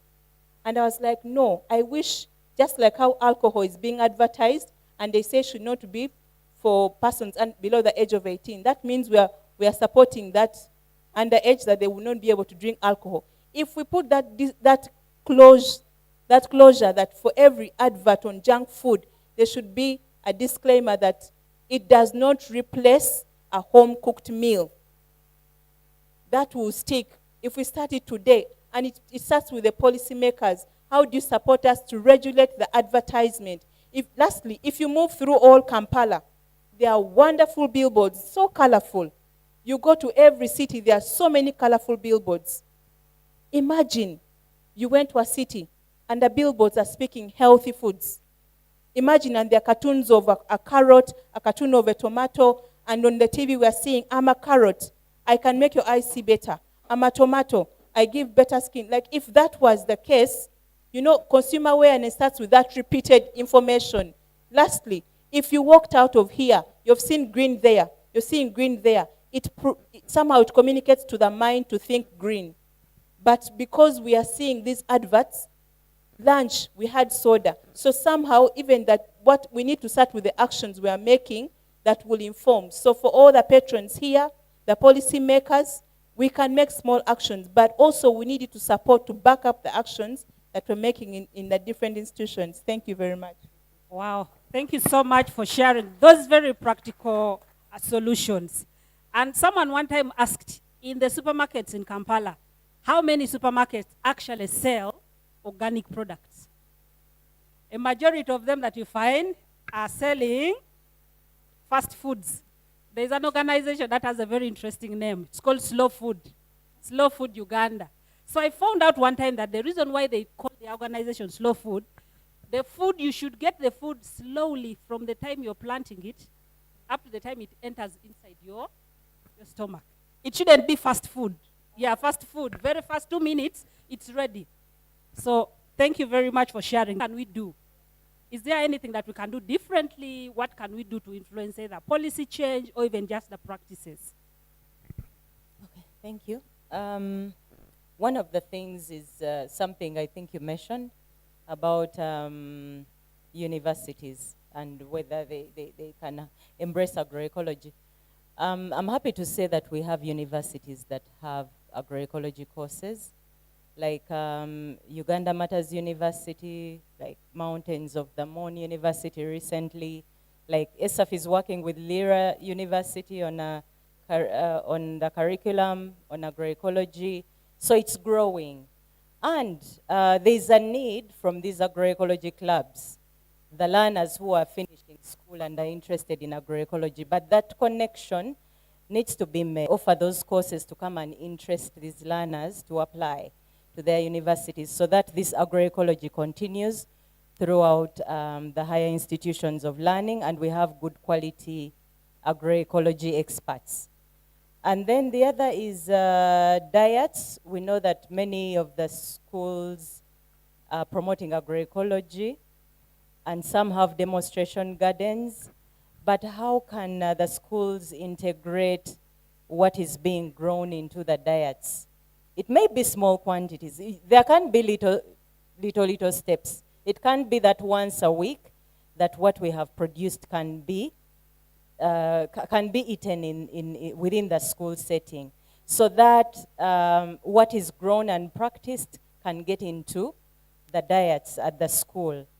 Then I'm also thinking of information materials within these schools, because whereas the practices are there, from what I've seen, there's need for information on agroecology that is very simplified for primary, for secondary, for continuity, because these learners keep moving, but there has to be some information for people to continue learning and understanding and building knowledge around agroecology.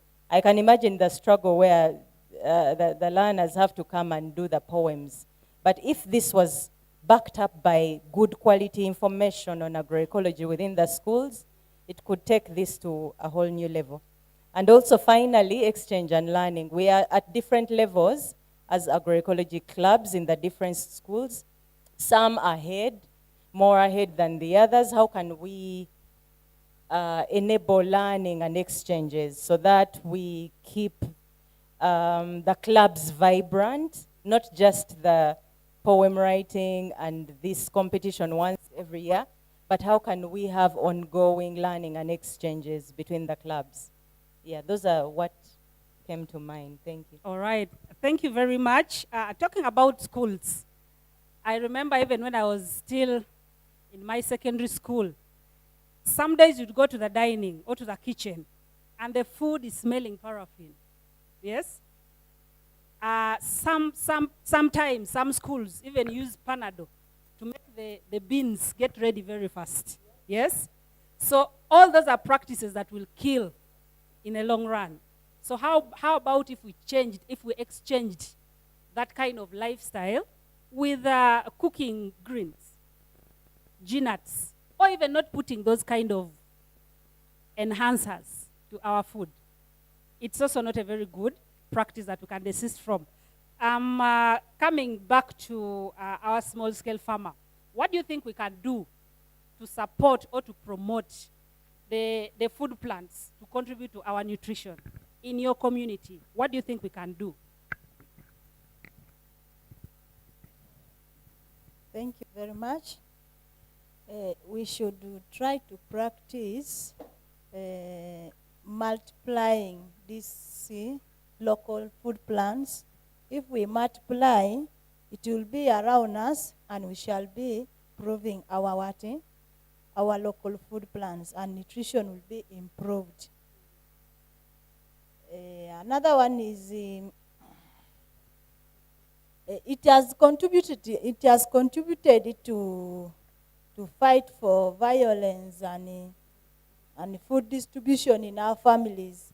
If we fight for violence, we should put in mind that we are bringing back these seeds and these local food plants to help us to motivate our families. Thank you very much.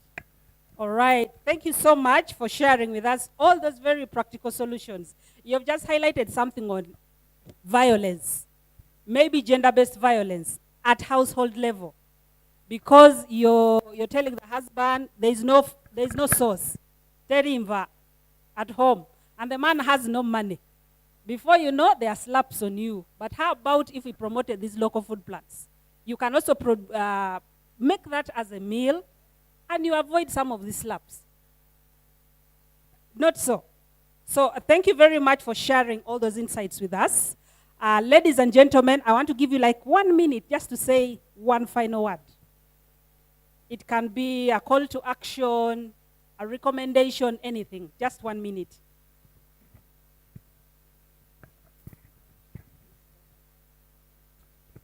Just 1 minute as we conclude. Okay, my final remarks.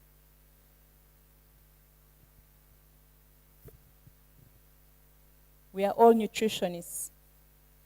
It's just we need to have the passion. We need to be aware of the food, because the way you look right now is the way you relate with your food. The way you look right now is the way you relate with your food. You are what you eat. If you say you're having diabetes, it's what you're eating. If you're saying you're having hypertension, blood pressure, it's what you're eating. You have to reflect back, what am I eating? Every food is good for you. For me, I don't advise on adult nutrition. But I tell you, eat which are grown. So the call to action is we need to create awareness at all levels, and awareness starts with myself. I cannot create awareness to you if I'm not aware about what I'm eating. As I conclude, I was once overweight. I was once obese. And no one can believe that. But if you followed me in my earlier media handles, you would know. So I am speaking because I'm a product of what I'm talking about. So you are what you eat. Reflect. Thank you very much. Thank you very much. Thank you. Okay, my final words are agroecology is a science, it's a practice, it's a movement. And our movement building cannot be complete without involvement of the young people. And schools are very key institutions to foster. It's my prayer that you will continue doing this work that you're doing, and for the learners, that it won't be just a competition, but that you will embrace agroecology, practice it, believe in it, take it to your homes, and that you will be a change agent in your spaces where you are, in your classroom, as a club member, at home, community, that at all those levels, you'll be that change agent that will bring about transformation of our food systems towards As I conclude, I would like to beg the majority of us to fight the issue of cultures. Cultures also stop us from getting some of these local food plants. I was out there presenting some of these local food plants, and I got of a person who was telling me that in their community, Malakula, if you cook it, oyster nuts. It is like you're eating eggs. It is like you're doing what you. It is so very good. So if we rub these cultures, it will make us to improve on our health. Thank you.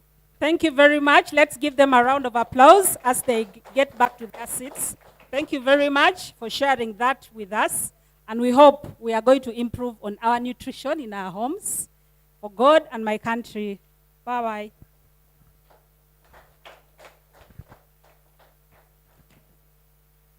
Aha! Welcome back from the English, ladies and gentlemen. Yeah. Another round of applause for our panel members. I think we've all learned a lot. To have learned that I've been eating wrongly. They said it's a wrong mistake to eat chicken and meat. And fish. My mistake is just 2 hours back. Yeah. You guys call it combination. You have posho, you escorting as queen dancers, on the same plate. Obuji emberenge na kaunga. But even rich people, I don't know, the things we used to enjoy as poor children. Rich people enjoy it expensively. Rich people eat poorly. You find someone at Serena eating a pizza. You guys, how many of you used to eat pizza when you were young? Now, if you don't know pizza, when they mingle posho, that thing that remains on the saucepan in the surface, you call it a membe. Muna yabagagga bagiryanga pizza. And they buy it expensively. They just put a membe and mayonnaise and they tell this is a pizza. Yeah. Ladies and gentlemen, we have a big person here I would like to call upon, and he has a word, 1 or 2. Yeah. Honorable Member of Parliament, Honorable Abdul Byakatonda, Workers MP. Yes, Honorable. I am also a worker. I am one of your people. So you are our MP. I do these jobs which have no interview. Thank you very much, moderator. I think Director of Ceremonies, the conveners of this meeting, the National Coordinator, Madam Nase, and all the stakeholders, especially the East and Southern Africa Small Scale Farmers Forum, and all the partners, participating institutions, schools, teachers and facilitators, ladies and gentlemen. Good evening. They said they had just had lunch. Good evening. That's better. Like already introduced, I'm a member of the Parliamentary Alliance in the Parliament of Uganda, and I'm representing my chairman of the forum, the Honorable Milton Muma, who was not able to be with us here. I think with great humility, we would like to appreciate this arrangement for appreciating the Parliamentary Forum as one of the key stakeholders. Thank you so much. The forum, including looking at Lego infrastructure, partnerships, especially pertaining to issues of food and nutrition. To that effect, the chairman has even introduced a private member's bill entitled Food and Nutrition Bill 2025, which is ongoing, so that at least we regulate aspects of food and nutrition. It's a very crucial issue. And I want to mention that in NDP4, government is trying to address a number of things, number of issues, especially under human capital development. The key underlying causes of distress, underdevelopment, are youth unemployment, insufficiency of food. And of course, these are very key issues that have been addressed in the NDP4.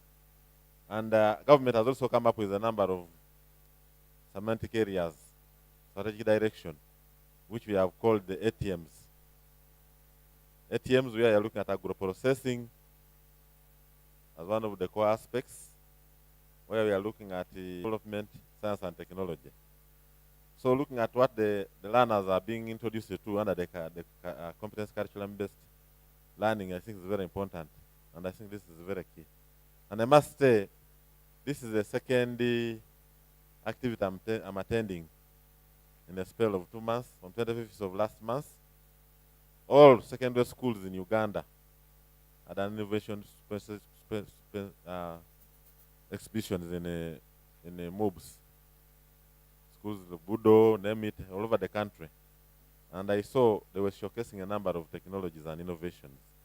So I'm also seeing it here.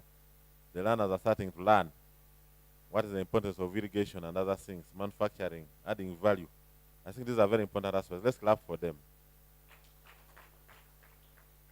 So this is very important. And I think I must mention also that I'm the chairman of nursery operators in Uganda, where we are looking at sustainable development, we are looking at tree planting, and personally, I engage smallholder farmers in a number of areas all over the country, where we are trying to promote issues of agroforestry, intercropping, and a number of I think this under agroecology is very important, and I want to thank ASAF and other stakeholders for really coming up with this. Sustainable development entails looking at key parameters that are very important. And I think we are talking about stepping up our resilience, sustainable development. And this will actually enhance farmers' productivity, reducing on external inputs like pesticides into our production value chains. And at least under agroecology, we are also shortening the production value chain, which is very important. All these are very core aspects that are being addressed under this program. So ladies and gentlemen, I want to thank you for embracing these programs, and I think this is the way to go. And of course, under these arrangements, we cannot talk of agro-processing when you're not enhancing production. Because what will you process if you don't actually produce? So this is what we talk of, the complete production value chain. I think that's very important. So SF, KRC, I can see Oxfam, I can see a number of stakeholders. I think they are doing a very good job. And I want to reiterate our commitments as a parliament, as a forum, that we shall look forward to partnering with you in a number of aspects. So kindly identify all the gaps in our legal infrastructure. We shall use it as a privilege to ensure that we address them. And I think let's have regular interfaces so that we can identify key silent issues that hinder our development, that hinder our food nutrition chains, that hinder our food sufficiency. And at the end of the day, we can actually make it. And I think Uganda, like people have mentioned, is one of those countries with potential. I'm also in Kenya as a tree nursery operator. I have a partnership with Kabaraka University and a number of institutions. I'm also in South Africa, in Gamestone, and we are doing all this in areas of tree planting and a number of ensuring that at least we have aspects of sustainable development. But I want to mention that I want to thank the panelists for the work and the ideas that you put forward. But I was scared by the nutritionist. When she said, even when you have chicken, you should actually have one piece. I hope that one shouldn't trigger domestic violence. Because I've grown up knowing our mothers normally, even when it's chicken, you'll find her taking soup only. And my father has a plate of whole chicken, whole meat. Isn't it? So I don't know how that will be possible. We have been talking of difficulties in the mindset change, but I think that's an uphill task. But I hope you'll manage. But I hope you handle it carefully. Ladies, I think there are many here. When you go home, don't give the man a single piece and think you'll survive the worst. I've known that even when in some societies, to attract somebody's daughter, you must be proved by how much you eat. Am I right, ladies and gentlemen? If they give you a plate of chicken and you don't finish it, then you are not worth a man marrying a daughter. So I don't know how you are going to manage this, but I think these are realities. They are realities, but I think cascading them into and ensuring that we change our societies. That's the dilemma we have. But I want to proudly thank you very much on behalf of the Parliamentary Forum and say that this is so good and a beautiful trend. I think you have built in my capacities. And I think I'm not the same way I came. I've seen quite a number of issues that I didn't know, which can inform our decisions and legislation in the Parliament of Uganda. I thank you so much for inviting us and having confidence in us. We look forward to further working with you in a number of other areas. I thank you so much. For God and my country.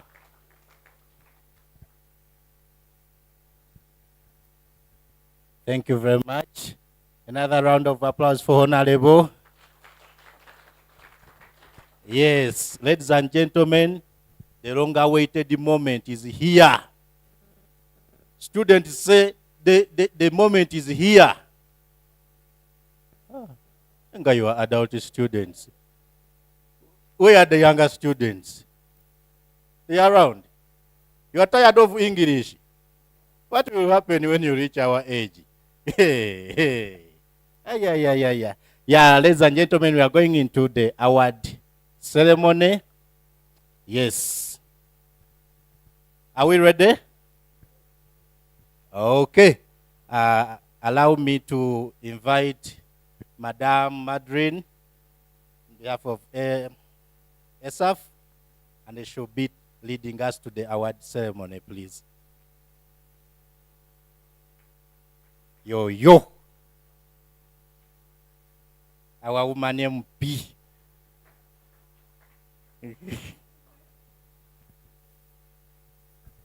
Thank you so much, MC. Good afternoon, everyone. How are we doing? We are what? Tense, eh? It is expected, but I want to thank everyone for your participation. This morning, we are here. Thank you so much. We are coming to an end of this beautiful day. And my role here is very simple, just to call upon the people who are going to lead in the awarding. And we are going to start with the secondary school level. Are we ready? Learners, are we ready? Okay. So kindly allow me request Stella Humundi to kindly come up on the stage. Sir Bob Sunday, kindly.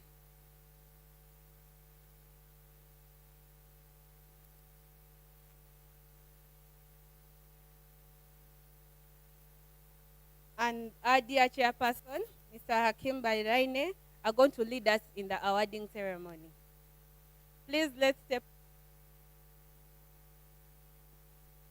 Oh, sorry, the adjudicators.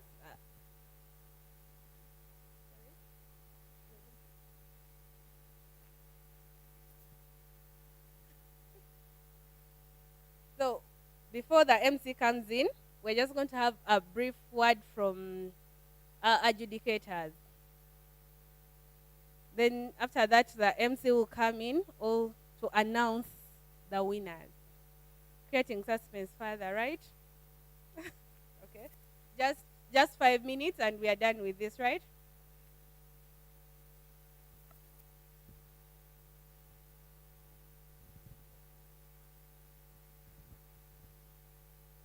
Good afternoon, ladies and gentlemen. Secondary school. I wish someone can help me. Like, play me my song. If it can be found. It's Tata Wange by Gabi Ntate.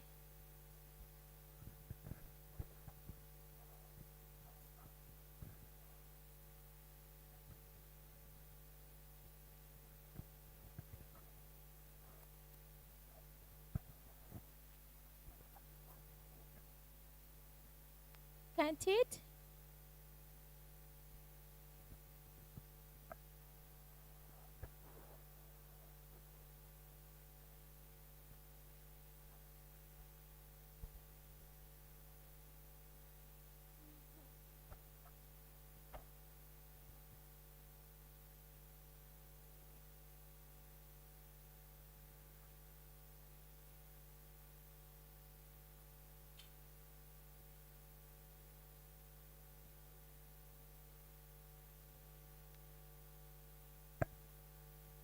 Okay, I may now need to change anything in another song. So can we brag about together? Can we do it for the rest of the day today? When I start to talk about God, you will need to know the manner I speak a little more. So this man can change your room from zero to heroine in no time. He can pick you from the grass to your grace in no time. He's the man of his word, oh, as powerful as he says so. You will not see him changing. Oh no, at a weakness sees the stronger. When you're blinder, there's a season. You will not the same changing. Oh no, so can we brag about together? Can we do it for the rest of the day today? God, we love, I love you. Ooh, ooh. We love you. Ooh, ooh. We love you. Ooh, ooh. Yay, God, we love, I love you. Ooh, ooh. We love you. Ooh, ooh. We love you. Yeah. Nice. We have to stop here.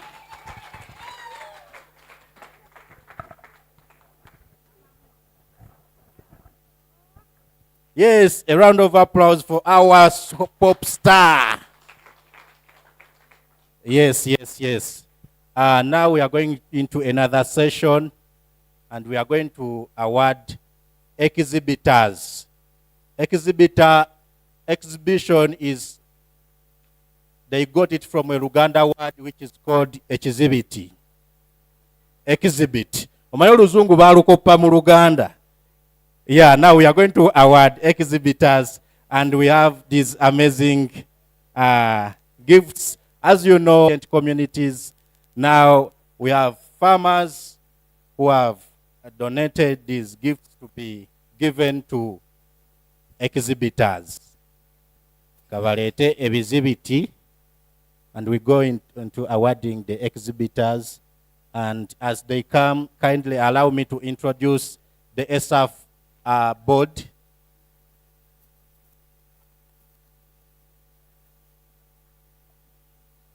A round of applause as they come. ESAF board. Yes.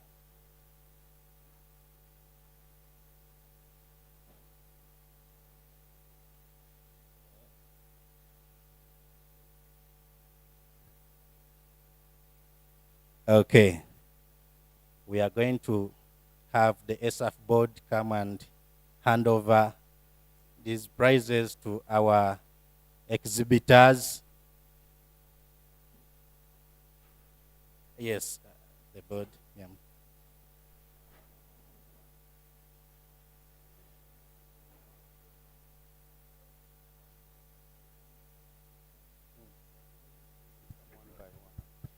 Okay, it's the time for the board.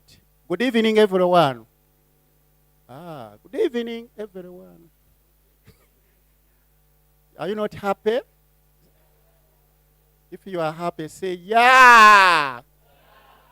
Okay, board members, before when I spoke here in the morning, I introduced the board, but never mentioned either of them. So as they come, it would be good that you know who they are, and they are honorable member of parliament, because you came in when you had spoken, so you didn't know that ESAF has a board and has a secretariat. So the board, which is behind everything, is led by a chairperson and the other 8 able persons you are going to see here before you.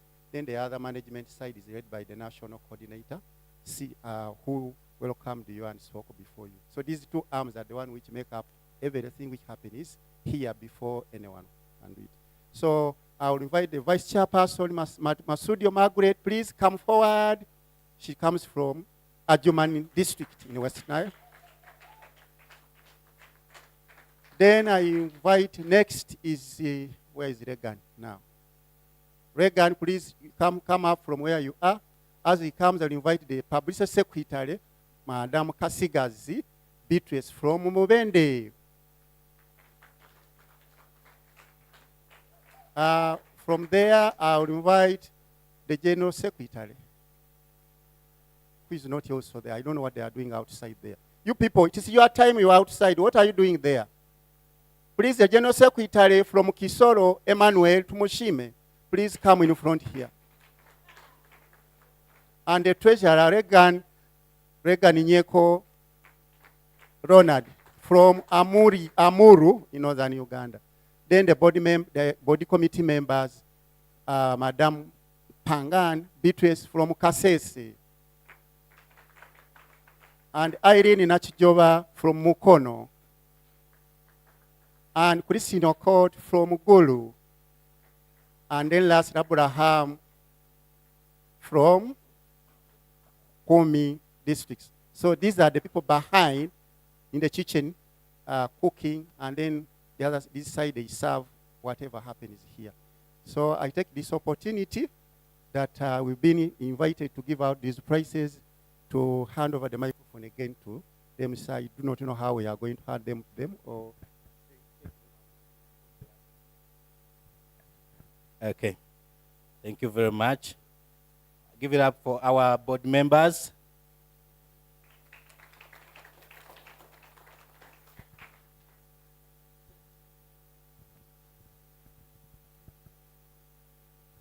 All right, in no particular order, this goes to Guru Secondary School.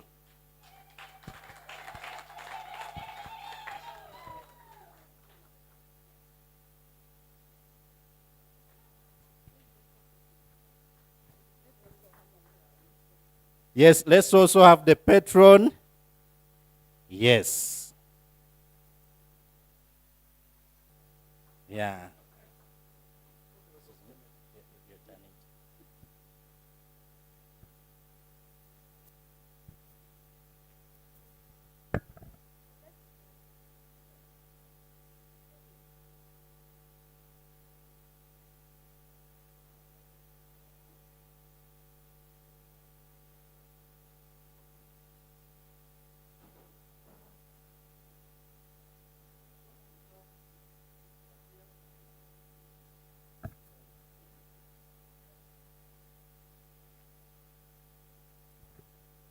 There's another learner from Guru Secondary School, please.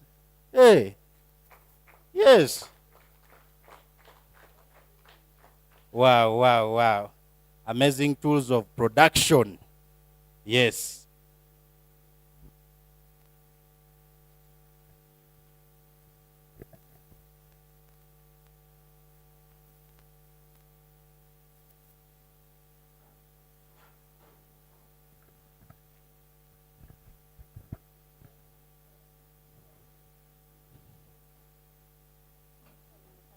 Paul Mukasa Secondary School.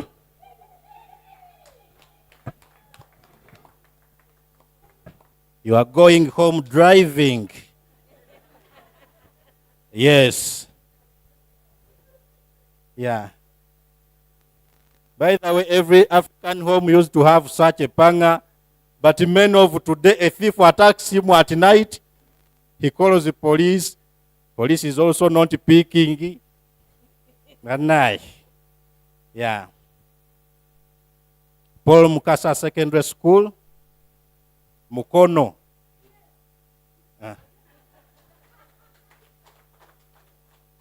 A wheelbarrow has a full tanker. We don't want you to find you stuck on the way. You can drive it anywhere. Four-wheel drive. St. Thomas Comprehensive College. St. Thomas Comprehensive College in Mbale. Where is the Kalulu from our people in Mbale?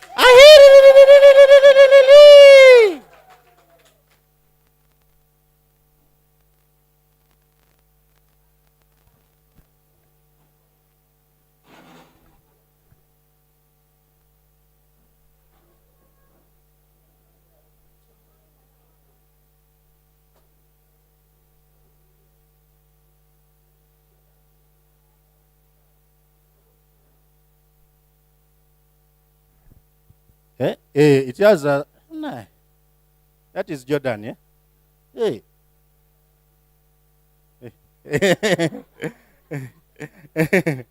Yeah.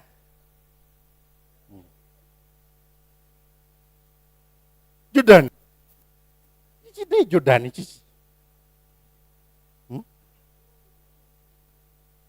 Yes.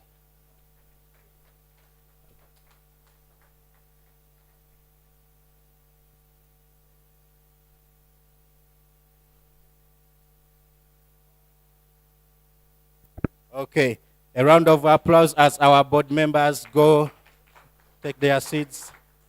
That's the amazing board member for ESAF, Those are the people who are in the Yingini to make sure everything runs smoothly. We appreciate all your services.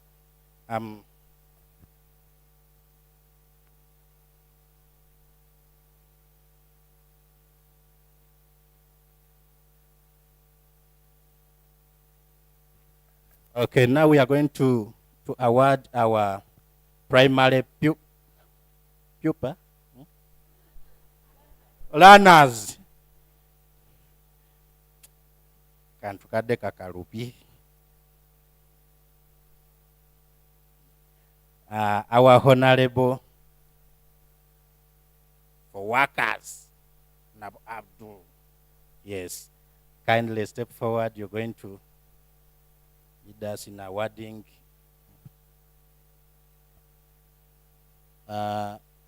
Madam Margaret, SAF Vice Chairperson, and Madam Nancy, Country Coordinator. Right? Yes.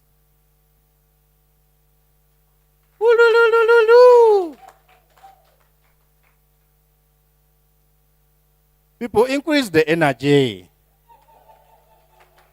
You never know, we might even read the parents. Hey, these are things everyone is going to get. Today's awards are like a parish model. Even those who didn't vote get. Hey.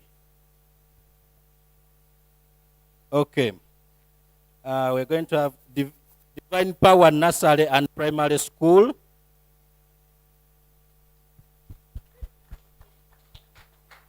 Learners and the patron, please.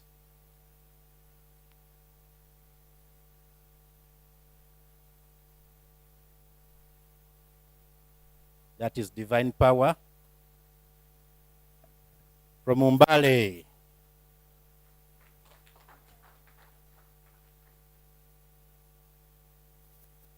Lisa Junior School. Lisa Junior School, Mukono.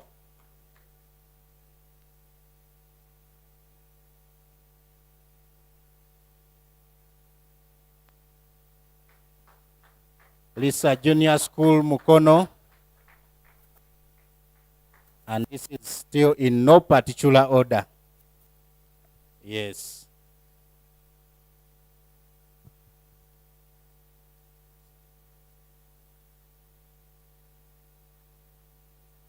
Kosna Daycare and Primary School, Mitiana. That one I don't ask. Yes. Mitiana.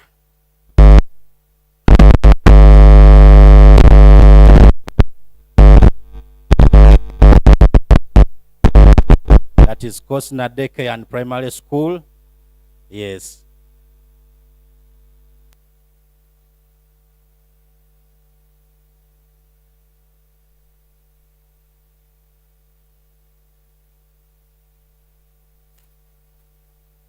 Buhinga Primary School, Fort Port Road, the tourism city, food system city, Omukama city, Oyo Nyimba. Yes.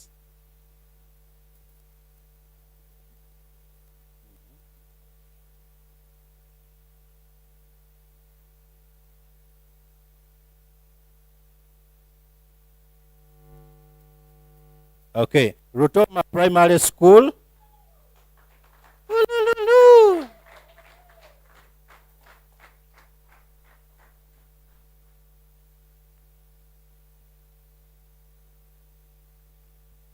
Lutoma Primary School.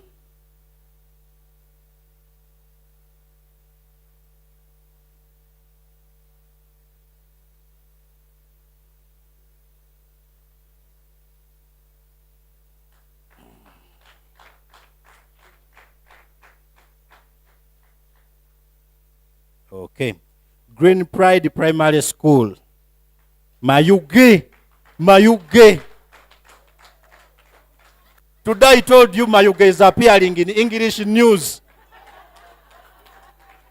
For the first time when no one has committed suicide, no one has died. No witch doctors has been burnt. Not land grabbing. Just good news from Mayuge. Aya.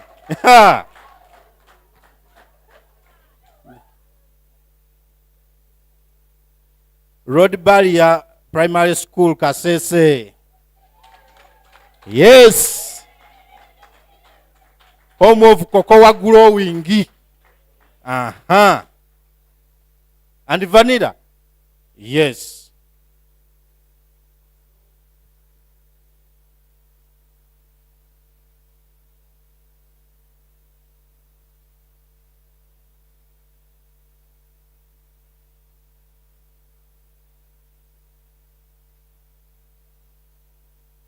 Okay. And this comes from my favorite district. Nyapeya Girls Primary School. Zombo! Zombo, oi! Zombo, oi! Hey.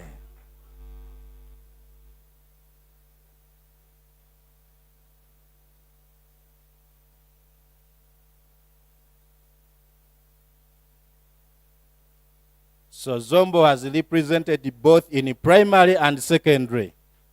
Wow. What a wow. Woo! This wow is wower than any wow. Yeah.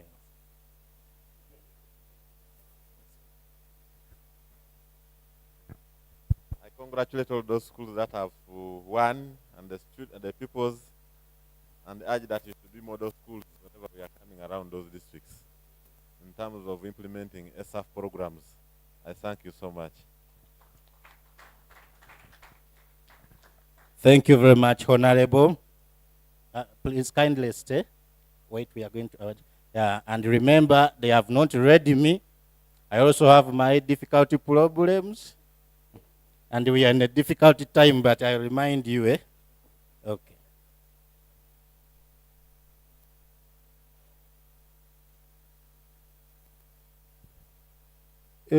Who took the tally center? Someone touched in the ballot.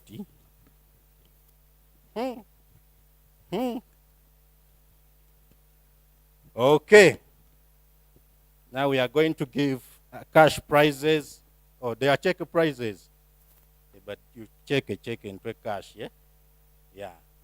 And on primary level, the third winner is whom? Whom am to announce? Eh? Yeah. Okay, let's have Christian to come shaba. And the patron. Wow.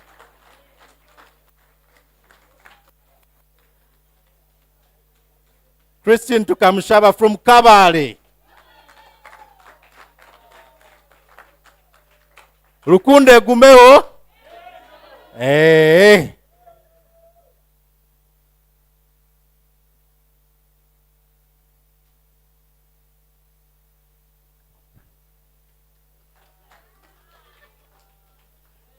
Christine, you can talk to your voters and you tell them how we are going to eat the money. My name is Kamshara Christine. I study from Rutoma Primary School. I come from Kabale District. I'm in primary 6th class.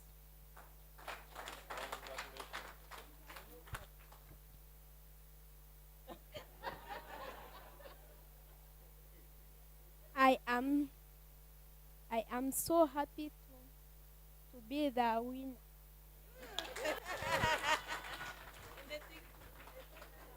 Members, praise the Lord. Amen. Praise the Lord. Amen. This is so great. This is so wonderful. I'm so happy to have reached this far. Those of you who have listened to some news from, is it which? NBS. That is the school, I may say the poorest school as instructors. Those people who are saying UPE, it is real UPE. The best child puts on Bagaga Wale. So who are we to reach this far? We are so, so grateful.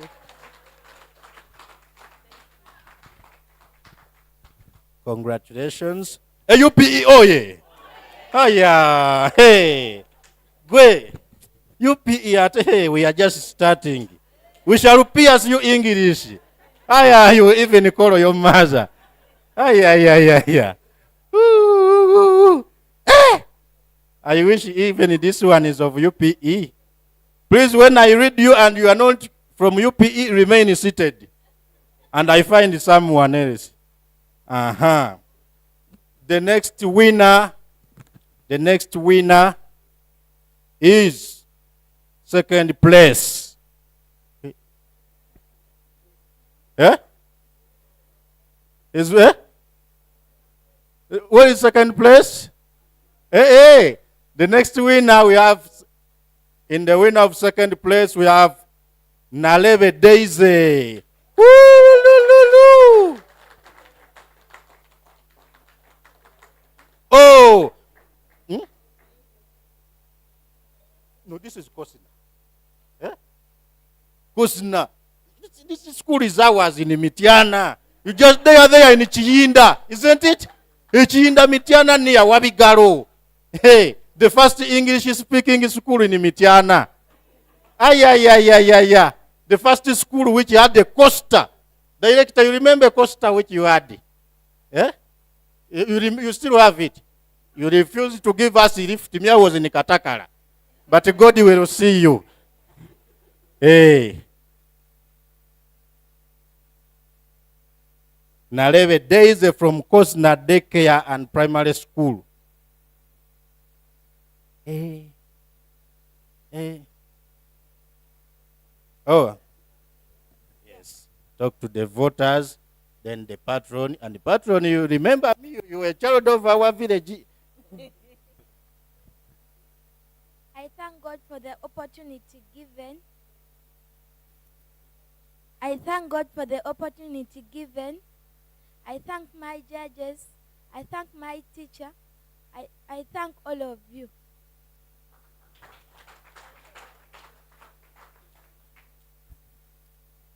Praise be to God. My name is Ababa Rogers, a teacher from Kosna Daycare and Nursery Primary School. I'm very thankful to ESAV and Almighty God. I see our first time to have heard about agroecology just this year. And God enabled us to come and participate. And by His will, He has enabled this victory. We are thankful. May God bless all of you. ESAV, thank you so much. Thank you.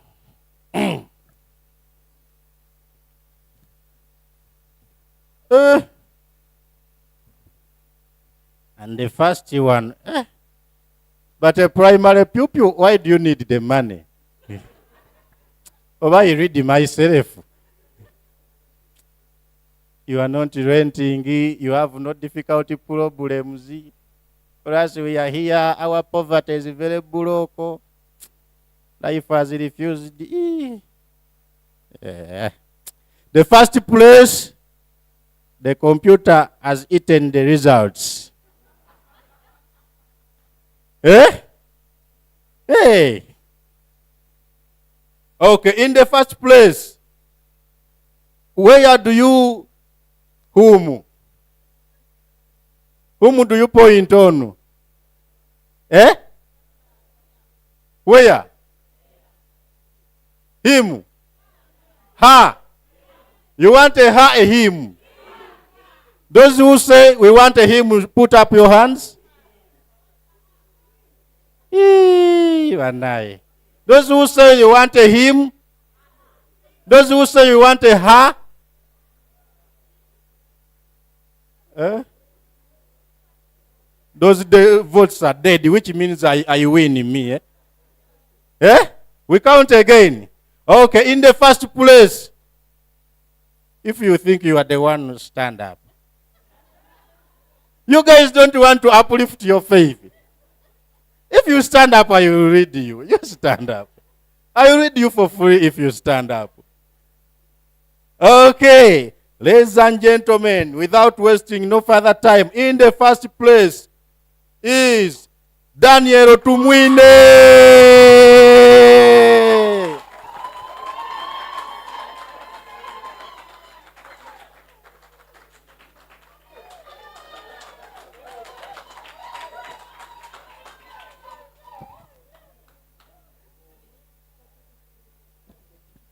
Fort Portal City.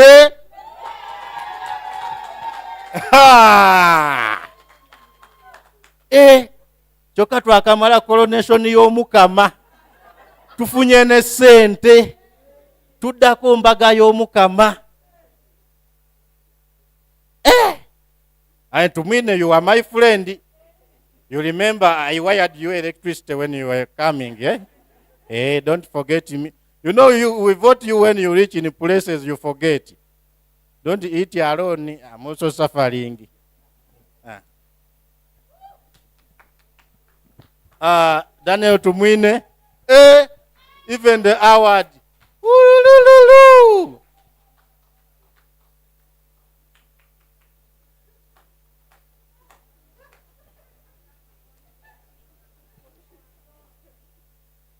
Yes, Daniel, get this microphone.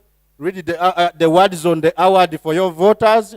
You thank them. Tell them after 5 years you're coming for another term. They should not forget to vote you.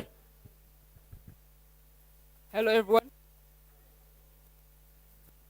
My name is Tumuine Daniel.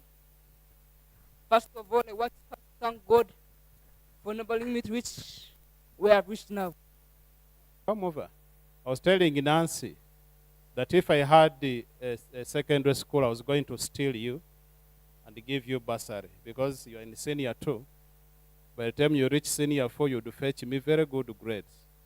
Unfortunately, I have a primary school. But if I had a secondary school, I would have taken you. You appreciate this lady. Thank you so much. Thank you so much. I wish these ministry people were there. They were saying, good cram work. This is not cram work. She's just very, very knowledgeable. Thank you so much. They have borrowed me 20 USD, and it is me giving. The other one just borrowed me. This is an appreciation. Once you touch dollars, you are going to be a dollar woman. Go back. So thank you so much, Esaf. This work you do as a government, we cannot do. We have our own priorities. We have our own priorities, and sometimes we forget some of these very important nurturing. I want to appreciate the table of adjudicators. Adjudicators. Adjudicators, are you here? Madam, are you with me? I want to appreciate you because you are doing good work. Last time when we had a similar competition, what was it about? It was poem writing. Somebody asked me and said, whom do you think is the winner? I said, that younger man. And the younger man was the winner. Meaning you people are fair. When we were here with my comrade, Stella, she said, Georgia, this time around, whom do you think is the winner? I said, that girl will win. And the girl won. So, meaning you are doing very good work transparently. If the observers can also say, and you also say the other side, that's very okay. It has been my first time to meet this honorable here. I was watching him on social media, and I was planning to pay money to go and see him. I'm very happy. I wish I would take a photo with you. I'm very happy to meet this man and to see him, how he looks like physically. I just like the outfit. I like the design. You know, this is the way to go. Thank you for being a very good moderator. I almost paid the money to see you. Now I'm no longer going to pay. Because, no. So, I know we've spent long here. People are tired. It is already late. Let me take this opportunity to declare this important engagement closed till the other year. Next year, Nancy? Yes. We pray that Omundi and all other partners continue supporting ESAF. This is very great mentorship. And to the teachers of these students, translate what they were speaking here to school gardens. Okay? We want now to go that practical. Otherwise, thank you so much. May God bless you and may God lead you well to where you are going. Those of you who are sleeping here, sleep safely and travel back home tomorrow safely. Thank you so much.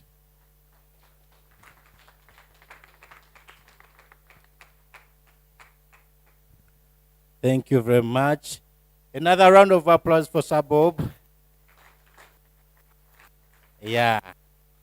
It has been a very wonderful day. We are going to take a short break and come. We are leaving here tomorrow. Yeah? You people want to go home? Yeah? Send them a message. Tell, don't put for me supper. The show is just beginning. Yeah, ladies and gentlemen, I'm happy to be part of this amazing event. My name is Omukebete, son of Mama Muke. I am a stand-up comedian and actor and events host. If you'd like to hire me, you can beat me a phone call on my Airtel, which is 0704 37 35 99. Those who are online, I said 0704 37 35 and 99. Kindly continue following ESAF on all our social media platforms. LinkedIn, we are ESAF Uganda. On Instagram, we are ESAF_agroecology. Facebook, we are ESAF Uganda. Twitter, or call it X, we are at ESAF UG. And YouTube, we are ESAF Uganda TV. ESAF Uganda TV, those who are on YouTube have been watching. Yes, and we also have an online radio. You can stream Farmer's Voice, www.anchor.fm/Farmer's Voice. You'll be finding us there. You follow us for free every day. Likewise.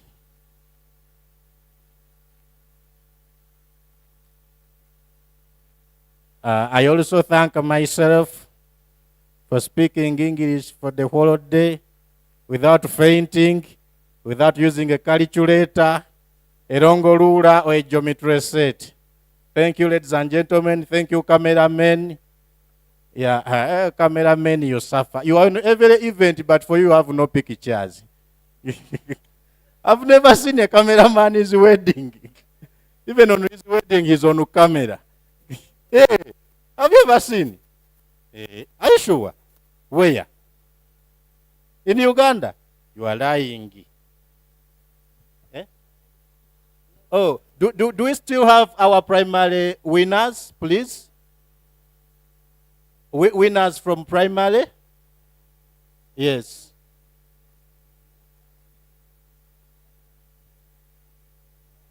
UPE, COSNA, UPE.